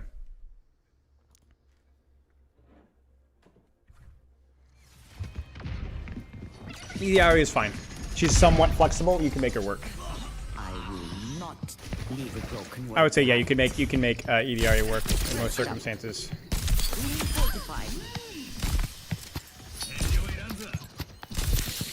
Oh wow, still held it. Wow. Yep, Gavin has gone. Sailed into the west. Farewell, Gavin. Oh dear. Oh dear. Oh dear. There you go. Better late than never.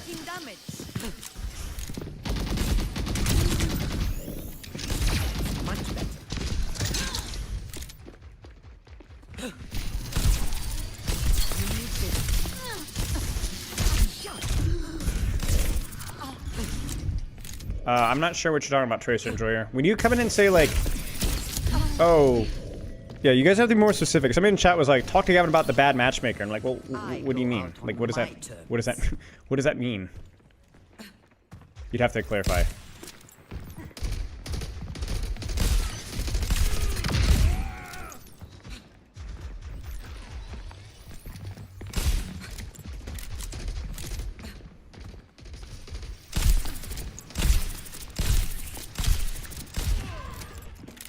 Everyone who was GM5 prior to the season 18 is champ now? That's not true at all. If you're saying that the bell curve is more forgiving than it used to be, yes, but that's been known for quite a long time. That's like the last 4 seasons.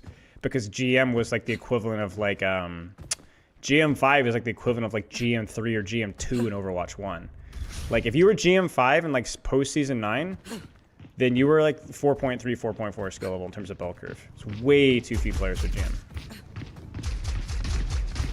We did not talk about stadium at all, no.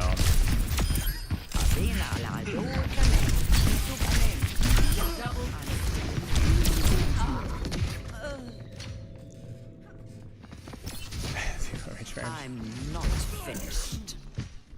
Uh-oh, Roadhog time. Sleep the cat? I should have, actually, that would have been funny.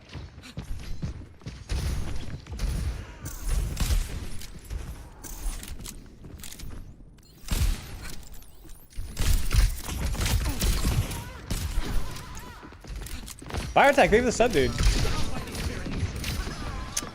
Oh, I understand, but that's nothing new. The patch notes just kind of re-emphasize that playstyle to a lesser extent, which I understand complaining about, but yeah. To be honest with you guys, I'm not saying that they're wrong here, but I stopped reading r/competitive Overwatch. Whoopsies, we're lagging. Like years ago. They became very casual. I no longer trust their opinions on things all the time as much as I used to. Do you think there's much of a skill difference between PC and console players?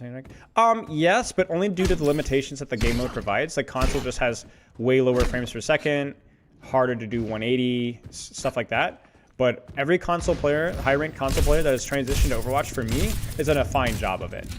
Now there might be some selection bias there about, you know, somebody that's getting coaching when transitioning PC usually does well, but I don't think that like it's more along the community of consoles just much more casual, and so therefore yes, the console community is much more casual. But like that's not that console players aren't capable of transitioning very quickly. They are. Why support DPS queues are 20 times longer than tank queues? I mean, you already know the answer to that.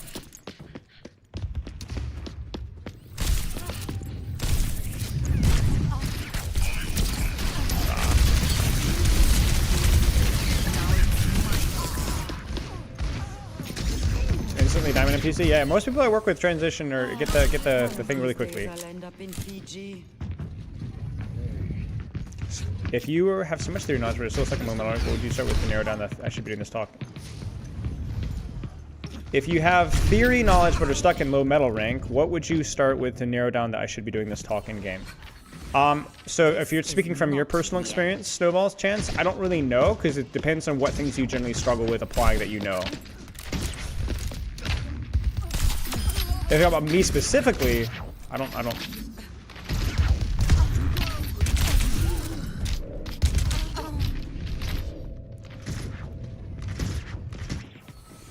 You'd have to let me know if you're talking about you. Like, I assume you're talking about yourself.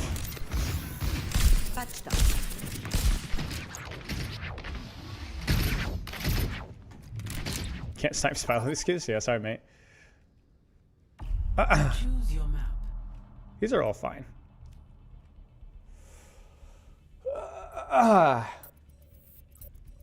Yes, myself. I would just be, the biggest thing I can tell you is you need to know your own weaknesses. You need to watch your own games. You need to watch your own games and look at the things that you're not applying that you ought to be applying. You need to coach yourself. Like, there's like, you need to know what your tendencies are. Like, chat, you guys have watched me play a lot of Overwatch. What do you guys think are my good and bad tendencies with Ana? After watching so much. What are my good and bad tendencies, right? I have a very clear list in my brain, so I know exactly what I need to train, right? But if you can't answer that for yourself, then you need to study your gameplay more. You need to watch more of your game footage. Studying yourself is harder than watching other people. Well, it's not harder, it's just different. just because you're a qualified coach doesn't mean that you're immediately going to be able to review yourself more. Like I have a lot of experience reviewing, yes, but I also have a lot of experience reviewing myself, which is why I feel like I can do it fairly confidently. But that is a learned skill set, you know?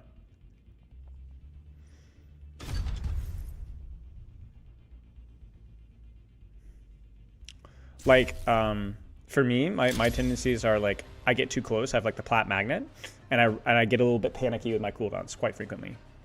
Those are my two biggest weaknesses, right? Like, I get a little too close and I get a little panicky with my cooldowns. But in terms of like general rotations, general positions, pretty good. Didn't have good ideas. I think my nano usage is okay as well. So I'm not as worried about that. But yeah, like being a little indecisive, not knowing exactly what I need to do, being a little too close to things, those are definitely some weaknesses that I have to work through, right? You think a 5-minute review after every loss? Depends.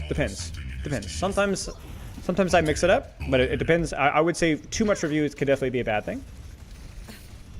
But it depends. Is it faster to just rotate top? I actually don't know. I'm not sure. 5, 4. Am I proof to your theory that sports are boosted lazy bones? No, I thought that you didn't know you were teleporting.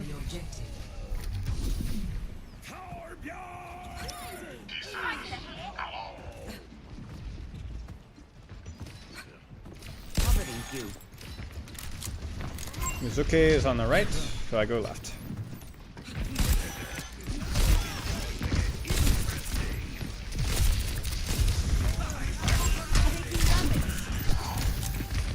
I'm here. Keep fighting. The objective is now Over here. I watch over. Oh boy.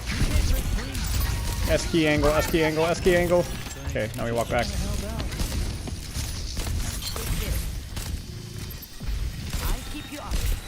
Yes, sir, I got you. This should be fun. I just swing. We're too clumped, especially with Reaper Trunk. That's terrifying. Bro, why has every Junkrat player got a name like this, man?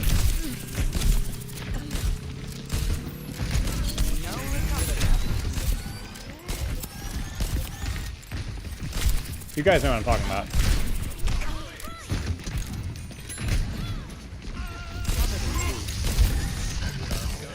Rotate. Ah, too deep.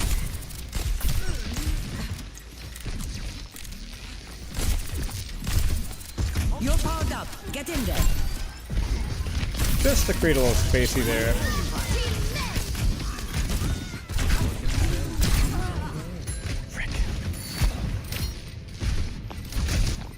Went a little faster with my shots and nades there. I think we actually win that fight.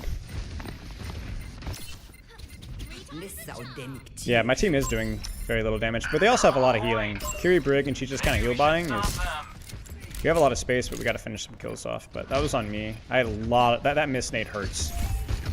Like, that takes a huge amount of pressure off my team. Freaking blocked by a.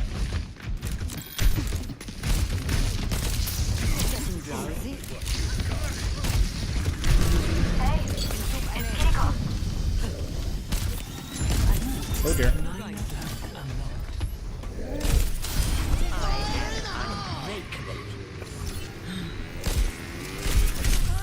Oh, Tracer, why are you walking towards me? Why do people do that with Reptire? They just lose their heads. They all congregate on top of the... That makes me so angry. It's such an easy error to avoid. I won't give in. I'm here. Keep fighting. Like, come on, man. Oh my gosh. This Mizuki. Or, I guess Kiriko. Oh, guys. Be careful.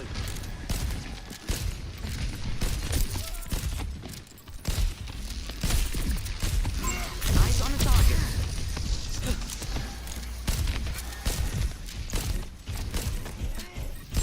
Over there. It does drive me so angry. Oh, no. Yeah, I got you.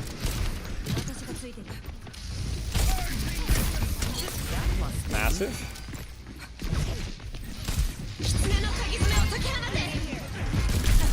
Oh, what? Why is there a... I appreciate it.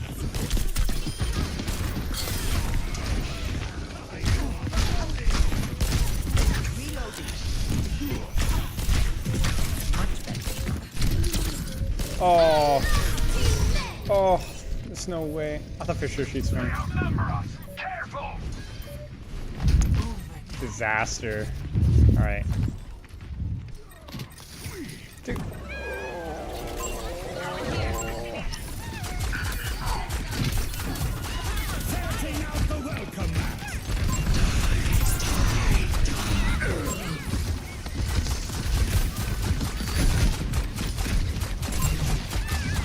I can't hit my shots too far.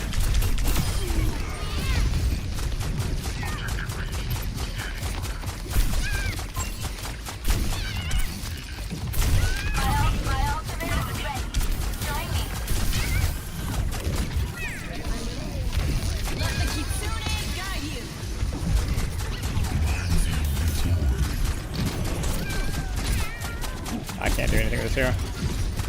I'm horrible. Ah, it's a good try. I'm pretty rough on this character. Thanks. Well, that's all right. That might be our toughest round there. The observer cat, yeah. I was shooting my ball and I was like, he's swinging around so much with the projectiles. I don't even think are hitting him, and I was like, what am I doing? How you do it, Anna? Yeah, it's all right. Stay sharp. I felt like we played okay. We played okay. There were some moments where we needed to hold point longer. I think the first fight, the one where we were unable to finish them off, that was the big one. But I think on the retakes it wasn't really we didn't play too poorly. I need to stop saying it wasn't my fault, because of course it was my fault. Everything is my fault. Everything is everybody's fault, you know. But more along the lines of it was reasonable performance. I did okay given the rank that I'm expecting to play at this point in time. You guys get me?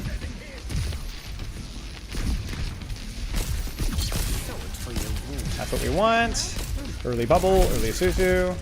I don't like you being stacked with me. I'm gonna swing right. Holy crap. Holy crap. That sucks. I changed lanes and died for it. Rip. All hands to the objective. At least he dies for it. Okay.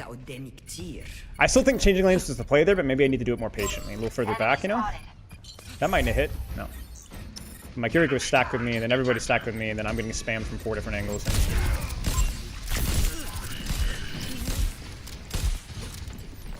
Wow.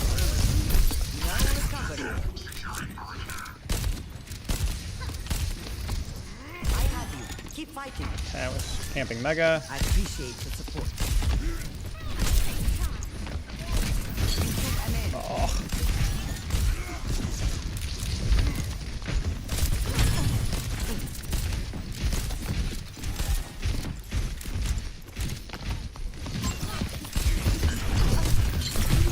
Strong crap moment.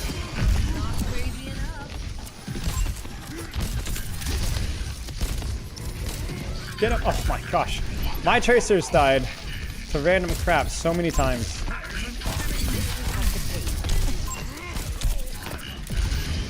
Come on, get him.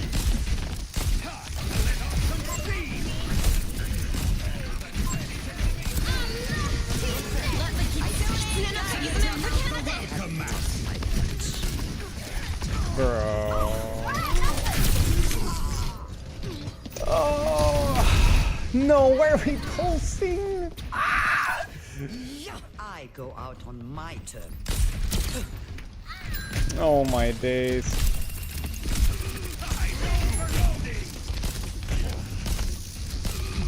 Sir? Okay. Forgot to mute? Oh. We're full tilt maxing here. He's gonna primal. Or no, he's not gonna primal. My bad. You're powered up. Get in there. I don't even trust that guy. Just to make sure. Maybe didn't need that, but I wasn't sure. Okay. Can we hold the map control?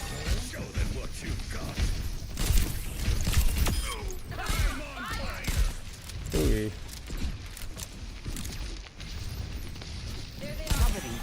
No, no, no, Reaper, Reaper, Reaper, Reaper.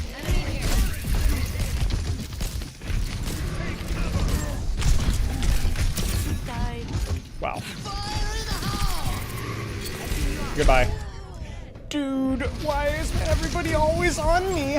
I was there for 6 years. Why is everybody there? Why is my Trico never take an angle? Please. Oh, we're getting, they get so much AoE value.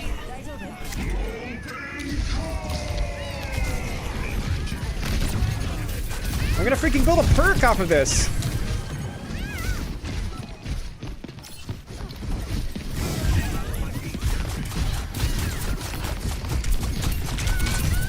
Oh. Frick, man. Dude. That freaking sucked. Get it over with, end my existence. Back to Masters 5. What a crime. What an absolute crime. I just must have a magnet strapped to my back, I think. Ready for battle.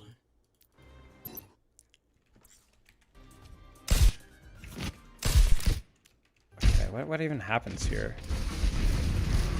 You think the Tracer should mark the win somewhere? I don't know. I just think the Tracer just needs to not die. I honestly don't really know what was happening there. Oh, my days. Do we have Suzu? No, she didn't have Suzu.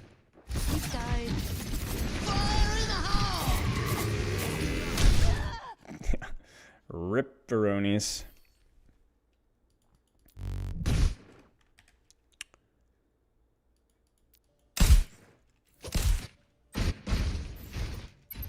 Crud. I needed that.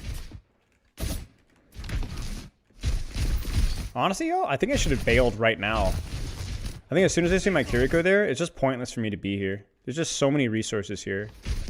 I tried watching an awkward video. I love that from you, Twitch chat.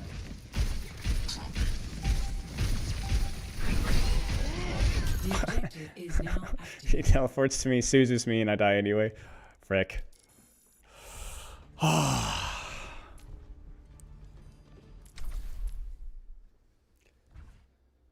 I think you're looking for too much value with your nades putting you in bad spots. Thank you, Banana Balloons. I need to set up a backseat gaming, or backseating command again, I think. What do you guys reckon?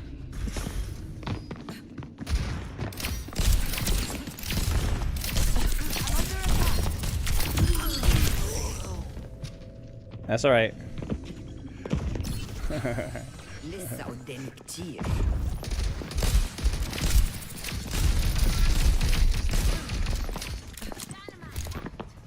Just start taking every advice literally? Yeah, yeah. No wonder I can't retire. That much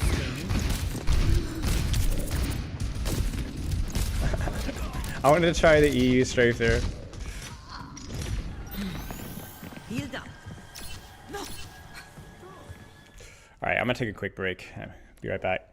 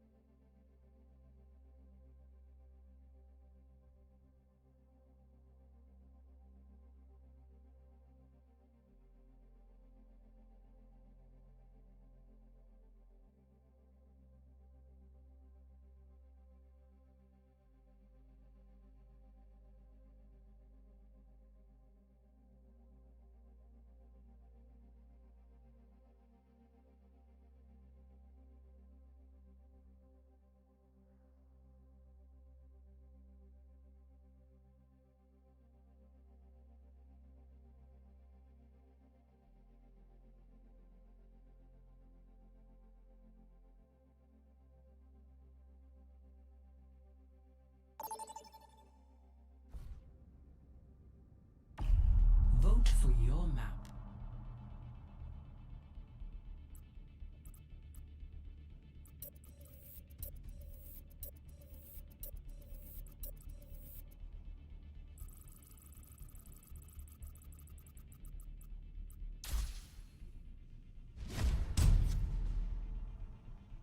Select your hero.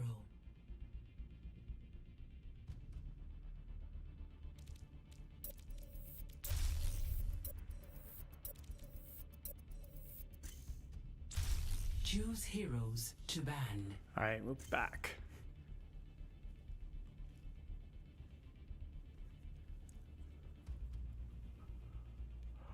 Oh. I need to score more, yeah. I need to score more points. The problem on my end has been the lack of point scoring. I might have to mute again, guys. Last game was a little too whiny for my tastes. What do you guys think? It's definitely too whiny. Did you get to the big score? Yeah. I do need to get the big score. One of my chronic problems as a player is the lack of hitting the big scoring shot and not scoring near enough points.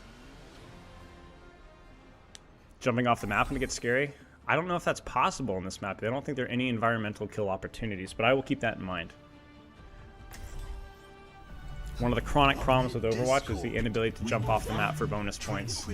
I've given a lot of feedback to the devs and they just refuse to follow any sort of feedback in that regard. It really frustrates me. I knew you'd agree about the big score, Stefano. Something told me that you would be a big score kind of guy. Whenever I think of Stefano, I'm like, yeah, that guy's a big scorer. I need to work on my consistency. Yeah. Hello, Tokyo. I'm doing well. Thank you, mate.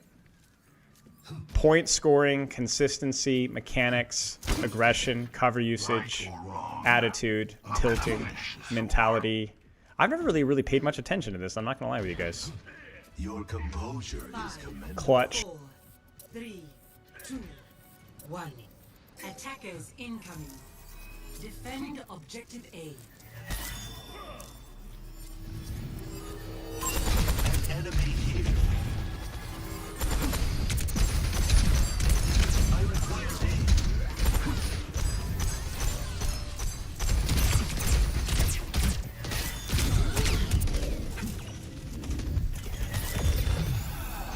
I am made.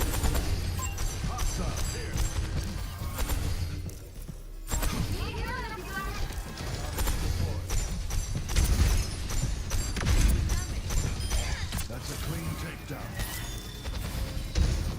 Double Chaos haunts your path. And so the mask falls.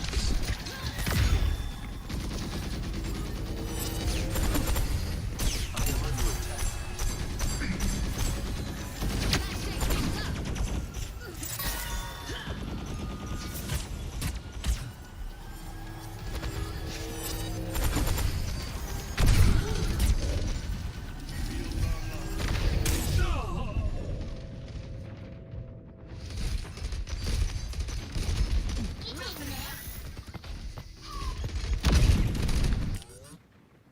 Overconfidence is a flimsy shield. They are taking hold of the objective. We must stop them.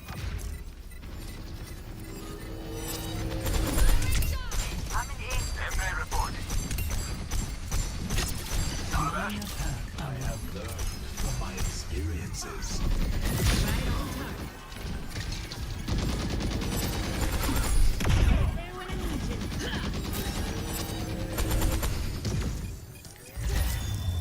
objective lost. Stop the pain.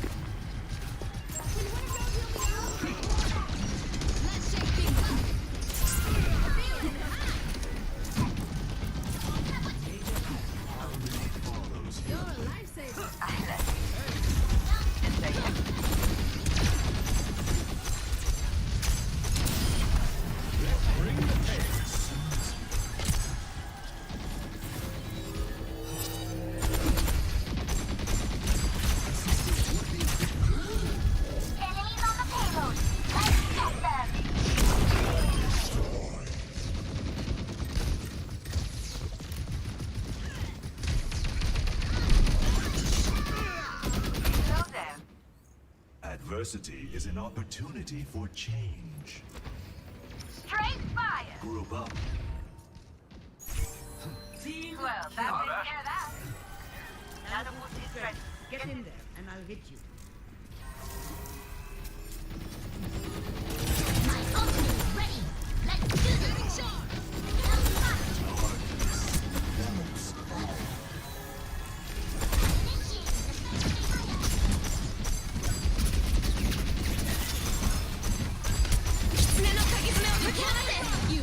Pass into the iris.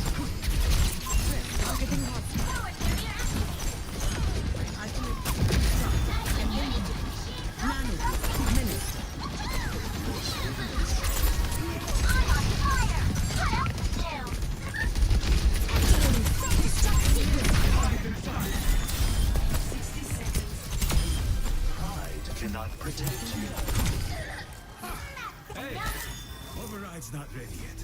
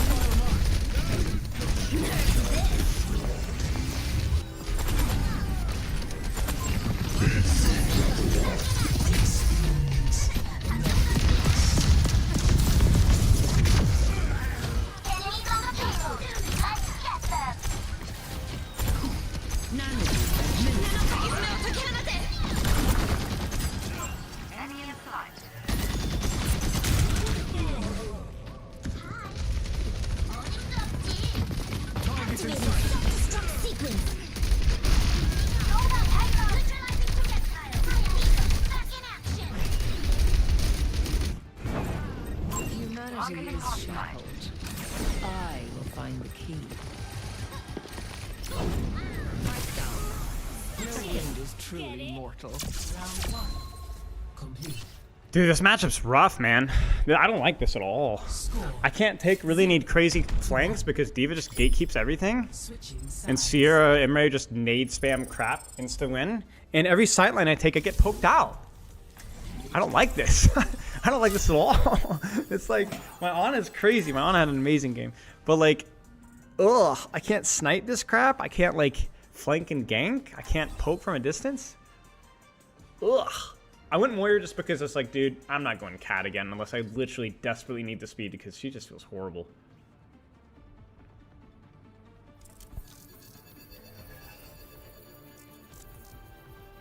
Yeah, a lot of it just felt like just Discord stuff and double harmony more than anything else. tranquility. Fruition comes from within. Tool sampler. I'm sorry to hear that, mate. Yeah, people are definitely pretty dogmatic about certain perk choices. What's up, Super Ninja? I don't know how you do it, Anna. Do what? Stay still for hours, waiting for the perfect shot. I don't know how you zip around without getting dizzy. Eladidu, it's okay to be wrong, mate. It's alright. Stick together. Let me take the hit. Whenever people say it like that, I just ask them for a replay code. I'm like, alright, take a look at the replay code. Take a look at the replay code. I admire your discipline. 4, 3, 2, 1. Attack commencing. Capture objective A. Hey there.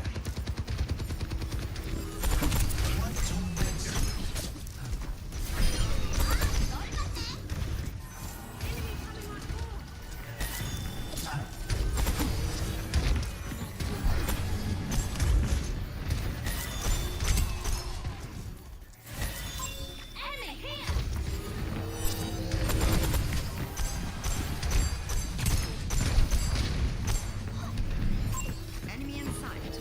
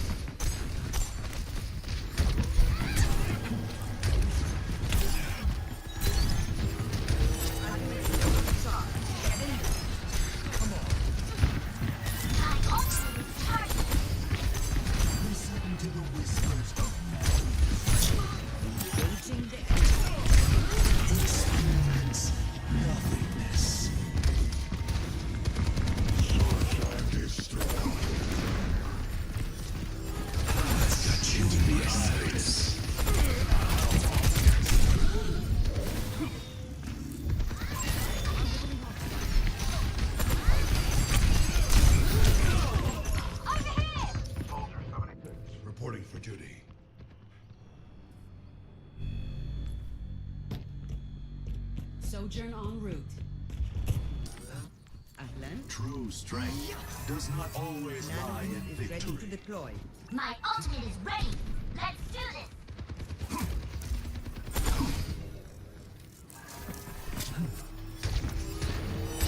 60 seconds remaining. Area denied.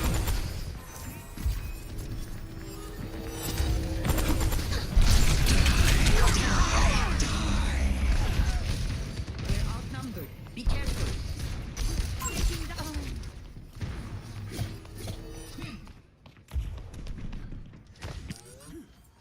Failure is acceptable. Giving up is not. 30 seconds remaining. Your spirits. We move now or not at all.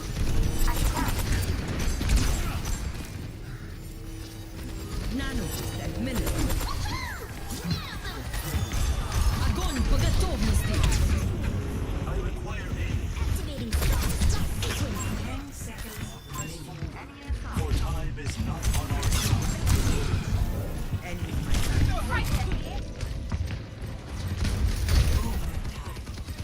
It's just a GG's. I don't know, man. We just didn't do anything. We had a lot of flanks, but people just didn't press Q until the end. We can't wait that long. Teacher. There's a lot of indecision on all ends of the equation. It was weird. Like, you guys know what I'm talking about, right? I was like, that's such a strange game. We get out of the choke easily. We establish left flank. And then just nothing happens for a long time. Ready for battle. Like, if I freeze frame this here. Maybe this is not the best frame, like right here. Oh no, that's way, I'm stupid. That's the defense here. Like, this is perfect, right? Perfect situation. We have all the space in the world. I think it might have been our tank. I don't know. Like, she just didn't know what to do. Now, we pressed too far here instead of swinging wide. But, like... So then I'm like, okay, well...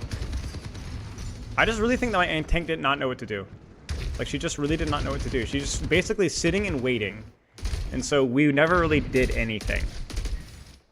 Like, this is an okay setup, especially once I swing wide back to the Emre. So this is all fine. So she goes in, she actually does something. That's good. That's good, that's good, that's good. Maybe my Tracer's AFK too? Like, I don't know. What is my Tracer doing too?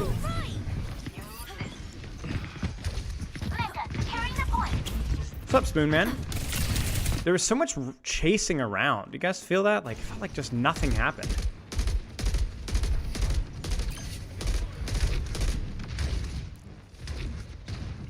It felt so strange. This is one of the weirdest matches I've played in a while. I don't know. And then we just never really used our nano. I think my Zen win rate's actually lower. Yeah, potentially. You guys still talking about the Genji perk? Yeah, it wasn't even like team deathmatch though. It wasn't though. There was just a lot of standing around. Like, look at my Diva's damage right now. Right? She doesn't even have 3/4. Everyone's got ult, but we're just waiting. Like, I really felt like she didn't know what to do versus the Zarya. Felt really bad. That one felt very lost. Felt like I had to decisively do something more aggressive than I did. Not sure. Yeah, it was do nothing match, man. Yeah, exactly. Very strange game. Play some Esperanza. Good luck learning Hazard, mate. These are 3 good map choices.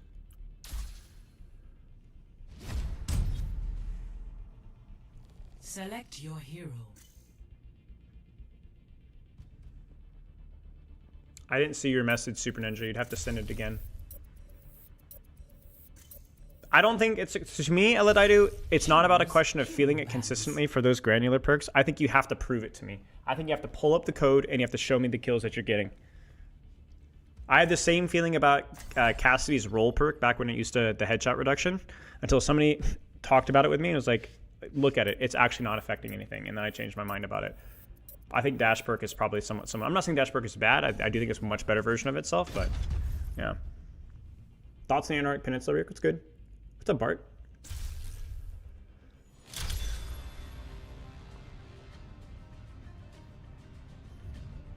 And it happens for sure. It happens for sure, but it is not an auto pick perk by any means. Dun, dun, dun.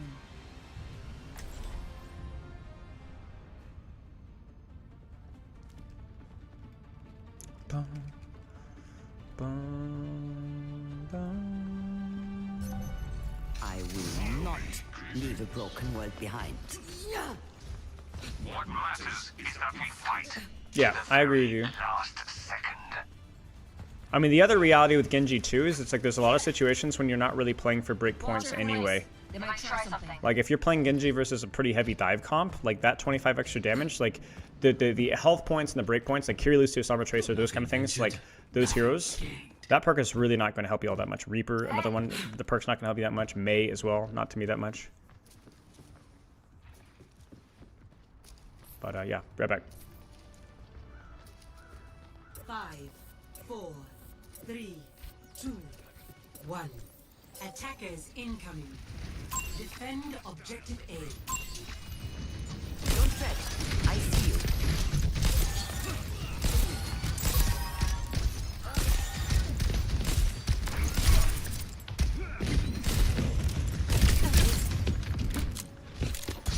Covering you. Eyes on a target. Under attack. Reloading. Double kill.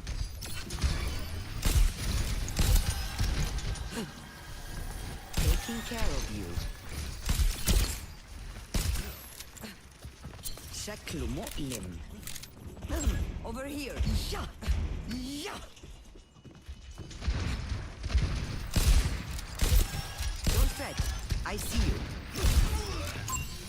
She's good. Guys over.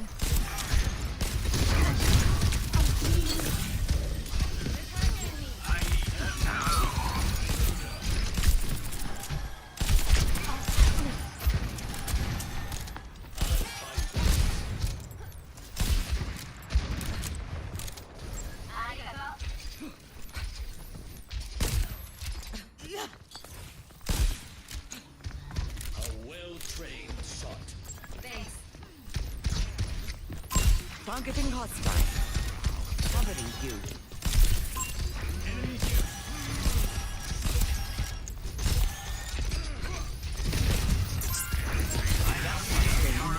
No powered up. Get in there. Making an old woman know the work. Meet your strike.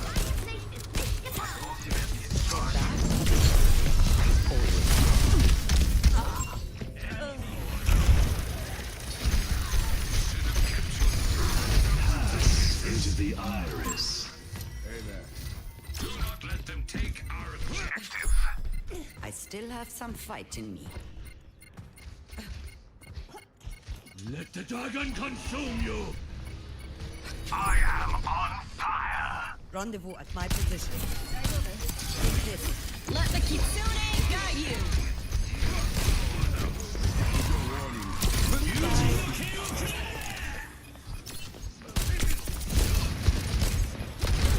You're not wondering. You're fine. Help me, double. Pocket invisible.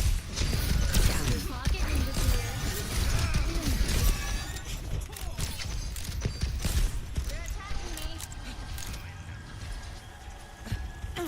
Over here. 60 seconds remaining. My ultimate is charging.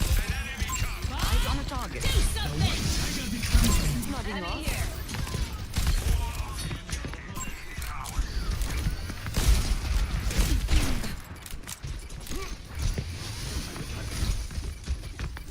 Meet your strike. Objective lost. Stop the payload. Hello there. Lissa udenti. Mutchakera. My ultimate is charging. Payload one by Come one. to my position. Group up with me.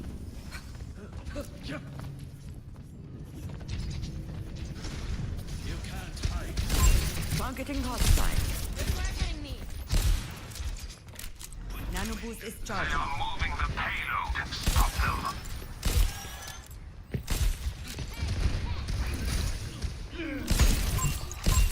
Hostile in view. Improve MN. I saw that. Not bad. Knock them from the payload one by one. My ultimate is charging. Over here.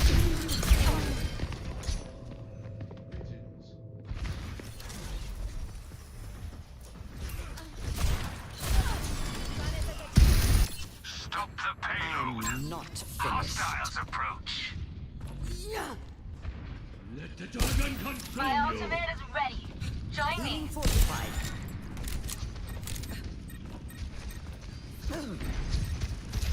I need some help. Pass into the iris. No powered up. Get in there. Shaklu mu'lim.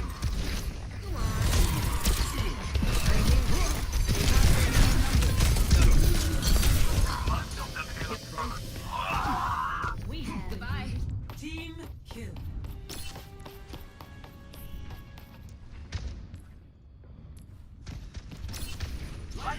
This is not the end. I have you. Keep fighting.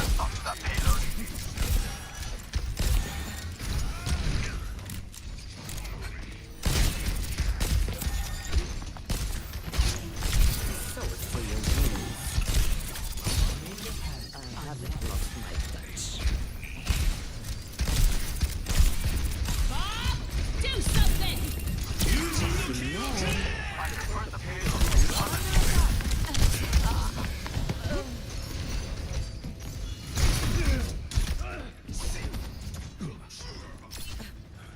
I go out on my terms. Nano boost is charging.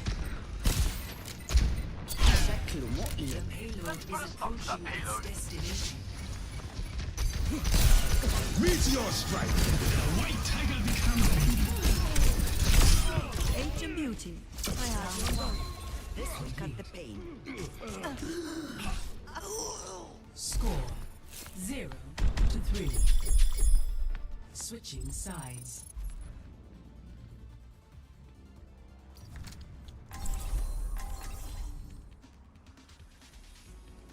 Tough snowball there. Tough snowball. We only had one fight in second, and then just like they're just getting picks. Yeah, I meant the Nana for the Genji.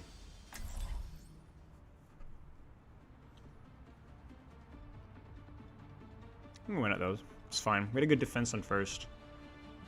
Definitely don't feel why did you miss that shot? Yeah, do you understand why I have the no backseating command though? Like. Does it bother you that you've taken as many lives as you've saved? I don't mind killing monsters, but go on. Keep It's pushing some of the me. some of the goofiest questions, I swear. One game away from GM, bro.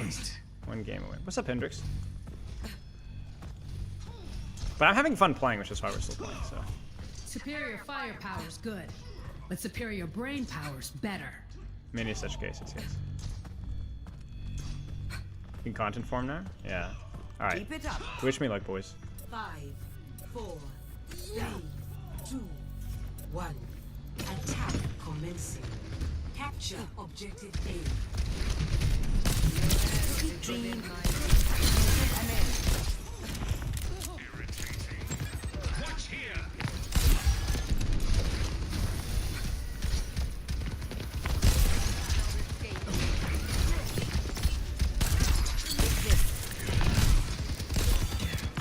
Stand up straight.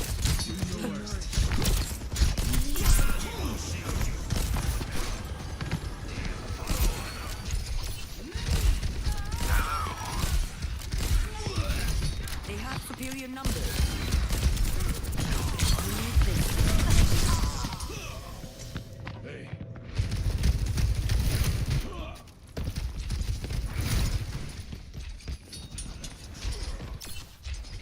Lissa och Deniktir. I've got you. That feels much better. Praise upon us. Need to reload.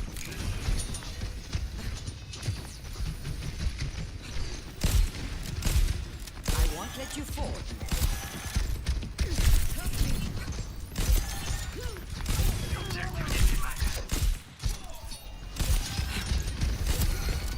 Don't stress. I see dressed up. This will cut the pain.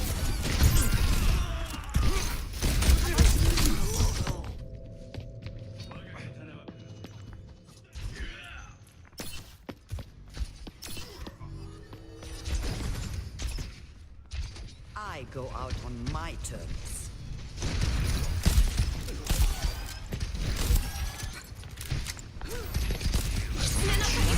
No powered up. Get in there. Meteor strike!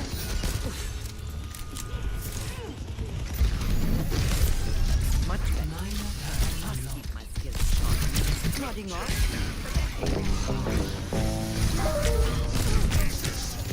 So for your wounds. Is the iris.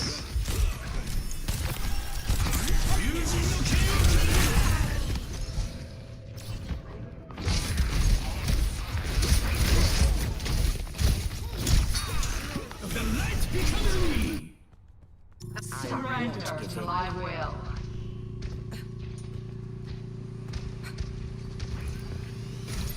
Rendezvous at my position. I feel your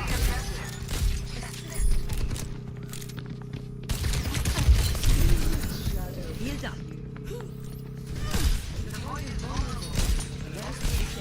Stand up straight. 60 seconds.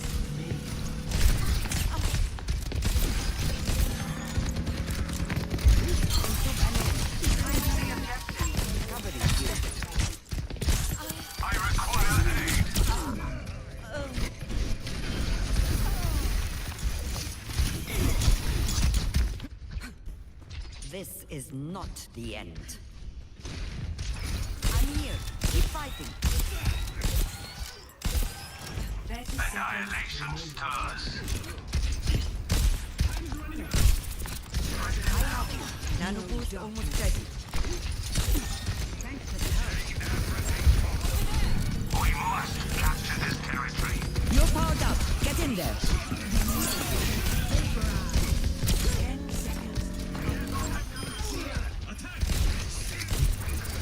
Double. Objective A captured. Escort the payload.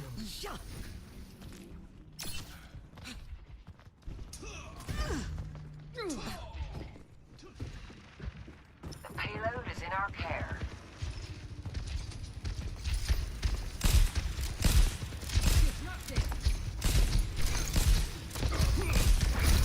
Covering you. Over there! Come to my position.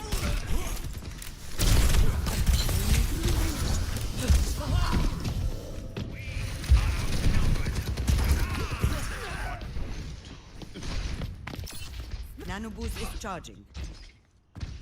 My ultimate is charging.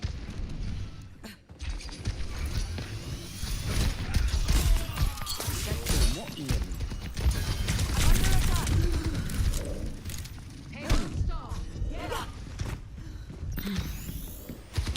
Targeting hostile. I am moving the payload. Join me.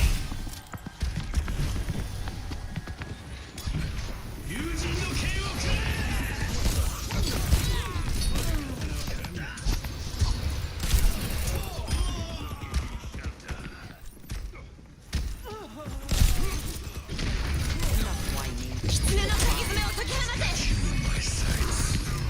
That must change. 60 seconds. Reloading. I'm here.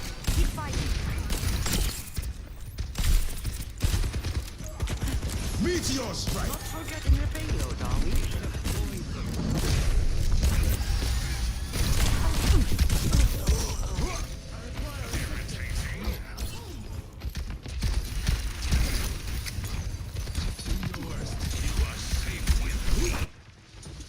I won't give 30 in. seconds. We're going against the odds. It's go time. Don't fret. I see you.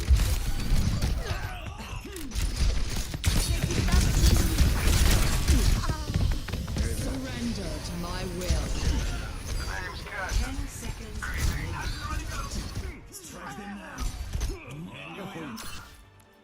I'm not finished. They have superior numbers. Pass into the iris.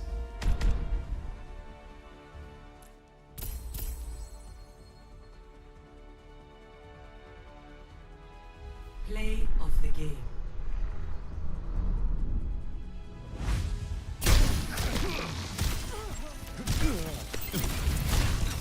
Let the kitsune guide you. Your visor activated.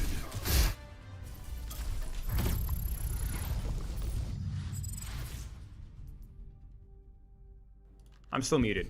Okay, yeah, she was throwing. But the worst support player I think I played with today. I don't even know. First point was actually pretty solid for me, all things considered. Best motivational montage 35? Wait, hang on. Best motivational montage. Best motivational montage 35. Is it by Motiversity?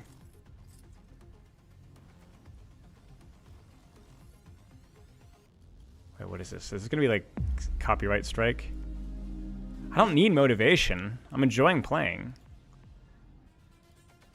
But you know, I guess if you want your sweaty min montage, it's just the place to go. I made that up, but what you found probably is? Oh, okay. I wasn't sure. Yeah, I mean, the Doofus was good. I don't really have any complaints. Like, we missed too many cooldowns and so on, but, like, my Moira was just horrendous. It was just horrendous. That's almost a pin avoid for me there. This is not a real human being.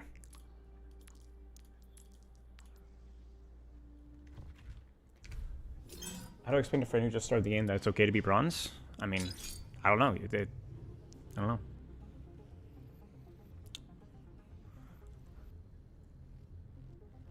I mean, new players are new players. That's all there is to it. Not that big of a deal.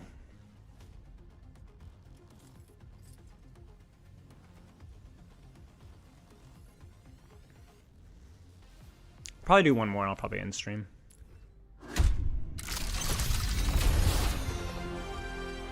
They got placed gold. They're on the way to bronze. Well, that's the problem with the placement system, not them. Most people place way too high, or so then they're calibrated afterwards. I think that's been a problem since 2017. Like, where they place a lot of people in the mid ranks, and I don't really know why that's the case. Because I agree with you, it's really discouraging to start off in a rank and then lose a bunch afterwards, right? But that's been a problem for a long time.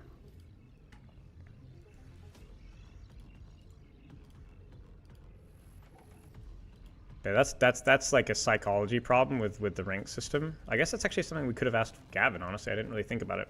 But maybe it's better than it used to be, but it used to be really bad back in the day. Like, everybody placed gold. It's like the lowest they'd place you. I remember when I first... Amari, get down. What are you doing? The first time I placed Overwatch, I placed in gold and I was not gold. I was not gold.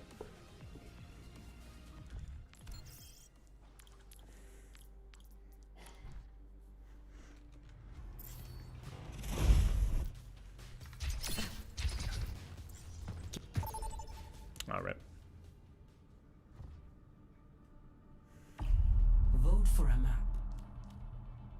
These are all fine. I'll just play Zen if I don't like it on Havana. I do get tired of Nepal. I don't like Nepal. Nepal is one of my least favorite. I'm actually going to vote random map or Esperanza. I do not like Nepal. It's probably my second least favorite, or maybe my least favorite control map. Has, I think, objectively one of the worst.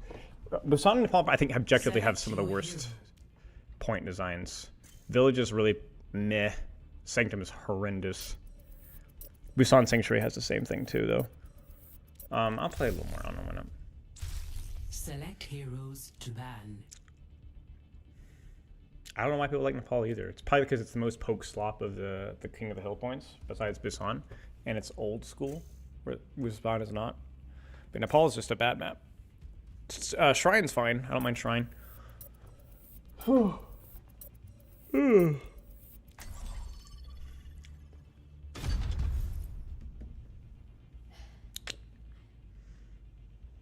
Samoa's fine. Li Jing is okay, but there's a Garden is really bad. Garden is really bad. Depending on your hero, especially. But Antarctic is okay, good. Oasis is okay. Samoa's good. What else? Am I forgetting one? Am I forgetting one? I turned on team check because I was going to see if anybody caught her throwing, but maybe not. Busan? Busan is not good. Leave a broken world behind. No! Keep in sight. I'll have us in Ilios. Ilios is okay. Ilios is okay.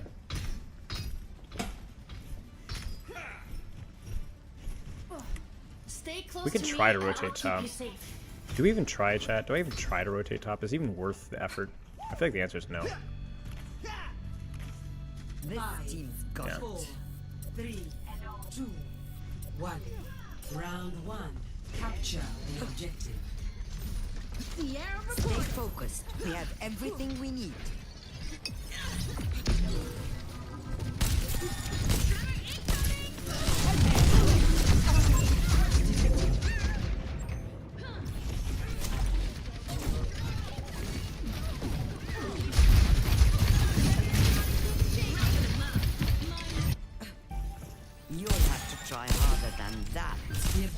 is now active. They're taking the point. Clear them out. Right there when I need you. Taking care of you.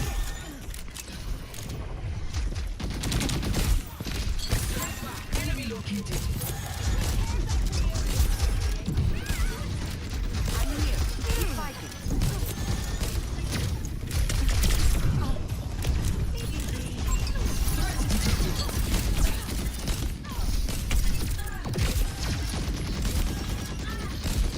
I won't let you fall. Over there.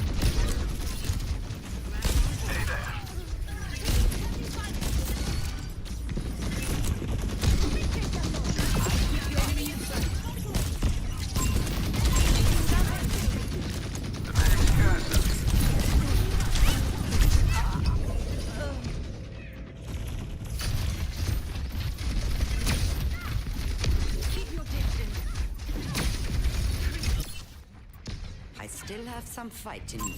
Enemy in sight.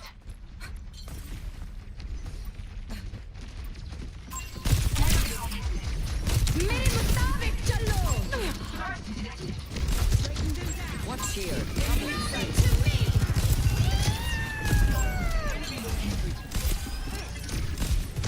Out of ammo.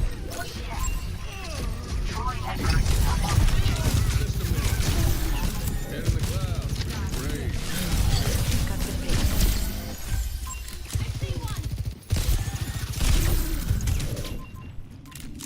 I am strong and free. Hey. Healed up.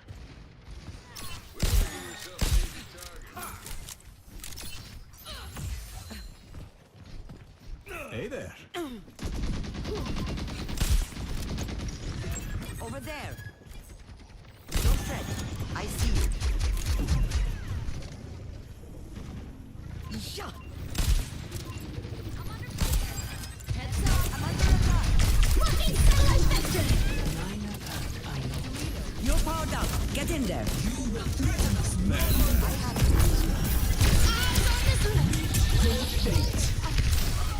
Supercharged and on fire.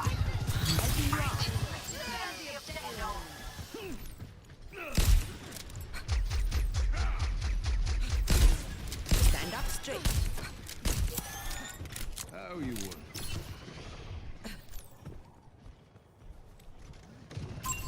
Threats detected.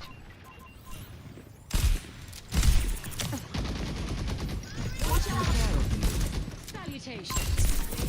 No recovery.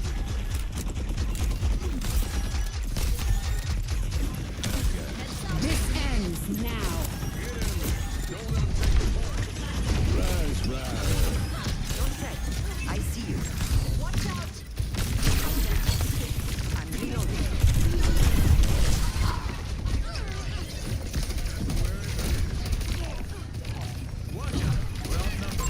Make way.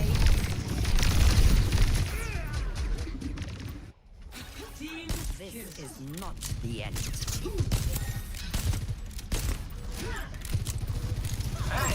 Threats detected. Enemy in sight. Careful. Enemy located.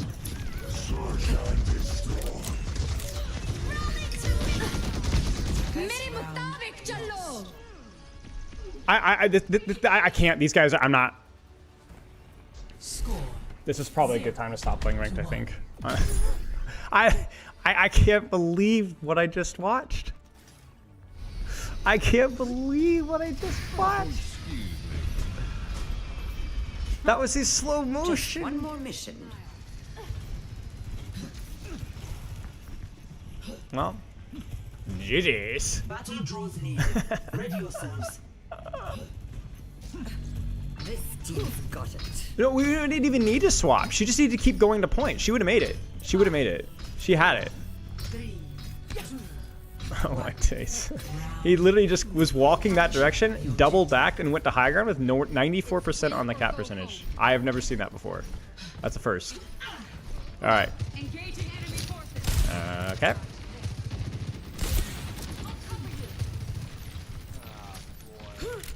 Sushi, thank you for the raid. Careful.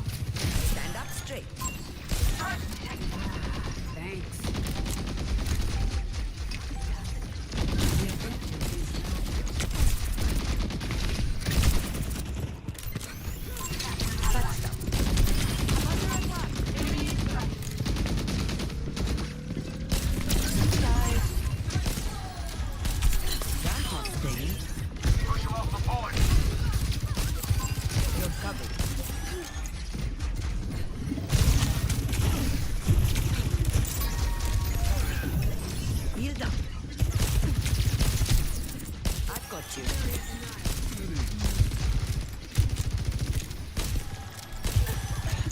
Nano boost discharging. Enemy located.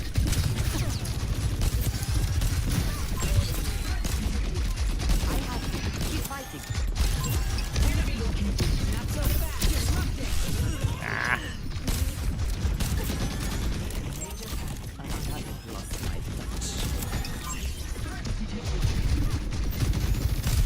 Backstab. Help me. Really? I'm here. Keep fighting. Hold on. Reloading. Pick up the pace. Oh no.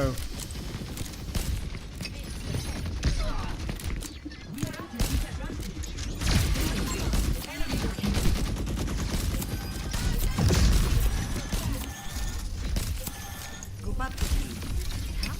Group up with me. Threat detected. No sense. I know. Enemy in sight. Enemy located.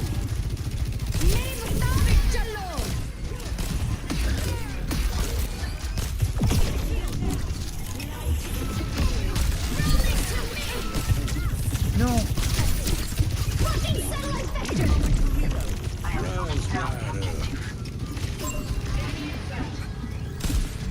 No.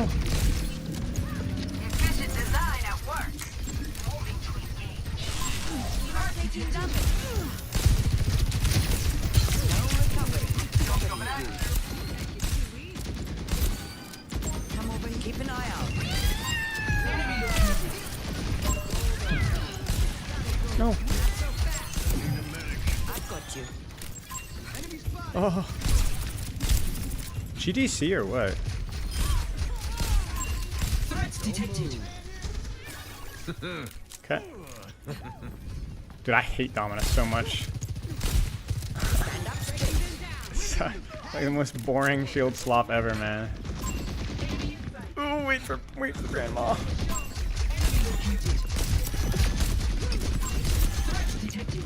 Oh, we're both the supports are split.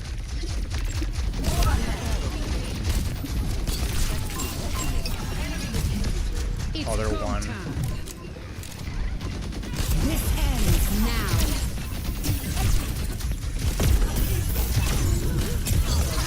Ay, ay, ay. Do I go fast support, chat? I think I have to. Well, no. Well, maybe I'll trust my team to do. No. I won't give in. Team kill. I think we go ahead and immediately flank though, so that I could get an angle on the. Yeah, there it is. She's gonna try to boop. Yeah, there it is. Rip. GG's. It's a little bit awkward timing, but I am gonna call stream. We already streamed a little longer than we were planning on it, but GG's. GG's. Thanks for the raid, Sushi.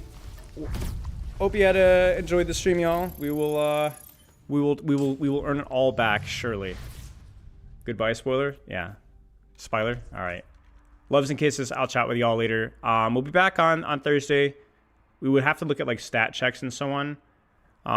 The usual stuff, like the once a patch performance check. We'll probably do that at some point this week. But yeah.